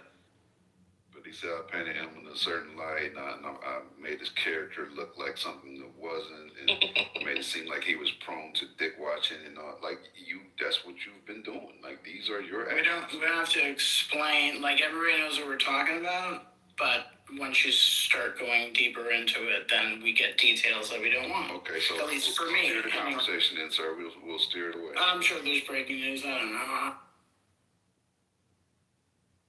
I'm trying on glasses right now.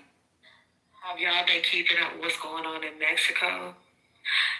It's so crazy. I asked about the hotline earlier, maybe because they have a hotline now where citizens can call in if they're concerned about, their surroundings or the potential of danger. But I'm like, what happens after you call in? Like, how does the cavalry come? Like, how does that work out? My girl Vicky from Housewives of Orange County, she's stuck out there. Oh no, like stuck. Yes. She has a walking house for her after. Yeah. They Cancun too. They grounded all the flights too, didn't they? Yeah, I they don't plan on going there no time soon at all. I had a trip planned to go there. What part? I got my money. Support the Vallarta. Oh, okay, going to a resort. Got it. Yeah, they're saying tourism in Mexico is over. Like, people shouldn't go out there. It's so crazy. It is one Mexican man. Yeah, because the government really can't protect you if you really get out there and something like that happens. They don't run their country. They were like, if you go there for vacation, you're crazy. That's what they were saying. Monica asked me earlier, who do I blame for the cartel, the U.S. government or the Mexican government? And I blame both because they're allowing them to exist in the United States and dominate certain spaces. Like Los Angeles is bad, hella bad. Like, I know where hella cartel houses is right now. I do personally. The federal government cannot get involved in state business. It would be the state governors to invite the federal government in, including National Guard. Your suggestion that National Guard. You don't think the state has National Guard? You don't think the state has National Guard access? But we have a whole DEA agency that actually had a bounty on the guy that was just killed in Mexico. I'm a little confused. We killed him, didn't we? Well, the government. Well, no, the Mexican government neutralized him. However, did you guys hear how he got caught? It was in the helicopter, right? No, the girlfriend. It was the girlfriend. Let me tell y'all, They men, tracked something. the side piece. Let me tell y'all something, men. In history, TT is telling y'all, in history, the man's down was always the pussy. Every time. That's right. That's right. Y'all straight, man. Yeah, get up. That's true. I ain't gonna lie. But I don't need no. And this was the side piece. Yeah. This was the side piece because he's actually married to someone else who kind of helped him gain power. So they tracked her after she left. They just swooped in. She set him up, y'all. You think she lined him up, or she was just being tracked unknowingly? She might have got set up because they of course they're gonna look at the side piece house. They watch her too. That's what I'm saying. She might have just led him through She about to get either way. She's dead. She getting decapitated. She should have just left. They playing soccer with her head. That is crazy. That Mexican shit is crazy.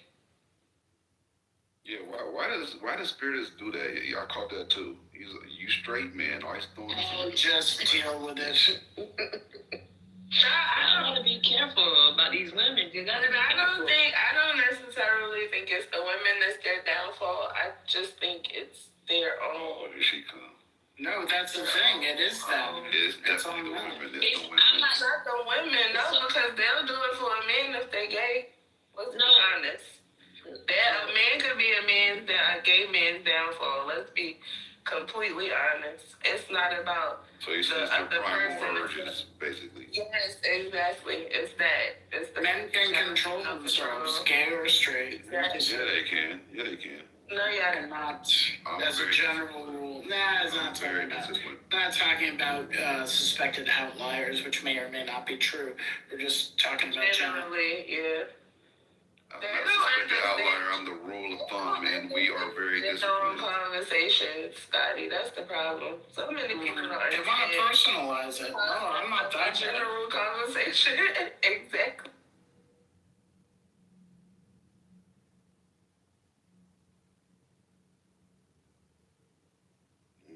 Spirit is a trip to Mexico. I'm following some of the gays in Puerto Vallarta right now who are down there, and a couple of them are posting that a lot of the tiendas are open and the community's coming together, and people are outside walking their dogs, and things are like it's really about the community and things are okay for this moment. But it was scary as fuck yesterday, so it's nice to see at least that for now. It's not that they're not cautious, but it's just they are outside. They're not, sheltering in place at the moment. That's what it is. So it's different today. So it's safer. Okay. But the fire Scotty yesterday. Say what now? This was the fire yesterday. This was what? I'm talking about Puerto Vallarta? Yeah, the fire. Yeah, the fires and all that. Yeah, today it's just, a lot of gays vacation in Puerto Vallarta, drag queens, things like that. I got friends who have condos down there, and there's a whole gays, I forget what the area is called, but there's a specific gay area. But they were posting last night in real time, what was going on, seeing the buildings on fire. And, today they're, kind of out on the street, walking their dogs, going to stores, and how the community is, feeding, the people staying in hotels that don't have restaurants, things like that. So it's kind of nice. Were there any fatalities? No. Oh, I think there were, but I'm not caught up on the numbers. American citizens? No American citizens, though, right?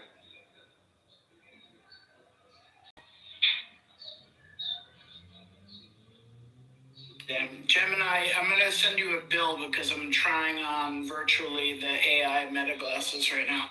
I don't think you'll take them back if you get them. I really don't. I like to think of you can virtually try it. I'm literally doing it. I'm like, that shit. Oh, wow, I look really tan right now. That's great. Okay. And Monica, the DEA, is supposed to be controlling drugs, I thought. On some level, right?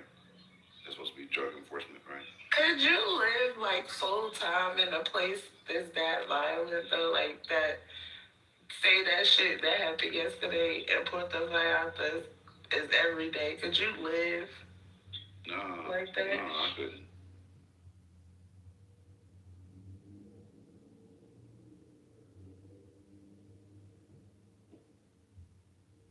Well, on a completely unrelated, unpolitical, well, sort of political level, I was in a room last night where I found out a little more about our little gold medals and our karma points. Do you want to know about that?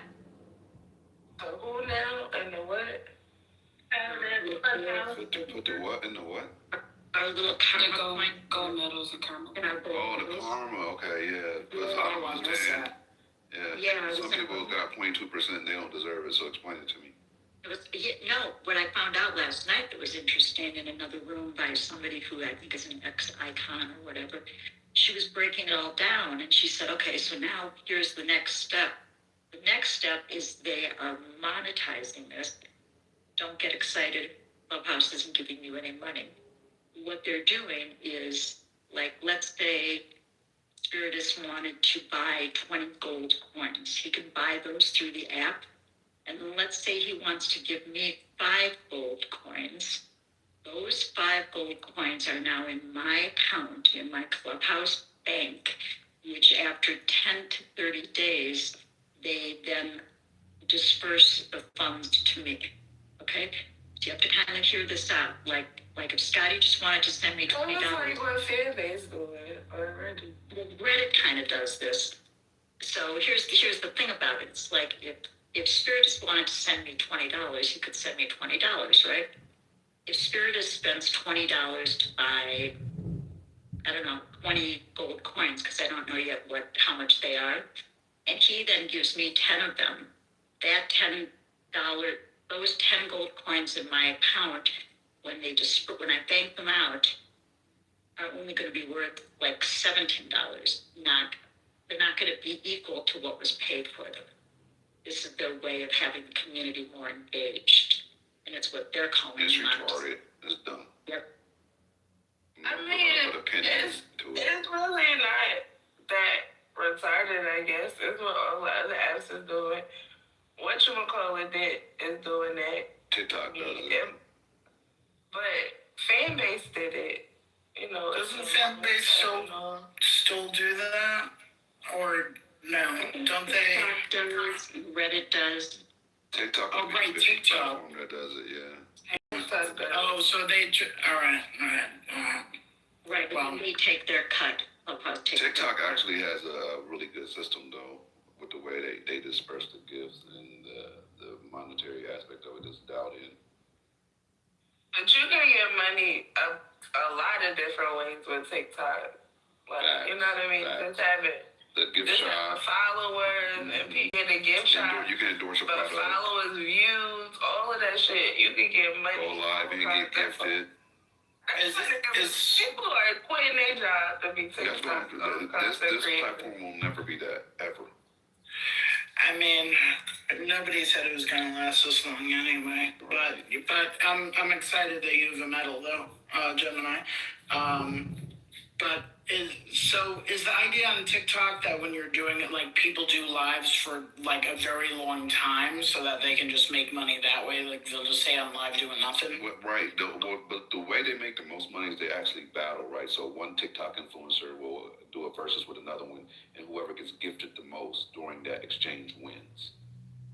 Right. So like wins all the money. No, they both keep their pot separately. But it incentivizes the followers of that influencer to really gift them during that time period to show support during that battle.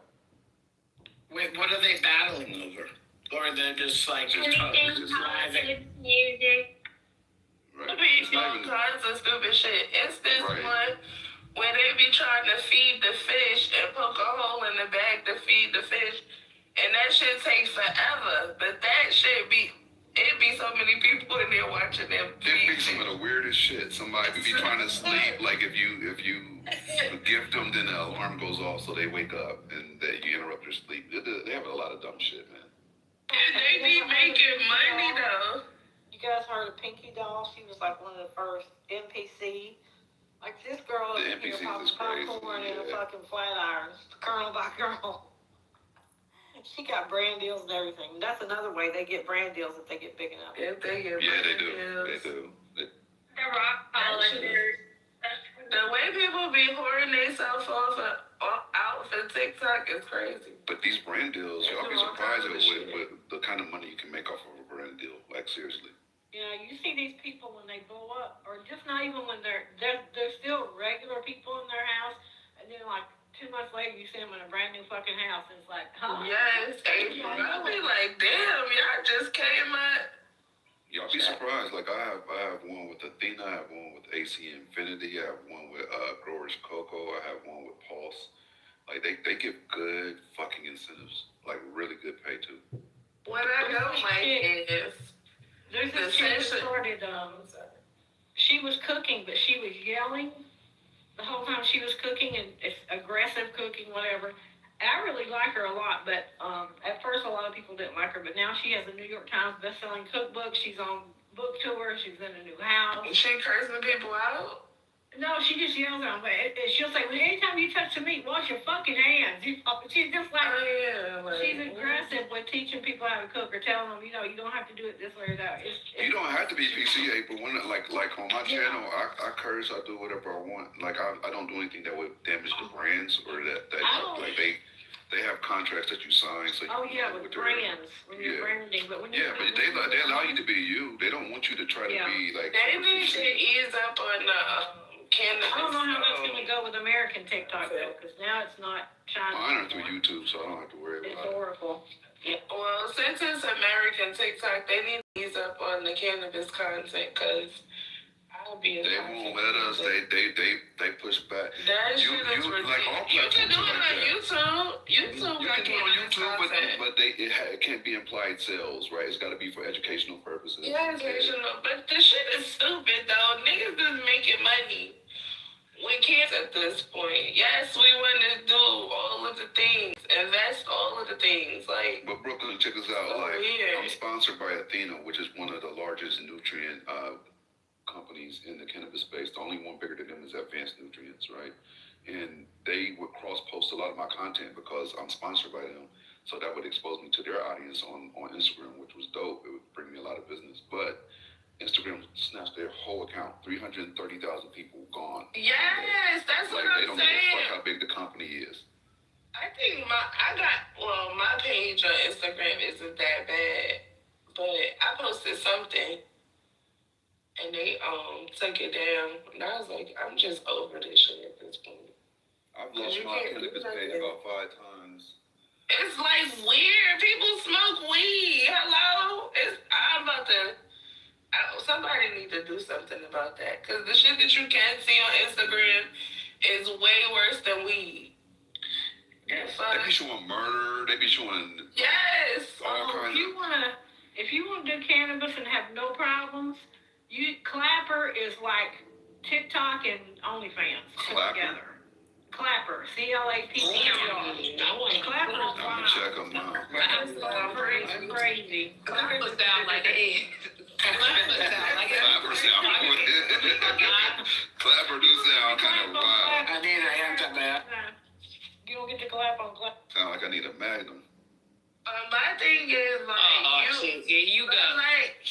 my thing is with cannabis, especially, you could do OnlyFans or Patreon or whatever, but I don't want to do that. Like, I just don't. If I'm gonna do content, I want to do it on the major platforms, so you can get all of the people that follow the major platforms, and then it's easier to do it on a TikTok or Instagram or Facebook. What you do, Brooklyn, is you do more tame content on like the major platforms, like on YouTube and Instagram, and then you funnel them into the places where you can do more extreme. Yeah, exactly. It takes 7 touches to sell something to somebody. They need to see it. No, because I really want to do I want to do a cooking show, but I want to do cannabis cooking. I don't want to do and I don't want to have to. I can tell you how they do that right now. I already know how they do it, but I don't want to do that. I want to be able to make it I know how they use a different type of herb, but they say it's a different type of herb or something like that. Broccoli, yes, that's stupid to me. I know what it is, but then they still get censored. They might get kicked even for broccoli. It's so fucking weird. I'm going to do a cooking channel too, because I'm doing infused butter and infused oils and infused sugar and infused flour. But they're real funny with that, like you said. Like, you never know. You could build a platform for days and days and days, and then 1 second, it's gone that quick. I am too. I do all of the bases. So I want to do a cooking show, because of course, it's the bases. Can you cook though? Yes. What you be cooking? Oh, no. Wait, hold on. What you be cooking? Grilled cheese? I don't care. I'll be your bitch. I'll be your bitch, Brooklyn. Don't worry about it. You be cooking grilled cheese sandwiches? What's going on? What you be cooking? I'm doing infused grilled cheese sandwiches. Anything. I made a bomb ass fucking mac and cheese. And it was infused, but you couldn't taste it. You couldn't taste the weed. A lot of people. Hold on, you be cooking this food with weed in it? Yes. Brooklyn, I can tell you the biggest secret to. I'm gonna do a dinner party. Brooklyn, the biggest secret to making infused people food gotta pay for it to come to it. is to start off. The biggest secret to doing infused food with no flavor is to start off with a concentrate, because you need so much smaller of a portion per whatever you're infusing, whether it's butter, sugar, flour. If you start off with a keef, you will need maybe 1/8 of what you would need as cannabis-wise. The reason why cannabis actually has that flavor and smell, you can tell the butter or the cookie or whatever, it's because you have to use so much of it. So if you start off with something that's a concentrate, your food will have 0 flavor. It's going to be whatever flavor it has, and it'll be just as potent, if not more. I use keef, and I do terpenes too in some of my meals. But I just want to, people don't know how to make things that don't taste like weed. That's my only problem with edibles. That should be nasty. None of mine infused taste like my butter. You can't tell. It looks yellow like. Here, I'm gonna see you a link. Hold up, I'll see you. Mine don't either.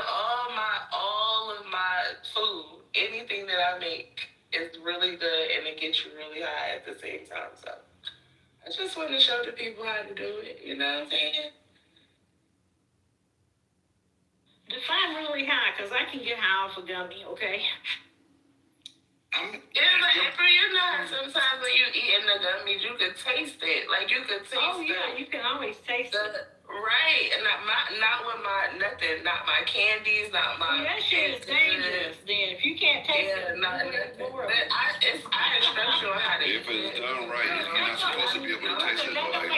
That don't make no difference if you tell me not to eat the whole brownie. My ass gonna eat the whole brownie. People done that, but they're gonna be out of here like they going on a ride. Yeah, they gonna. I don't get that. Hey, Brooklyn, they said advertise your stuff. They said advertise it. Hey, Brooklyn, check your back channel. I don't be bullshitting. Ooh. Okay. I'm getting in the back channel too. Hold on. Let me go.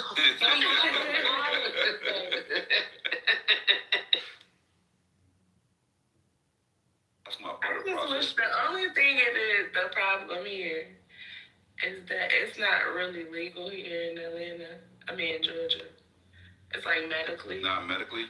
It's medically. Then get your card and that's that. I'm working on it. I just really got back into all of that shit, to be honest with you. But I'm working on getting my card to be licensed, but it's still like so many provisions around it, and that's what I don't like. I really want it to be recreationally legal here, and that's where the money at. But never mind. Recreational is not necessarily the money. My page is, it is the money because it's kind of the. I'm gonna explain something to you like this. Like when I first started, I had a store in Pasadena that I owned with a friend. It was medical, and we used to talk about it going recreational. No, but listen to me. Why I'm gonna say this, and this is all I'm gonna say. Okay. It's the money because the black market thrives. That's why it's the money. Yeah, the black market and the gray market. What I'm saying is, what I noticed, and my friend had more foresight than me, because I'm like, I was excited, like I can't wait till it goes recreational. We gonna go up, and he was like, no, because we're gonna get less per pound. Like the price is gonna go down because the market gets flooded, and he was right. Like the price per pound went down. Like we were averaging $3,000, $3,500 per P, and right now the average is around $2K, and we're still doing good at $2K. But a lot of people it's $1,500 and $1,200 because of their quality. So it does make a difference. Like recreational is open season, right? Where the prices is hella low now. That's a fact. Yeah. But the market is heavy, so it kind of evens itself out. Make up for it in quantity. Yeah, because a lot of people smoke weed. Like, down here, you don't know the amount of teachers. A lot of y'all kids are being taught by potheads. And I just want y'all to know that because I know personally that a lot of these teachers is on the pot. Okay? I just want y'all to know. When we owned the store in Pasadena, and private school teachers too, guys. Not just the public school. The private school. The school teachers, you got doctors, the working lawyers. people. Like there's not like bums into the store. I'm telling you. Like these are people that have their shit together that just enjoy cannabis like somebody enjoys a beer. The pot.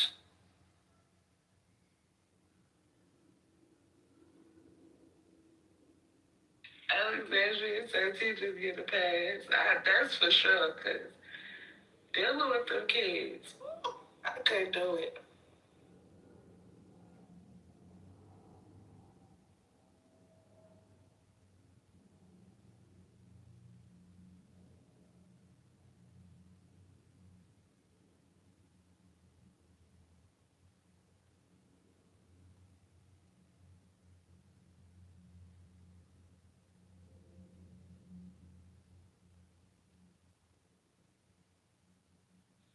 A lot of you Republicans need to smoke or eat, bathe. I don't fucking know. Y'all need to do something with cannabis involved because the amount of hate that y'all have in y'all be And God, it's medicine for that. It really is. It can help you.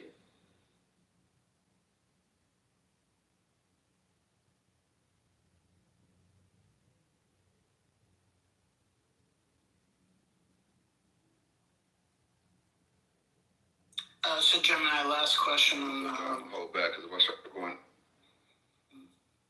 Gemini, last question on the glasses. Do people use them to do lives basically, and that's what a majority of them do, or is it take pictures, or is it a lot of people go live? Absolutely, okay.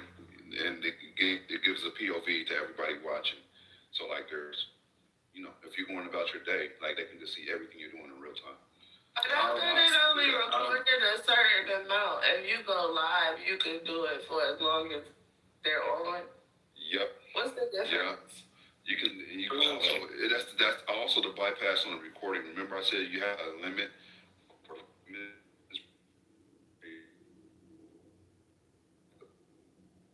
I think you're in the Matrix. You can record the entire. I thought that was me. You was in the Matrix.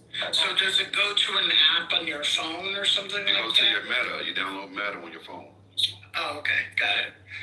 Okay. And then it automatically imports it, like whatever videos you save, record, it automatically imports it via Meta to your phone, to your But if you go live, what platform are you going live to? Instagram? Probably Instagram or Facebook. Facebook, yeah. You just probably have to choose your phone. Oh boy. Okay. I just want one to have to go live, but I guess you can capture whatever live video you did and hold that. So they just need a workaround. Why the fuck that shit just don't go to a server or some shit? I don't know. Like, why can't it go somewhere like a cloud and be stored like any other video you take? Why have to have a limit? It can. You probably have to pay for the storage. Of course. Yeah. People gonna pay for storage though. Yeah. Yeah. But yeah, I think wearables is the next thing. People gonna want those. They're waiting for it. I was wrong. I was wrong. No, you was right, El Mama. You was absolutely right. Like, that's all the kids, the Gen Zers. That's all they talk about. They can't wait to get something new. If they could get something inserted and implanted in their bodies, they would definitely do that too. They don't know nothing about secrecy and none of that. They telling everything on the phone. This is a whole new world that we live in. Wearables is definitely gonna thrive. All right, last and final question, Gemini. When you're recording, let's say you're doing a live, do you need to be connected all the time? So, for example, if, I have a friend who is going to be, recording live and then he goes down subway and then takes the subway, is that going to be recorded the whole time, but maybe not live? I never went live on them, so I don't know. Oh, okay.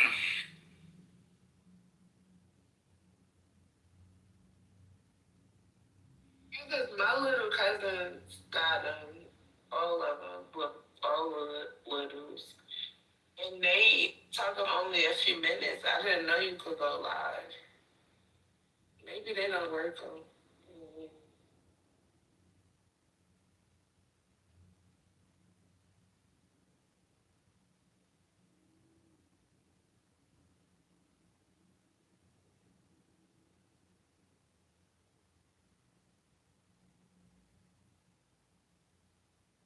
Well, if I get them, I'll report back. Scotty, I'm not gonna lie, I wanted to appear, but then I would be messy.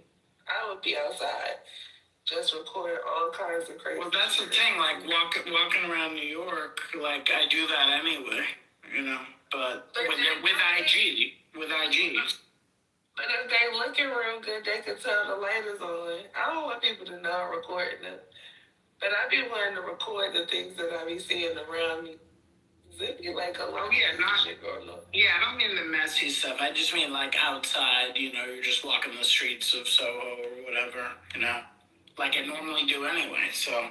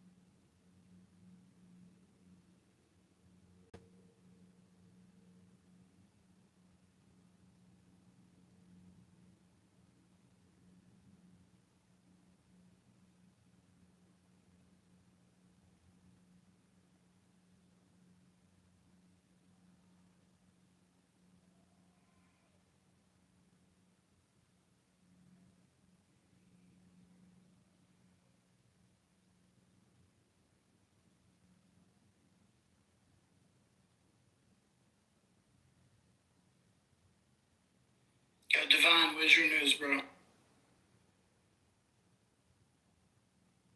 I got nothing. We pay you too much for this, bro. Get on it. Well, you know, me and Mondani have this love-hate relationship. He wants to dip into New York City Workers' Pension Fund to close his budget gap. He done lost his jackrabbit mind. That's all I got for now going on. Is there a history of that with mayors, or is this like the first time? Never heard this shit in my cotton picking life. Never have I heard a mayor say, "Hey, we want to touch your pension because we came up short for the building fund." You see, it's something I saw. I don't know how real it is, but I saw a woman going off. She was a city worker. I said, "Ain't no way," and I didn't want to look it up to see if this is even a thought, because, dude, just do the property tax thing. Don't touch the people pension. Like, that shit is crazy. Another thing I saw is why he's short so much money. Did you see the programs that he needs the money for? Or Banter, this happened before. I didn't look at the details, yeah. The programs that he needs the money for are, I don't know, a bit questionable. Let me get that. And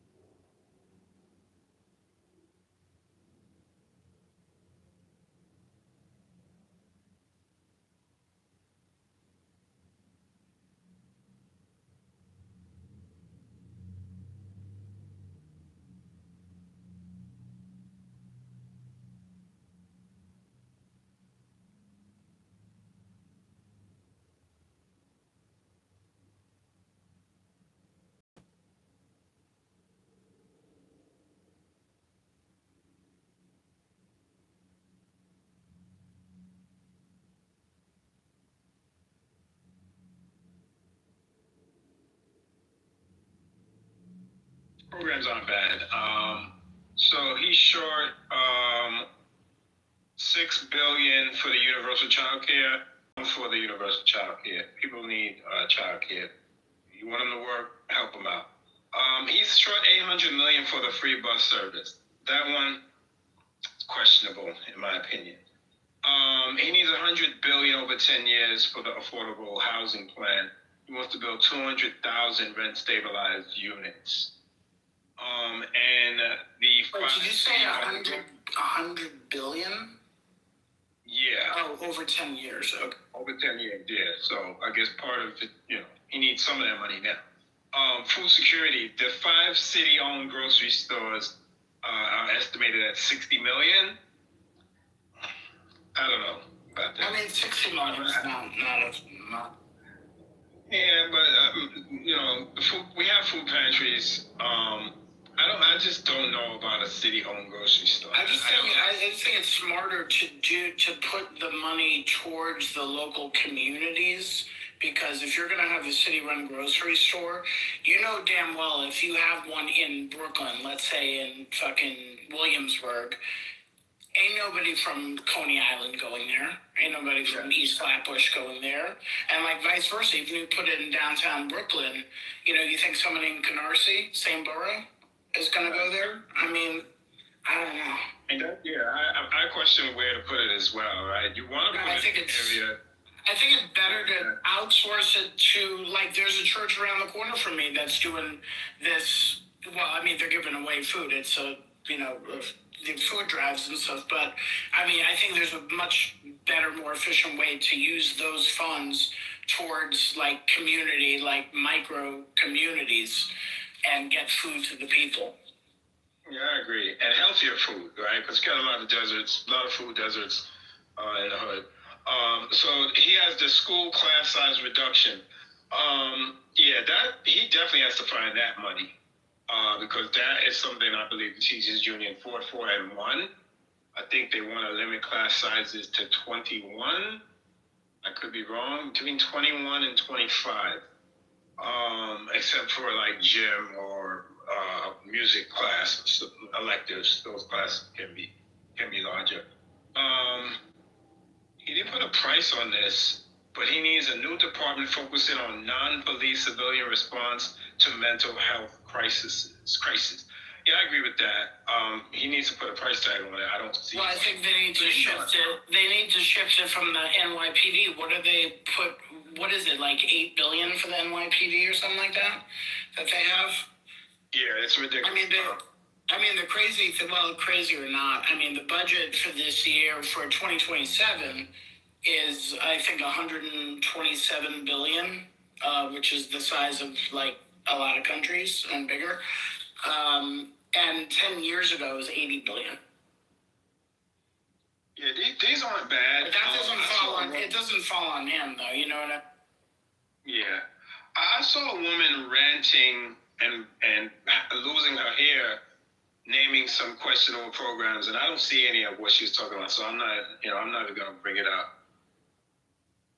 I don't know, the grocery store thing, again, say you put it in East New York, which it probably will be needed.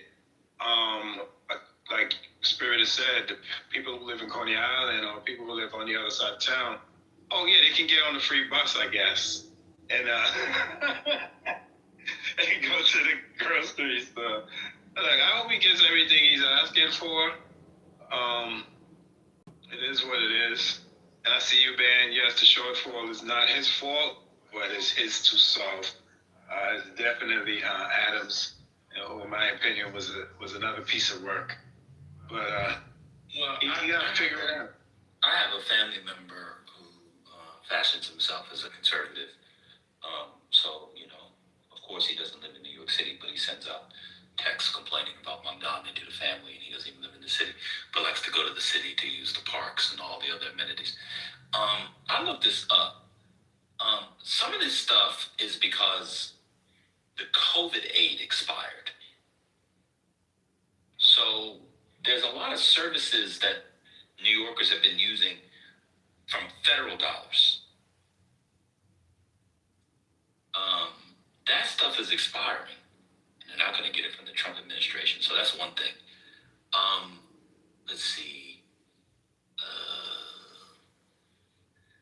That's the first thing. The second thing is,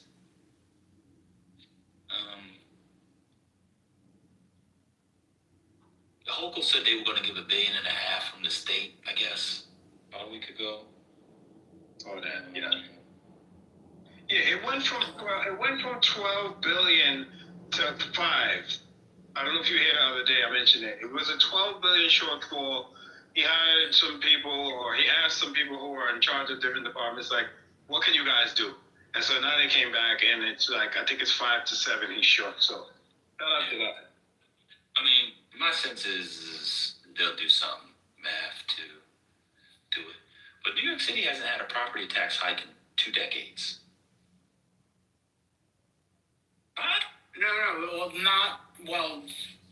Right, and just to differentiate, they haven't, it's gone up for people every year, every other year. Well, that's because your housing value increases. Yeah, but they assess things very weirdly here, but just, yeah, they haven't had like a percentage increase or a higher assessment of that, whatever the formula they use, so that's true.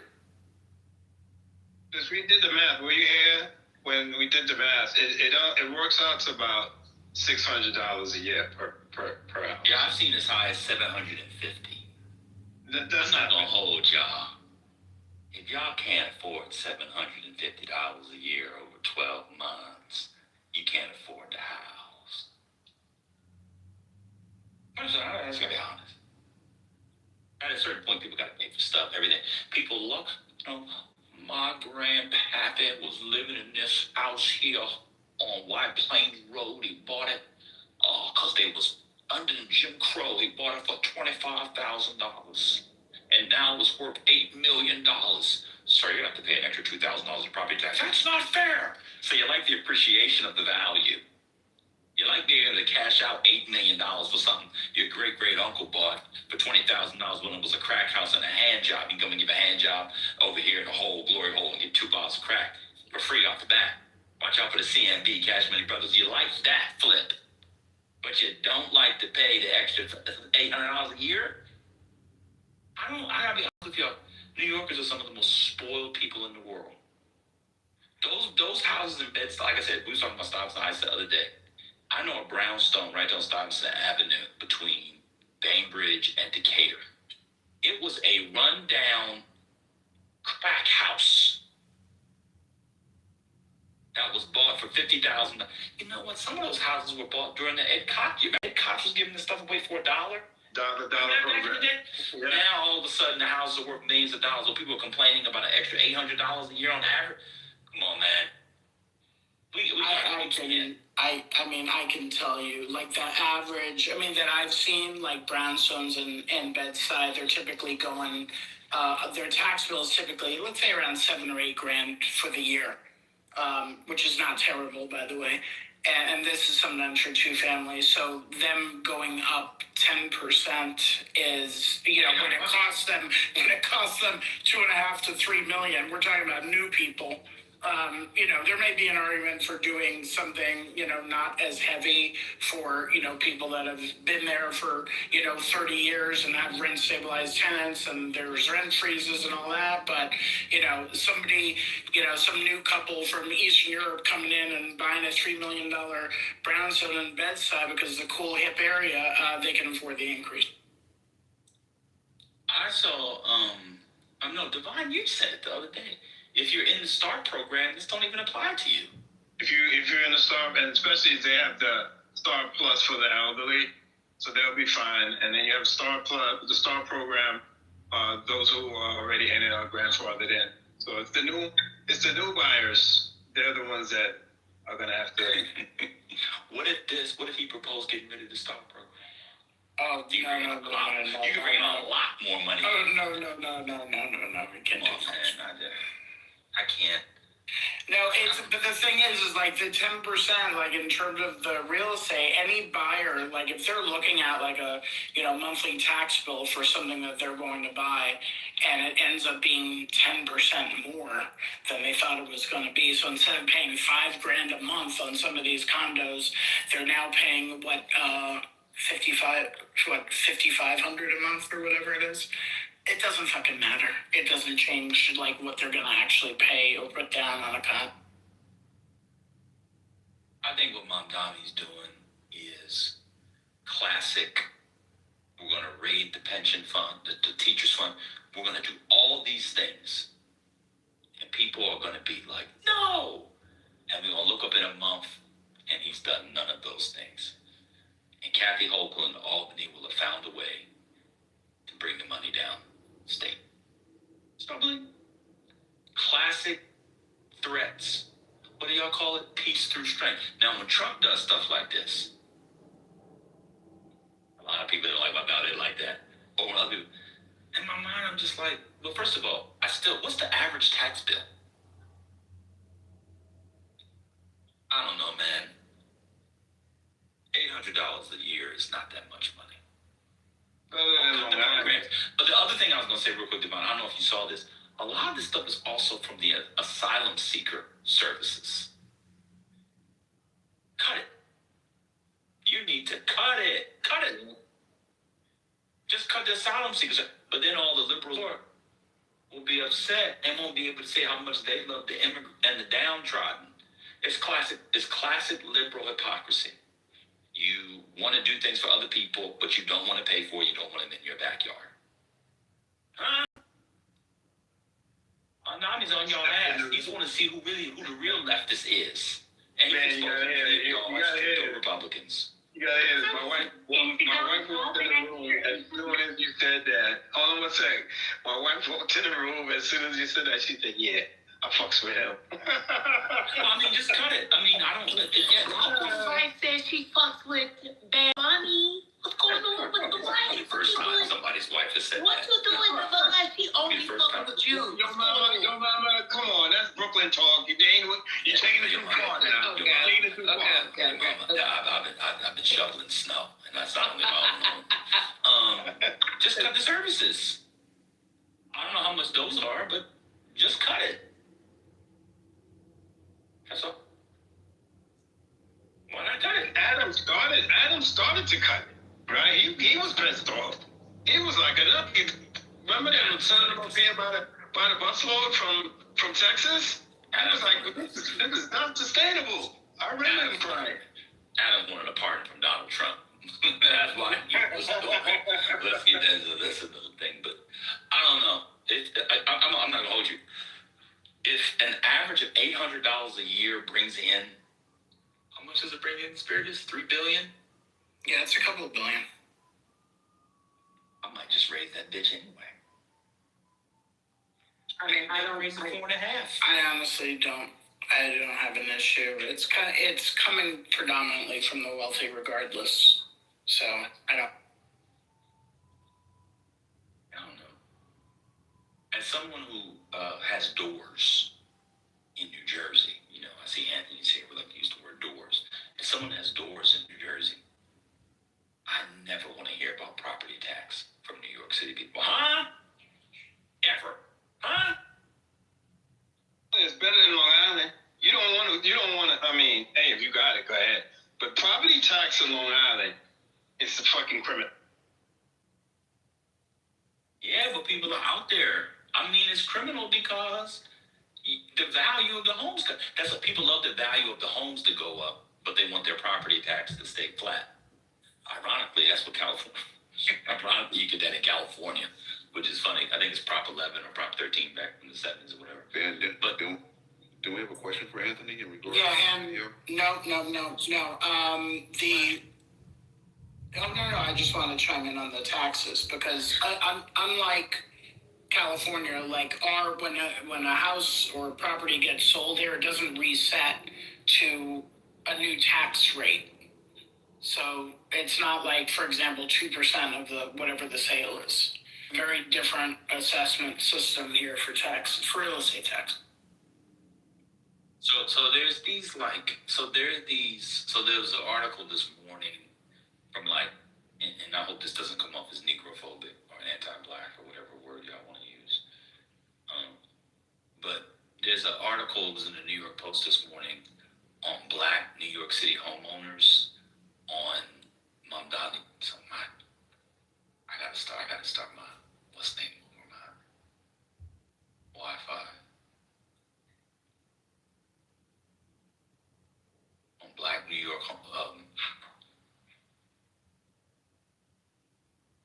homeowners. I don't know if people saw it, but they did a little profile. Excuse me, they did a little profile. Black New York City homeowners slam Mamdami's property tax increase scheme. Not happening. Black homeowners are fuming over Mayor's Mamdami's threat that he'll raise their property taxes by nearly 10%. With some polling, with some telling the Post it could force them out of New York City. Can we stop right there? It's going to force them out of the city? Can we stop right there?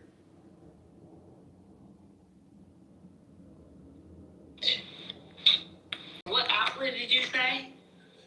Just the Post. So they have these people. Yeah, they have these people. You screamed affordability, you ran on. You said affordability, and the first thing, not even 3 months of your administration to your term, you went in with a 9.5% property tax. Not happening. Mamdami reeled the whopping nonprofit pitch last week. He said that his record $127 billion preliminary budget proposal for next year. He read the proposal as the last resort for raising revenue if Albany and Governor Hochul refuse to provide the income tax hike he wants on New Yorkers making $1 million or more.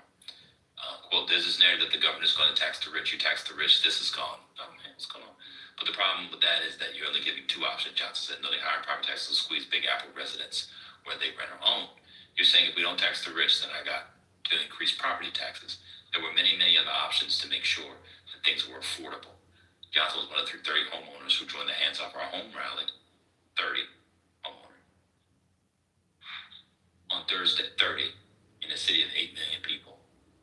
30. He's from Cambria Heights. Why would they even write this story with 30 people? That is insane. Because they were black homeowners against it. 30. And I know what this is. I know this type of astroturfing in New York City politics very well. I bet you the people there I bet you half of them don't even own homes. I know how these things are staged. But let me just continue. I could lose to that, but still. Some of the rest of the proposal would hurt lower income New Yorkers to the point they'd be forced to sell and leave the city. They're not in the STAR program? Why are they not in the STAR program? Lower home.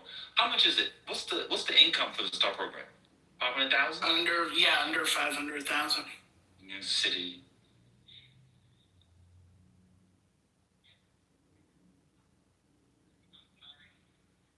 How much is it? You don't qualify if you make over 500K, I believe.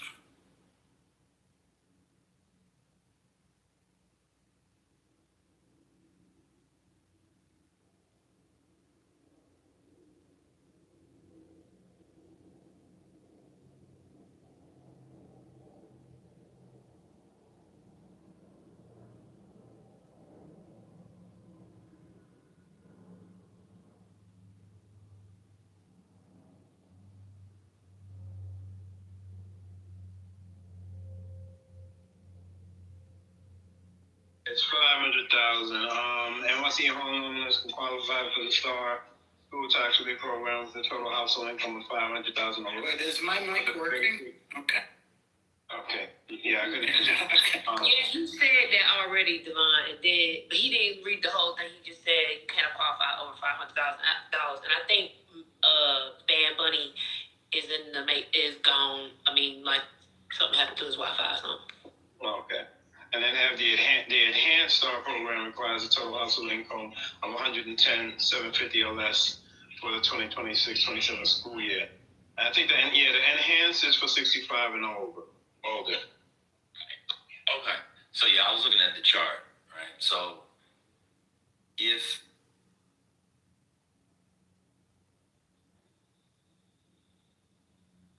you having to pay, if you're low income, you're going to be probably under the average, which was $750, right? A year. But let's say you're at $750. I mean this with all due respect, and it doesn't take a genius to figure this out. If you have to sell your house and leave New York City because you have to pay an extra $750 a year in tax, and you get $500 credit from the STAR program, so it's actually about 50. I'm just doing averages. Actually, let me break the average down. Let's say 400. Let's say you don't even get the full six. The average is between, I looked it up, $350 and $600. Let's say you get $400. If you have to pay $750 while already getting $400. You have to pay $750. If you think I believe you that you have to leave New York City, jump off a bridge. Jump off a bridge like Rufus did at the end of part 1 in James Baldwin's Another Country. He jumped right off the bridge, right off the GW Bridge. Is that the Hudson? No, what's the GW Bridge? That's a